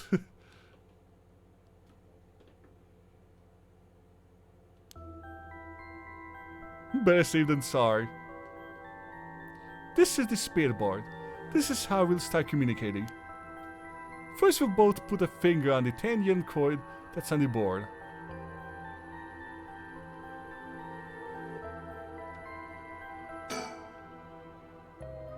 Like this? Just like that. Relax your fingers as much as you can. Yeah, we get the cheap Ouija board here. Now for the chant. Repeat what I say, okay? Oh, Spectre the Spirit Board, please visit us. Your turn. Scepter, Spectre. Spectre Spirit Board.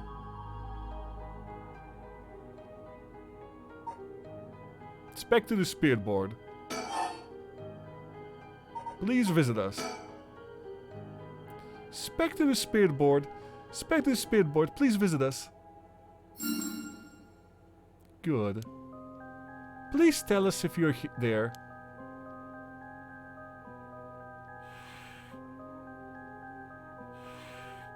Whoa, it really moved. Looks like we succeeded in summoning. We can ask questions now. Right, questions. Start with the question you know the answer to and see the response. And then when you know your questions are being answered truthfully, you can ask what you really want to know. Okay, I'll start with something simple.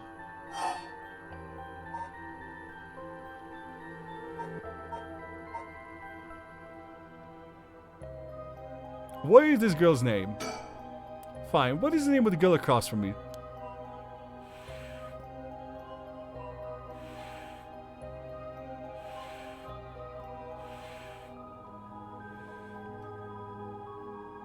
Mia, yeah, see. Okay, I'm curious, I'm guessing in Japanese version, it's probably different, you know?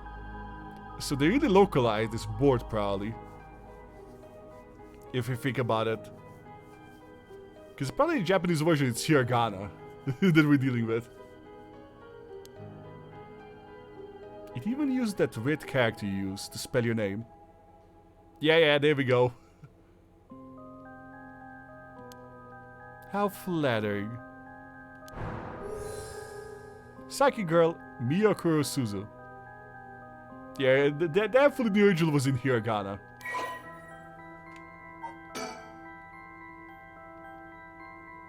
Mia transferred to Class 2C at Kumagata High School about 2 months ago.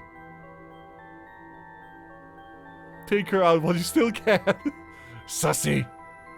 Although she's extremely mild-mannered young woman, she exudes a somewhat off-putting dark aura, which makes it difficult for her to form friendships. Mio has, however, found a friend in her classmate, Yako Sakazaki, and has begun opening up to her a little by little. The truth of the matter is that Mio is the apprentice of a famous psychic.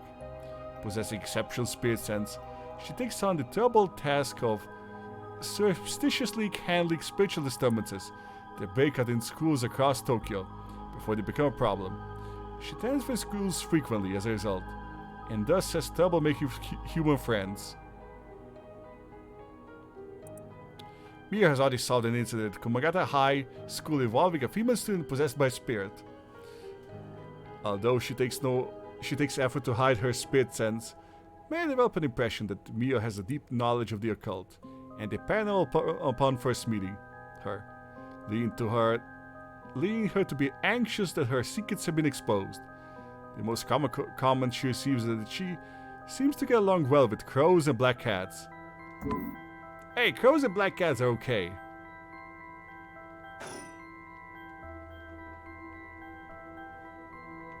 I bet. Even teachers get it wrong all the time. I guess these paranormal beings just tend to take a liking to you. I don't know how I should feel about that. What is my name? I think you should know the answer to this. Oh, Spectre Spirit Board, what is my name?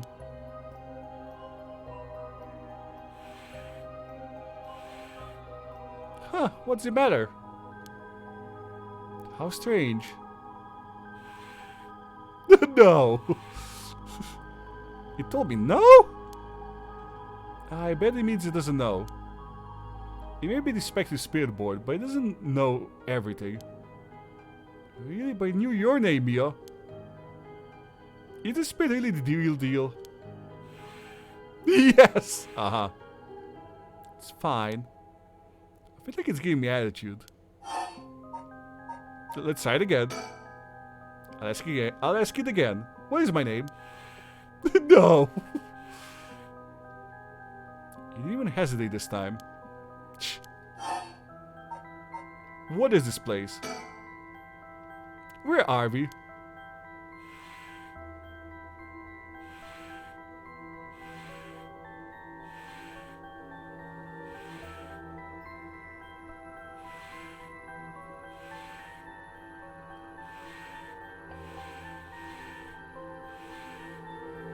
High school. That's right. The answer doesn't seem to be very precise. Is it really you? Oh, Spectre Speedboard. Are you totally the Spectre Speedboard? No. Huh, it said no. Is it lying? Not quite. The Spectre Speedboard is just a temporary name we call them when using the board. We're actually calling a spirit with a strong tie to this place, or one of the people participating. In other words, a spirit that just happened to be nearby just felt like answering. They don't really think of themselves as the Spectre Spirit Board. Oh, really? Huh. Feels like some of the mystique has disappeared. Do you mind if I still call it the Spectre Spirit Board? It minds. Yes, okay.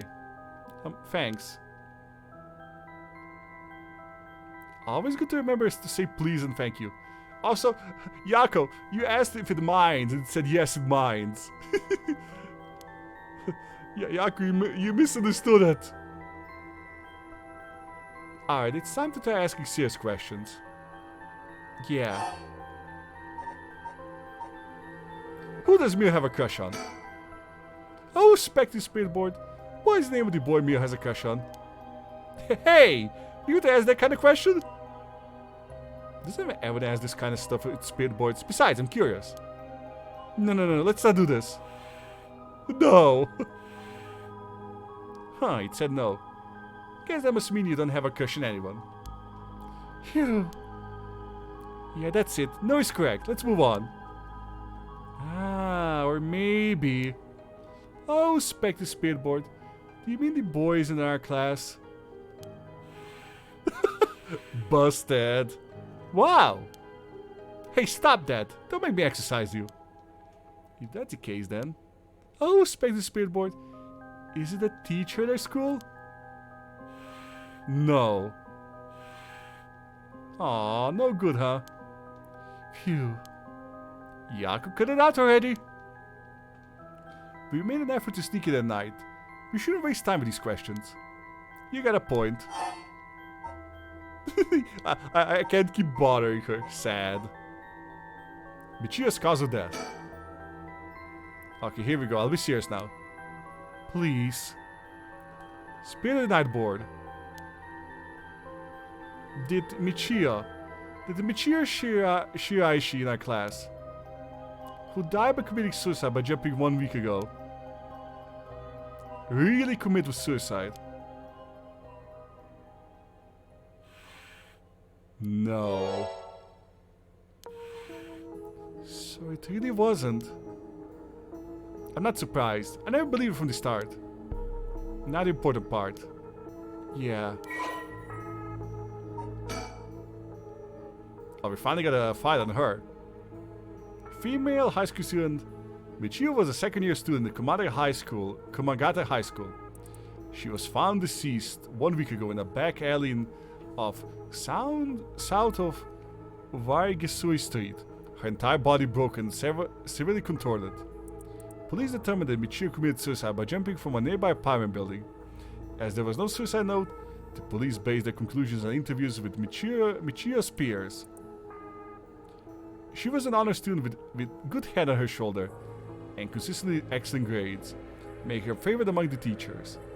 Although she appeared somewhat reserved, she had a positive outlook on life and a courageous spirit. Michiyo and Yako formed a long-term friendship during childhood, with Yaku's unbending, uncompromising attitude deeply influencing Michiyo. However, beneath her strong exterior, Michiyo had been pushing herself too hard and keeping her emotion balled up to the point that it had risked overflowing. Following her father's death 3 years ago and moving to a new house, Michiyo began avoiding Yako. Although the two remained in the same area of town, attended by the same high school, they gradually grew further apart. Hydration? Okay.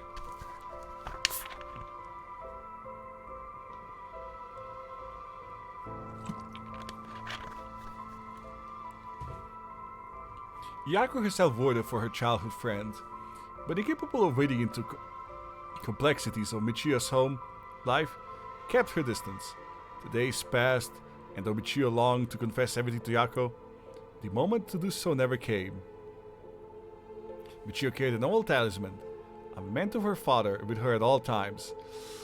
Oh, it might have been a cursed object. Michiyo's cause of death. Oh, spectre of Spitboard. Did Michiyo Shiraishi die of an accident? It said yes. So it was an accident, not a suicide. Michiyo. Then did she slip and fall from that apartment building? No. Huh? She did it? What do you mean? Michiyo didn't die falling from an apartment building? No way! If that were true, then why was she lying on the ground like that in the back alley of the apartment building? It was an accident but not a fall? Oh, Spectre Speedboard, what happened to Michiyo on that day? Oh. Seems like he doesn't know the details. Where's the right of resurrection? Ah, shit. Then how about... Oh, Spectre Speedboard. We want to use the right of resurrection to bring Michiyo back to life. Do you know where the right of resurrection is? I wonder. Uh-oh. Uh-oh. Huh? Well, we just got jump scared. What is this? Stop, I'm scared, Mio. Calm down.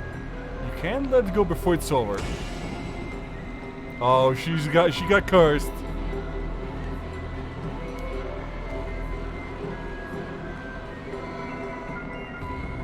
Such deep sorrow. Isoful memories flowing into my mind. The fool's procession. Those who hear shall fall into depths of hell. Kill them. Kill them. Those who hear this sound, kill them all. You acquire the power of the cursed stone, the fool's procession. You can use it to kill those who hear the sound produced by the curse echo for more than 30 seconds. The effects will be negated if you are seen in that time. Use the curse button to produce the sound. So wait, what's the deal? You can use it to kill those who hear the sound produced by the curse echo for more than 30 seconds. The effect will be negated if you're seen in that time. So if people hear a sound... Yaku's a serial killer.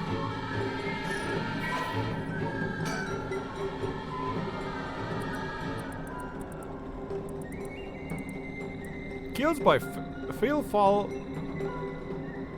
fail fall one who hears its music for 30 seconds without seeing the curse bearer. Omiya stood up atop the tall festival tower.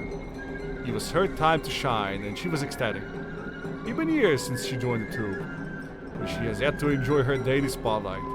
She wasn't particularly pretty, nor was she all that talented. As a gossip and loudmouth, she wasn't well liked by her peers. Some of the other girls fought her as a teacher's pet and bullied her. I don't care about them, she thought. I'll use this chance to make something of myself. Everything was perfect. She wore a beautiful kimono and an okane mask over her face. The stage was set. The accompaniment began. She danced with everything she had. Applause raining down upon her from the crowd. Her breathing hastened her excitement. I got to catch my breath.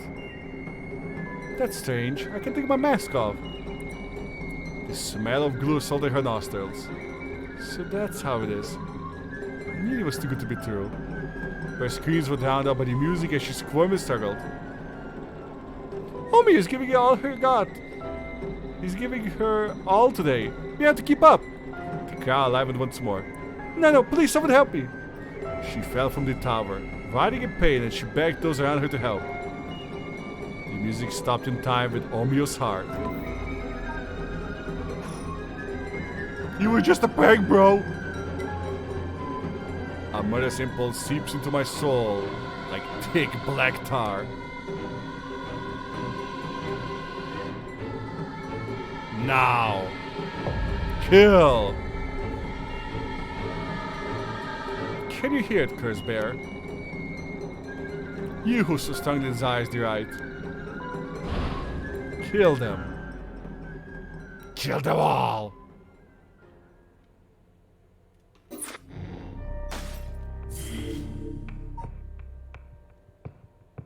Now she has powers of Moider.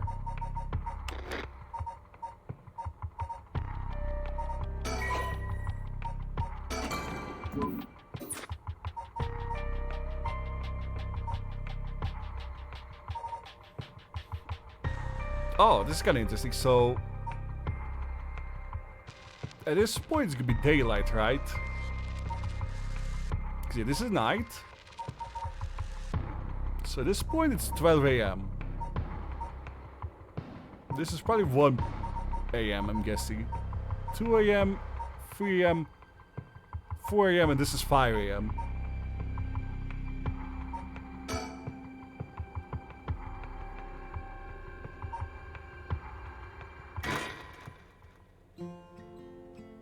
One week ago.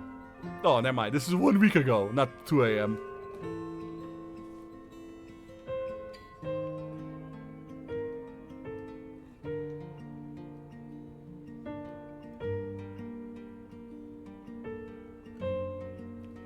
Oh.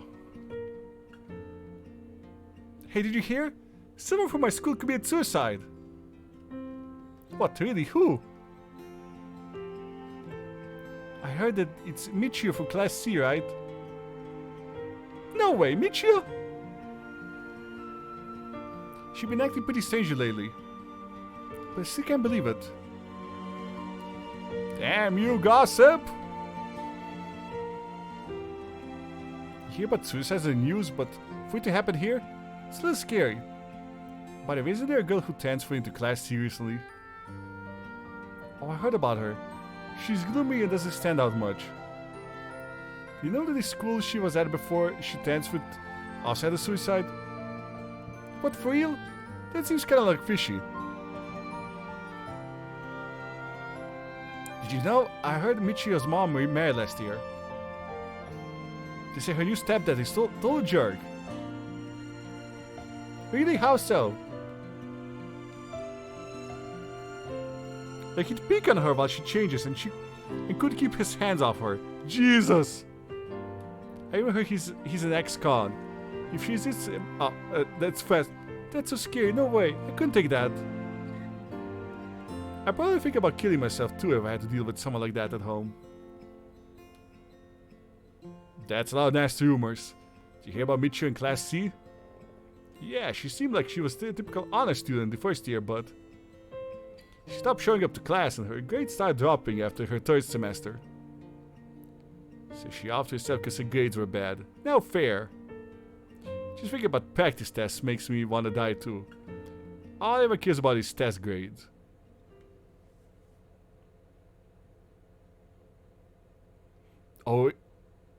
Oh, this is a different teacher. There might be some of you who already know, but... a member of our class, Michio Shiraishi, passed away last night. Okay, calm down. I know this comes as a surprise, but please keep quiet. Push a kid down the stairs. The cause of death is still under investigation. Damn, this guy's got a mullet. And there's nothing we know of for certain at the moment. Detailed investigation reports will come from the police. So please don't go spreading any rumors, God.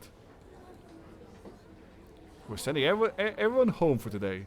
No dilly-dallying on your way. School will be off tomorrow as well. Hey you, stop celebrating. Show some respect.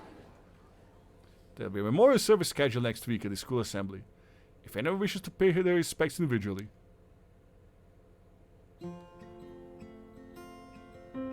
Several days later. Yako? Sorry to bug you. You seem a little different from your usual self. I hope I'm not being nosy. Thanks, Mio. Students pressing F. But thanks, Mio. Was I acting that strangely? Yeah, enough to make me worry. If you want to talk, I'm happy to listen. Yeah, this is perfect timing. There's actually something I want to ask you. Yeah?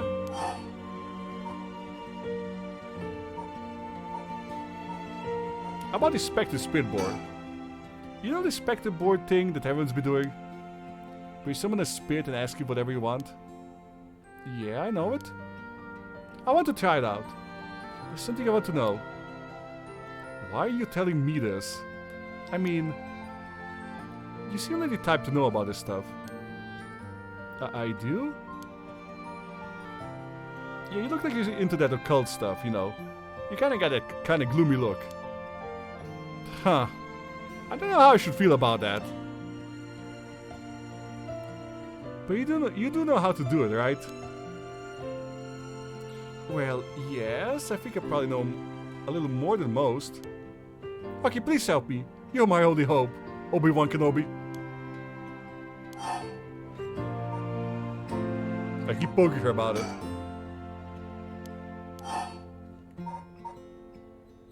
About the Art of Resurrection. Hey Mia, you know about the Art of Resurrection, right? Yeah, it's that thing Mr. Arashi apparently discovered and wrote an article about. I know there's many people who don't know. He's always talking about it. Do you believe it's real? Huh. Well, it sounds a little too good to be true to me. But on the off chance it really works, we could bring Michio back to life with it. I want to find it. If there's even a slightest chance of bringing Michio back. But how will you look for it? Right, that's the thing. How about Michio? Michio, she... I wonder why she had to die. She didn't leave a note or anything, but announced it was a suicide. That can't be right. She would never kill herself. But she was so happy and always looked up at the bright side of things. She loved coming to school. I know she was going through some hard times, but for her to kill herself... I never got a chance to speak with her. She was often absent from school, and when she did come in, she looked depressed. I think this girl's fish lips are next level. I like the expression of this game. You're right. And that's why everyone was willing to accept that she committed suicide. They acted like they cared, but all they did was gossip about it. They put together a little piece of information and spread rumors like it's the truth. Isn't that terrible? It is. I've heard some of that are really awful. In the end, the only reason they're able to say stuff like that is because they aren't personally involved. It's true that she didn't get along with her new stepdad, and her grades went down. But to say things like, how sad, no wonder she killed herself, how dare they? She always told me she was okay whenever I talked with her, because I was worried. She would have told me there was something bothering her so badly she'd kill herself over it. Uh-huh.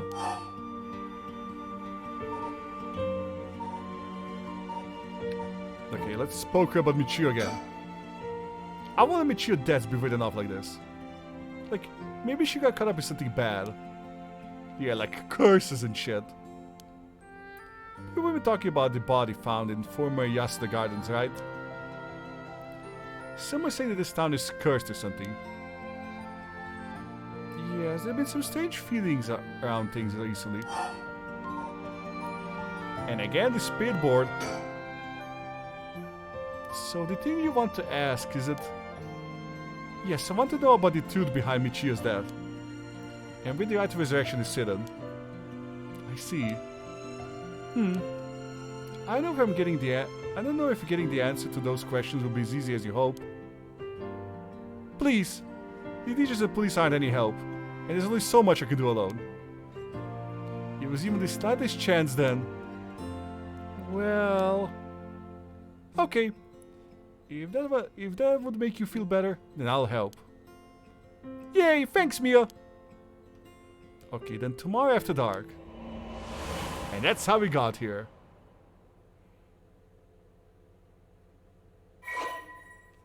And apparently the file update as well. Ooh, we got police reports. Case notes regarding the suicide of Michiyo Shiraishi. Cause of death. Body discovered 1 week ago. Died from full body blunt force trauma in an alley off of South Vargesu Street. Believed to have fallen from the roof of a nearby Pyron complex. Potential motives. Deceased parents have recently remarried, and numerous among the students suggest physical abuse by her stepfather. May constitute motive for suicide.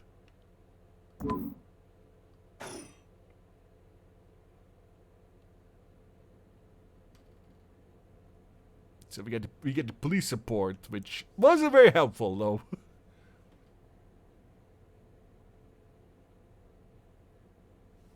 Yeah, huh?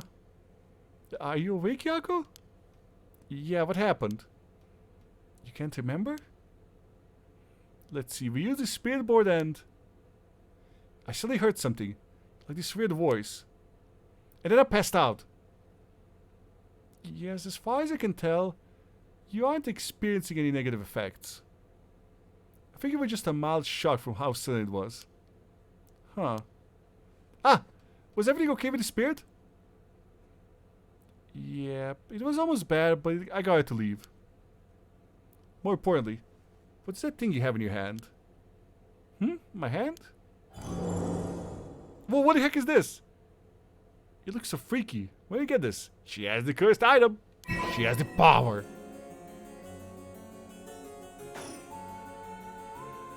Oh, there's so much anger and hatred held within it.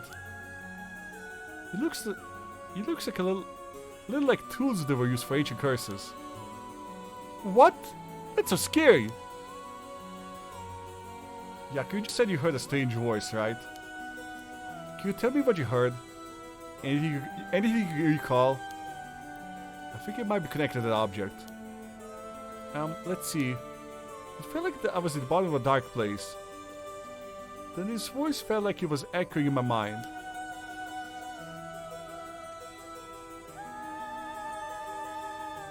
After that, he just kept shouting, "Kill them!" I see, thank you. Yako? I think you know exactly what you need in order to use the right of resurrection. A curse with the power to take people's lives and turn them into soul drags. What? You mean this is a real curse? I know I said I want to use the right of resurrection to bring back Michiyo, but why? Why me? It makes no sense. Yako, please calm down and listen. Okay. Yeah. I'm sorry about panicking. No, it's okay. Fear is something we feel in the face of the unknown. Long ago, people gave names to phenomena they couldn't understand in order to live with them. However, modern day developments in science and culture have pushed for the rejection of things that can be measured. And so the paranormal have been treated like it doesn't exist. But they've been around since a long, long time ago. If you just understand, you can see that there's nothing to be afraid of. Yeah, nothing to be afraid of, paranormal! First, calming down is the most important. Accept reality for what it is. Huh. I only really gave this stuff a shot because it was popular, but... You do have a connection with this stuff, don't you? Well, I suppose to the extent. I wonder if she's a curse bearer too. Hey Mia, what do I do? Where do I start? Am I cursed? Am I going to die? She died once. In another reality. It's okay, I'll take care of the curse. That's why I'm here in the first place. What? Trust me.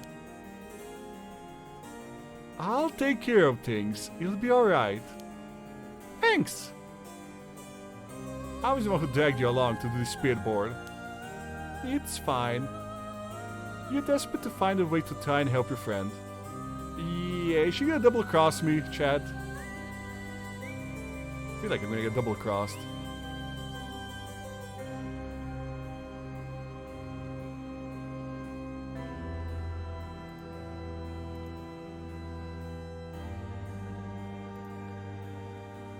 Yes. Yeah, definitely feel like I'm getting double crossed here. Assuming that she's a spirit bear, right? But spirit points are dangerous. You have to take them seriously. So I'm glad you invited me. Alright, let's review everything we've learned so far and figure out how to move forward. Okay.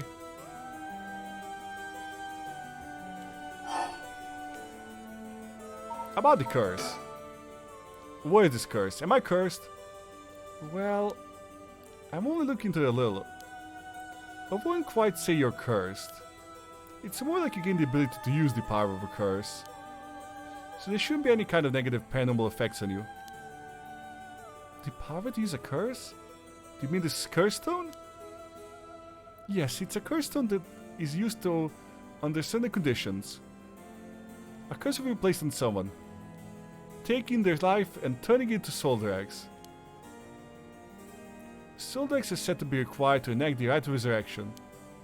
Normally, a curse is a spell that would only be usable by onmyoji of considerable talent. I believe that curse stones make it so even normal people can use them.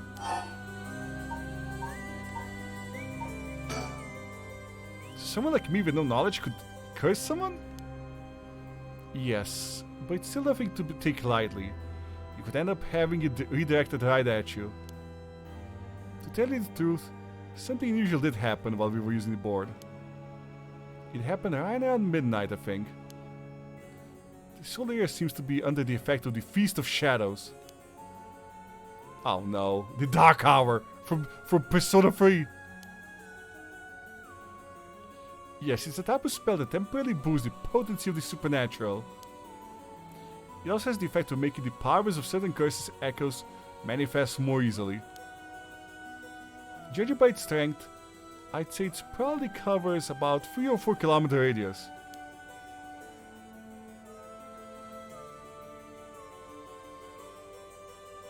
Guess that's how her friend died, maybe? She tried to use it and someone redirected it by beating it? Yeah, maybe. 3 to 4 kilometers. That's big enough to cover all of Sumida City. Yes, I think the Feast of Shadows was used to cause the resentment lingering in the area to manifest as cursed stones. Someone did this. But who? I don't know enough to say. But it's likely it was done by someone who wants to uncover the rite of resurrection. This isn't something to happen naturally. I see. So Feast of Shadows is a new term for us. A technique that allows one to create a field that temporarily boosts spiritual energy. In addition to amplify the spiritual power of the particular area, it can also be used to amplify the strength of grudges and desires tied to the area. The effectiveness of Feast of Shadows depends on the abilities of the user, but it's possible to limit the scope or range of the spell to such a degree that one could use it to amplify the power or even those not naturally gifted with spirit sense.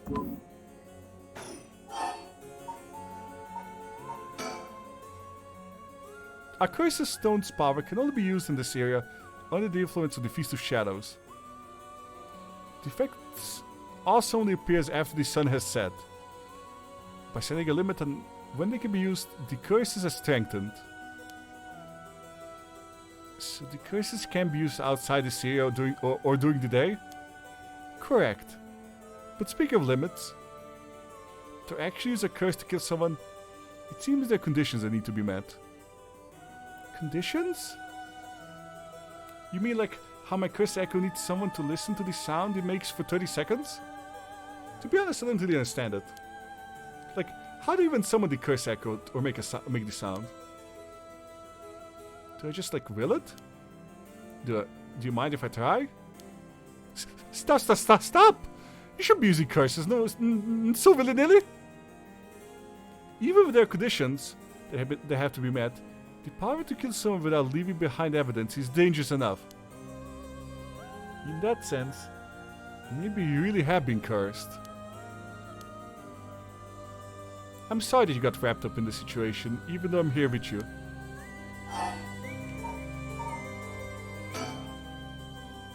That curse stone. I think whoever holds it becomes the curse bearer.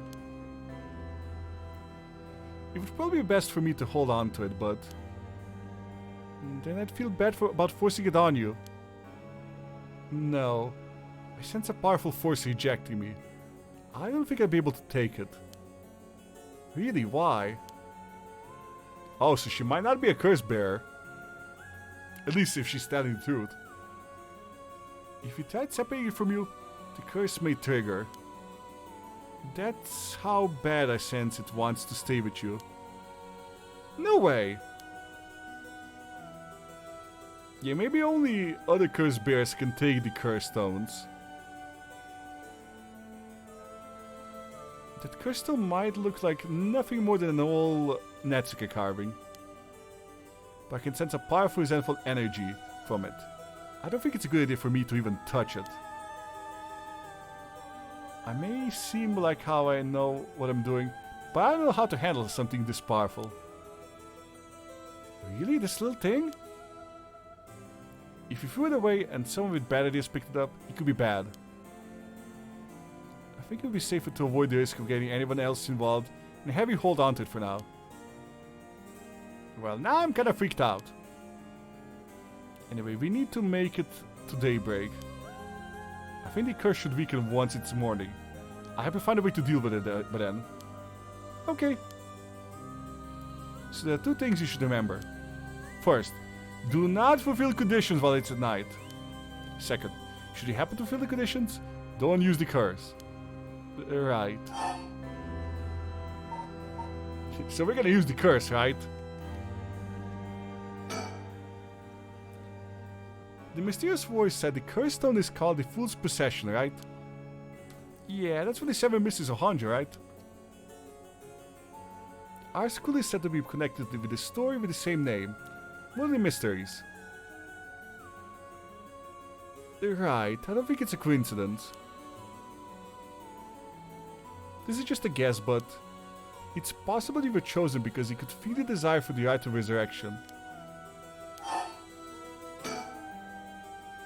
If this is a curse of the Seven Mysteries of Honjo, then it's possible that there are others who received curses associated with the other mysteries. Yeah, the voice also said that there are other curse bearers, or whatever you call them. Curse bearers. Not only that, apparently you can get lots of soul decks by killing curse bearers. Right, that's really not good.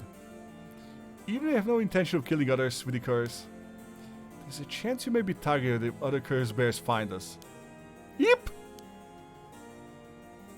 We have to avoid anyone who has another of the curses. Curse bears, the knockoff of Care Bears. I'd watch that. That means we should avoid people at night as much as possible. Okay, but if you remember, chat, in the prologue, Yako left the school building. So I wonder what drove her to leaving it.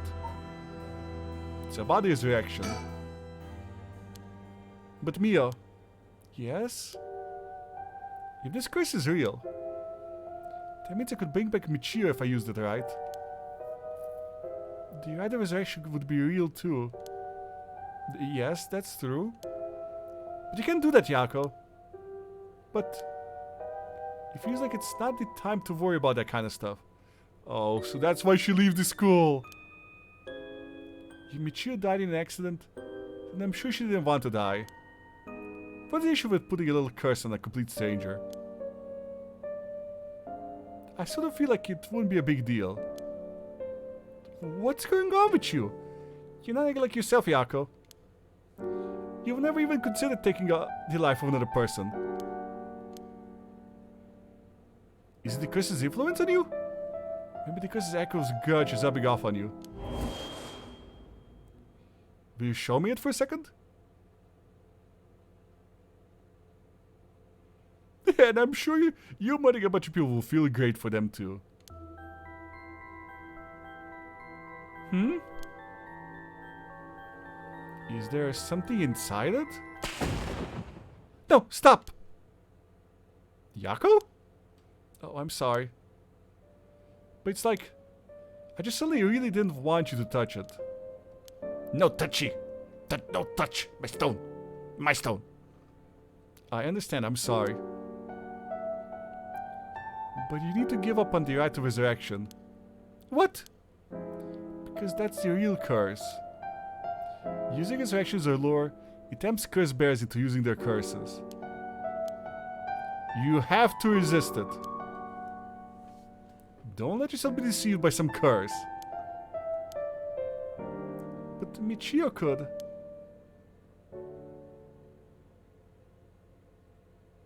I think for tonight we should get you home to rest. I'll walk you. The curse's influence should be subsided in the morning. Okay. Yeah, I got a feeling that Yako has other plans. I'm sorry, but I'm telling you what you need to I'm sorry, but I'm telling you that you need to give up on the right. It's beyond us. Even a single cursed stone alone is too much to handle. Bringing back the dead isn't something so simple. I know how much it hurts, but please focus on just worrying about surviving tonight. Even now, we're in great danger. Okay, let's get going then, shall we? We'll take the same route we took to get here. Right. We'll be fine, right? There's no one else at school, is there? I think so. The night shift janitor should be patrolling this late at night either. Oh! Ah! Wait, what happened? What? Why did the lights go out? Mia, are you okay?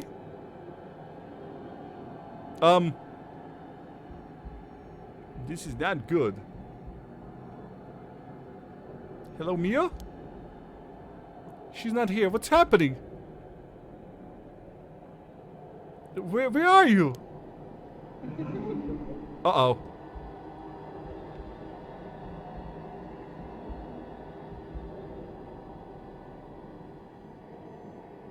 You ever have a feeling that we might need like 2 doses of Rite of Resurrection? One for Michiyo and one for Mia.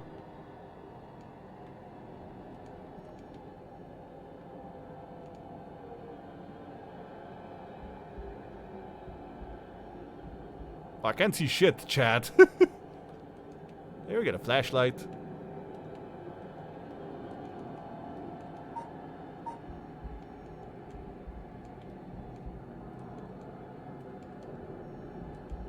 Yeah, this is way too dark.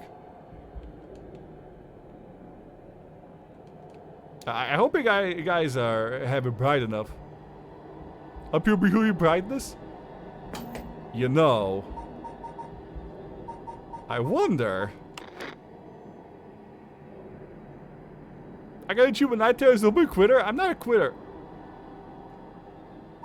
Okay, why you get don't be a quitter?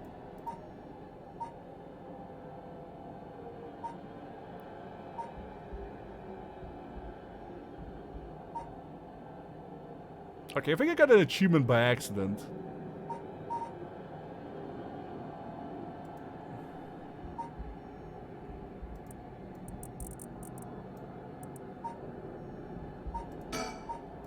Okay.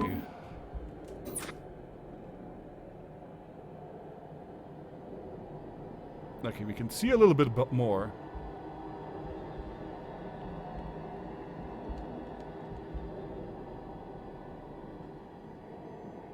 Oh.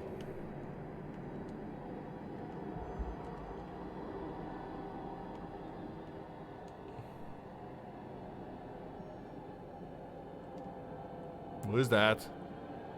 What is that? Oh, fuck you. Oh no, no, what was that? Get out of here, Mio. Mio, where are you? Yako, I'm here. Over here, can you hear me? Wait, I can't see anything.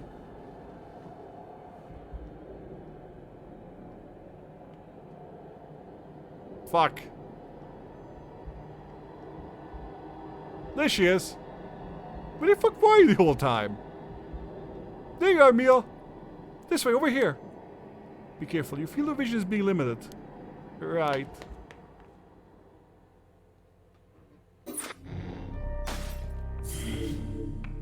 So what the fuck happened? Why are we being attacked by spirits all of a sudden?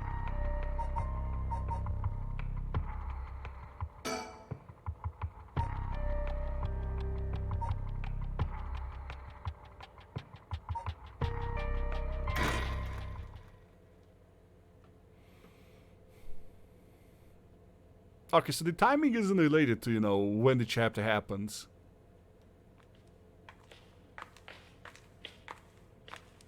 Hey, Mio, what was that just now? Could be another curse echo different from mine? I think so, yes. We may have been discovered by another curse bearer. Oh. What's wrong? Shh. Someone's there in the classroom. What? Something moved inside. Well, check it out stealthily. It might be the curse bear who used that curse echo just now. If you can see who it is, it might help us decide what to do later. That's true. Also, I'm gonna change back the UI. Maybe, I don't know. Okay, be careful. Dun dun dun dun dun dun dun dun. Well, can you see anything? Try and get a look around. What?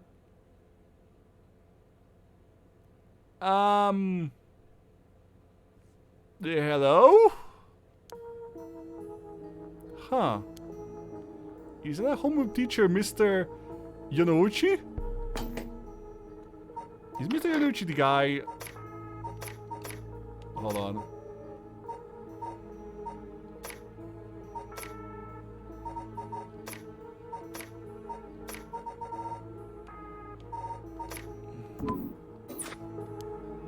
And the person with him is Hitomi for Class A? What? Oh my, what's going on here? Ah! That bastard. He's at it again. I have to kill him. Alright, Chad, what do we do? Do we kill him, Chad? Do we kill the pervy teacher?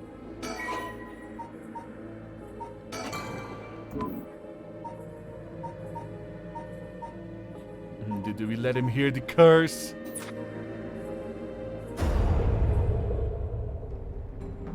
Hey. Die. Die, Mr. Minochi. What's that sound? No, Yaku, stop. You'll kill Hitomi too. I have to do something. Ha! Or kill him, whatever. Hey, over there. Who's there? Was I seen? It didn't work. Yeah, I kind of figured that Mio would stop me. Run, hurry. Yeah, I kind of figured Mio would stop me. Yeah, so this is not the same guy, even though he looks very similar to the, to this guy.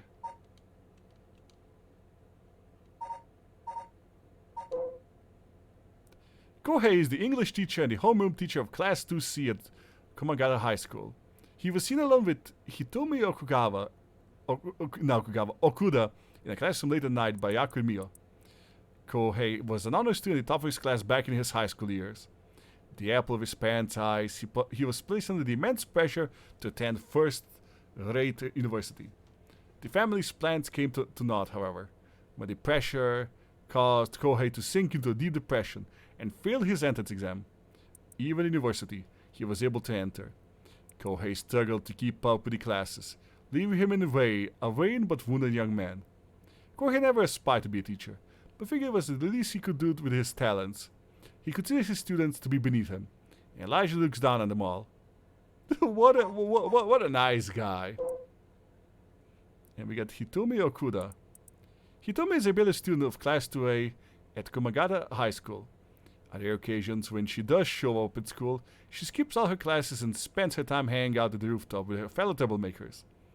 Hitomi is regarded by these teachers as one of the worst offenders among the delinquent students attending Komagata High School. Hitomi was a fairly ordinary student when she started high school. However, trouble at home in her first year had her take a turn for the worse.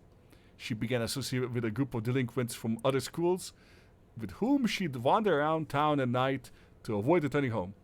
Warnings from teachers about dress code and conduct violations have fallen on deaf ears, with Hitomi going to reactionary rampages around school with her friends, breaking windows and disrupting classes.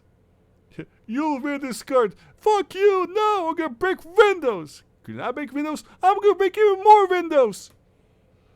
Recently, some teachers have taken to using harsher measures, or even corporal punishment to correct Hitomi's behavior. But this has only served to exacerbate the animosity between Hitomi and the school. Hitomi is widely regarded as the leader of the troublemakers in Komagata High School, but the title does not mean much to her. So what was she doing with the professor? Or what was he doing with her?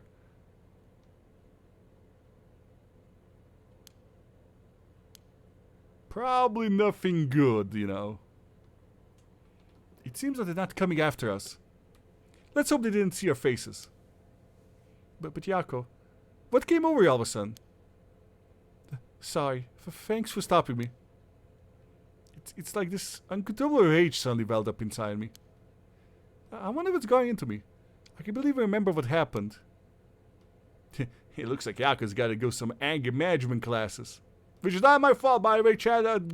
It wasn't me. I didn't make it. She did it on her own. It wasn't me. I'm really sorry. I don't think it's partly the curse's influence on you, but we certainly saw something shocking. My heart's still pounding. I'm a little surprised you know Hitomi from Class A. She tends to stand out a lot. Gotcha. Well, she certainly does dress like a delinquent. She really shows up at school. We got a problem. But could Mr. Inochi Hitomi really be a curse bearer? I don't know, but we should be careful just in case. Yako? When you give the signal, run. Go straight for the entrance. Don't look back no matter what. Huh? Why? Did something happen? Something happened, didn't it? What about you, Mio? I'll be fine. We'll meet up outside the school gates. If I'm not there in 10 minutes, go straight home, okay? Okay, go! You're right! Don't look back, don't look back. I'm gonna look back!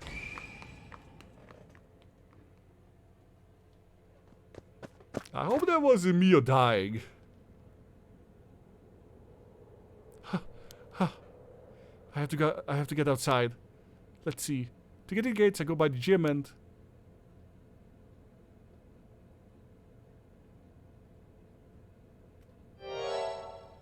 what are you doing, miss? Eek!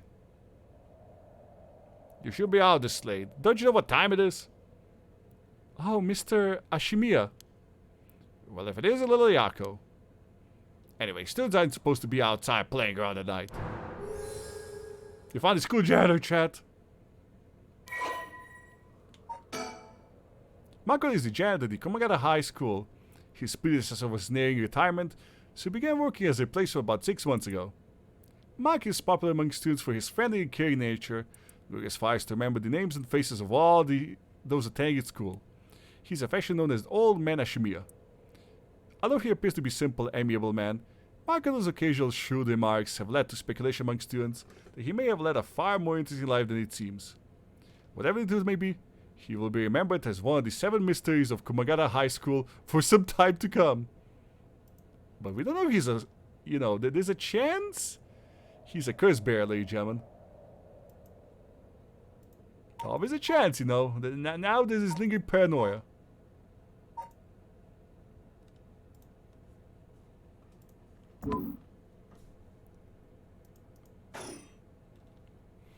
I know you're rough around the edges, but I didn't take you up to want to act like this. I'm sorry. I'm sorry, I forgot something back in the classroom. No sass today, huh? Realize you were in the wrong, did you? Yes. Forgot something in the classroom, huh? You're a piece of work. But you don't have nothing with you. Oh. Wait, you do. What's that in your hand? Huh? Well, and this is what I forgot. I got it from my grandpa. It's really important to me. Girls these days sure have weird tastes. Well, okay. Better head on straight home if you're done. I won't tell on you. No, wait. I can't let you walk home alone this late. Alright, well, I'll hurry back and lock things up. But... Why can't I access this?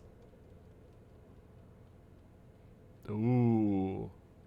I wonder if there's something different we can choose here once we have a bit more knowledge.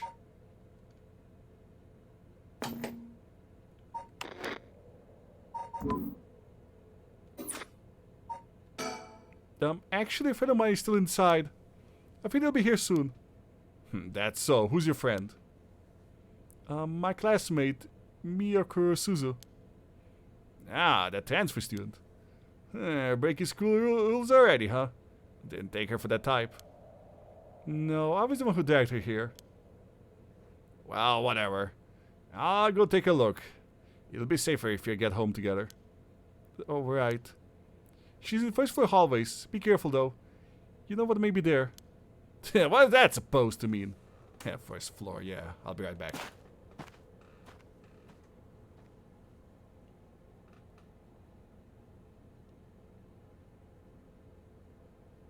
He never came back.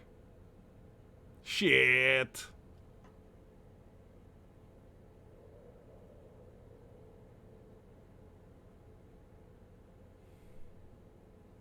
She's late. I've been waiting for 20 to 30 minutes, but there's no signs of her. Or the janitor. I'm starting to get worried.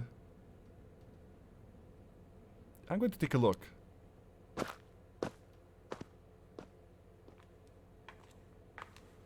Mia, are you there?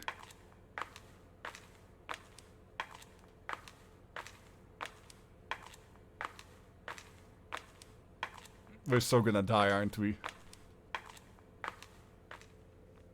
Oh, fuck. Huh?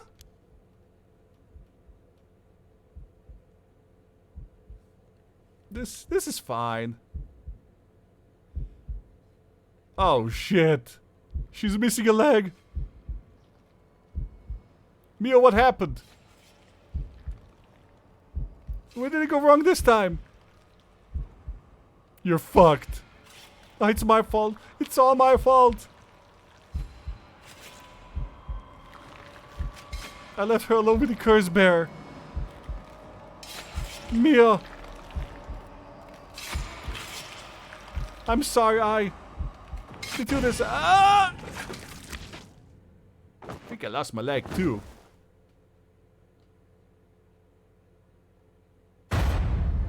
Yako Sakazaki deceased. Ow! Oh. My butt. You see, they arrived at least unfavorable result. But this is bound to happen. There is someone who must not be trusted. Once you have an idea who it is, be sure to come back. I'm sure you'll see what you need to do differently. It's a difficult judgment for Yako Sakazaki to make, but you see, the chapter will remain incomplete for now. I can maybe find another route. Now then, until next time. Ooh. So somebody we can't trust, eh?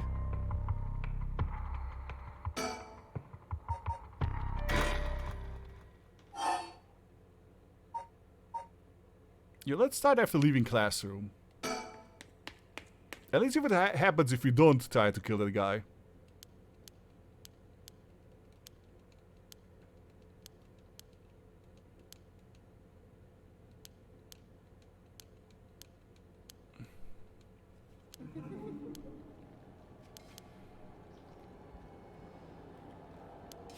Oh wait. I guess I should start from the start. Okay, this is after the classroom incident. Oh well.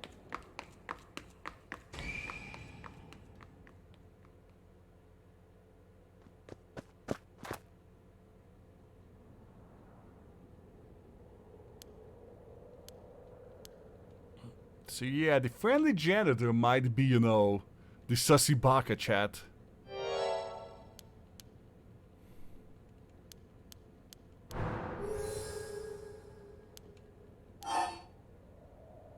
I'm not acting out.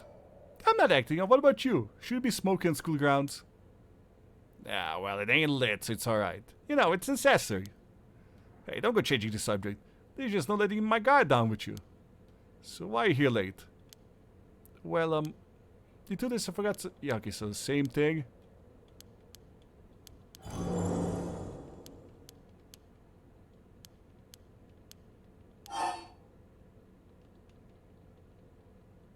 Oh, I can't change it.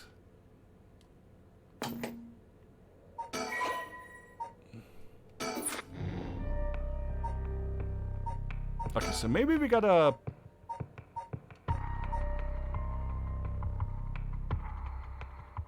Okay, let's say start it from the beginning.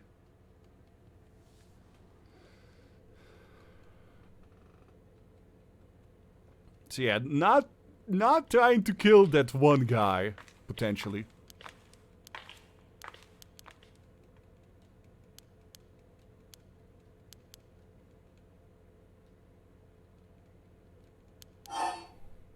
Ignore and proceed.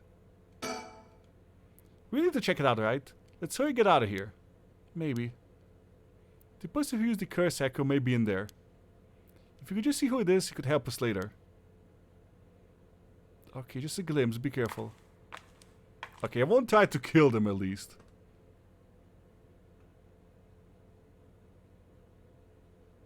Well, can you see anything?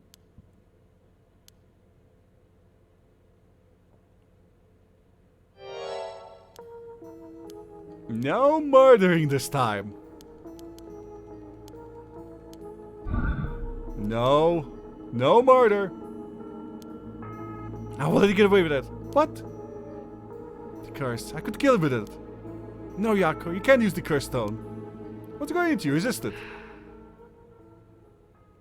Who's there? Is someone there? This is bad. We have to get it before they see us. Okay, so this is where we made the change, right?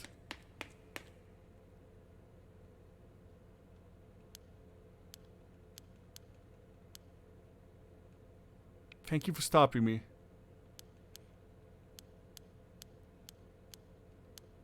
But did this change things? It's still different.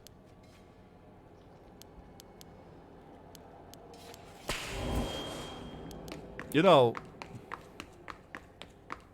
Don't look back, don't look back.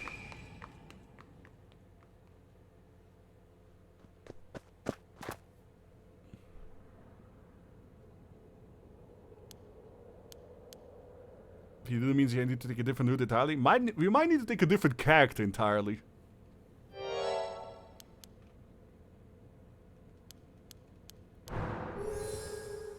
Because this might need some knowledge the character doesn't have.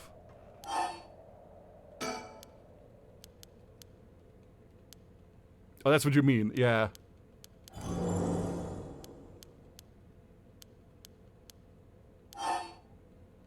Yeah, no. No, I got a feeling.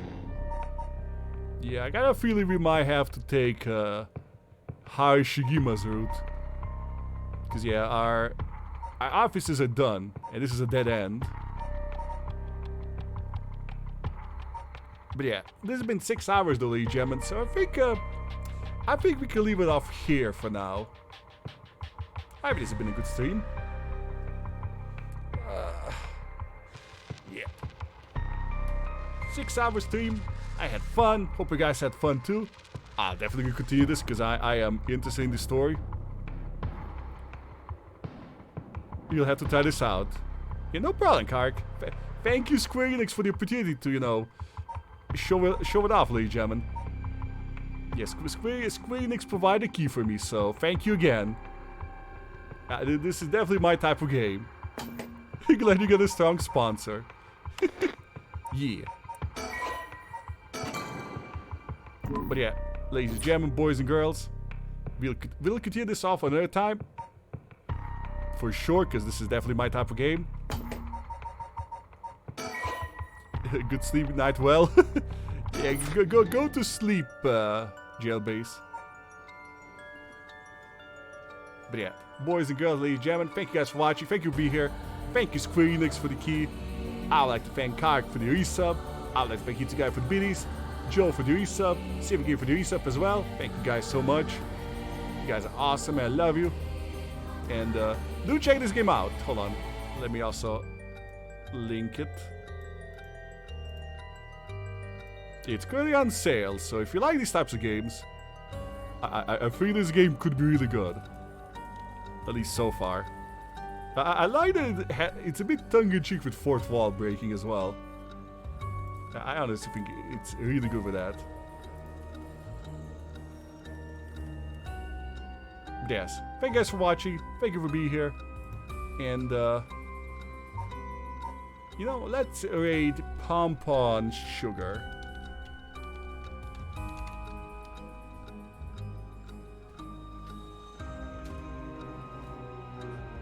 And yeah, I'll see you guys tomorrow for some more Limbus Company. Yeah, thank you guys for watching. Thank you so much for the big support today. I really appreciate it. I hope, you know, Square Enix will, you know, see this as a good chance to, you know, work with me in, you know, more, you know, in the future as well. I really hope so. Thank you guys so much for all the support today. I really do appreciate it. But yeah, for now, for today, we'll see you guys tomorrow. And let's raid Pompon, who's currently streaming some Alice Mass Returns. Have a good night, and let's raid.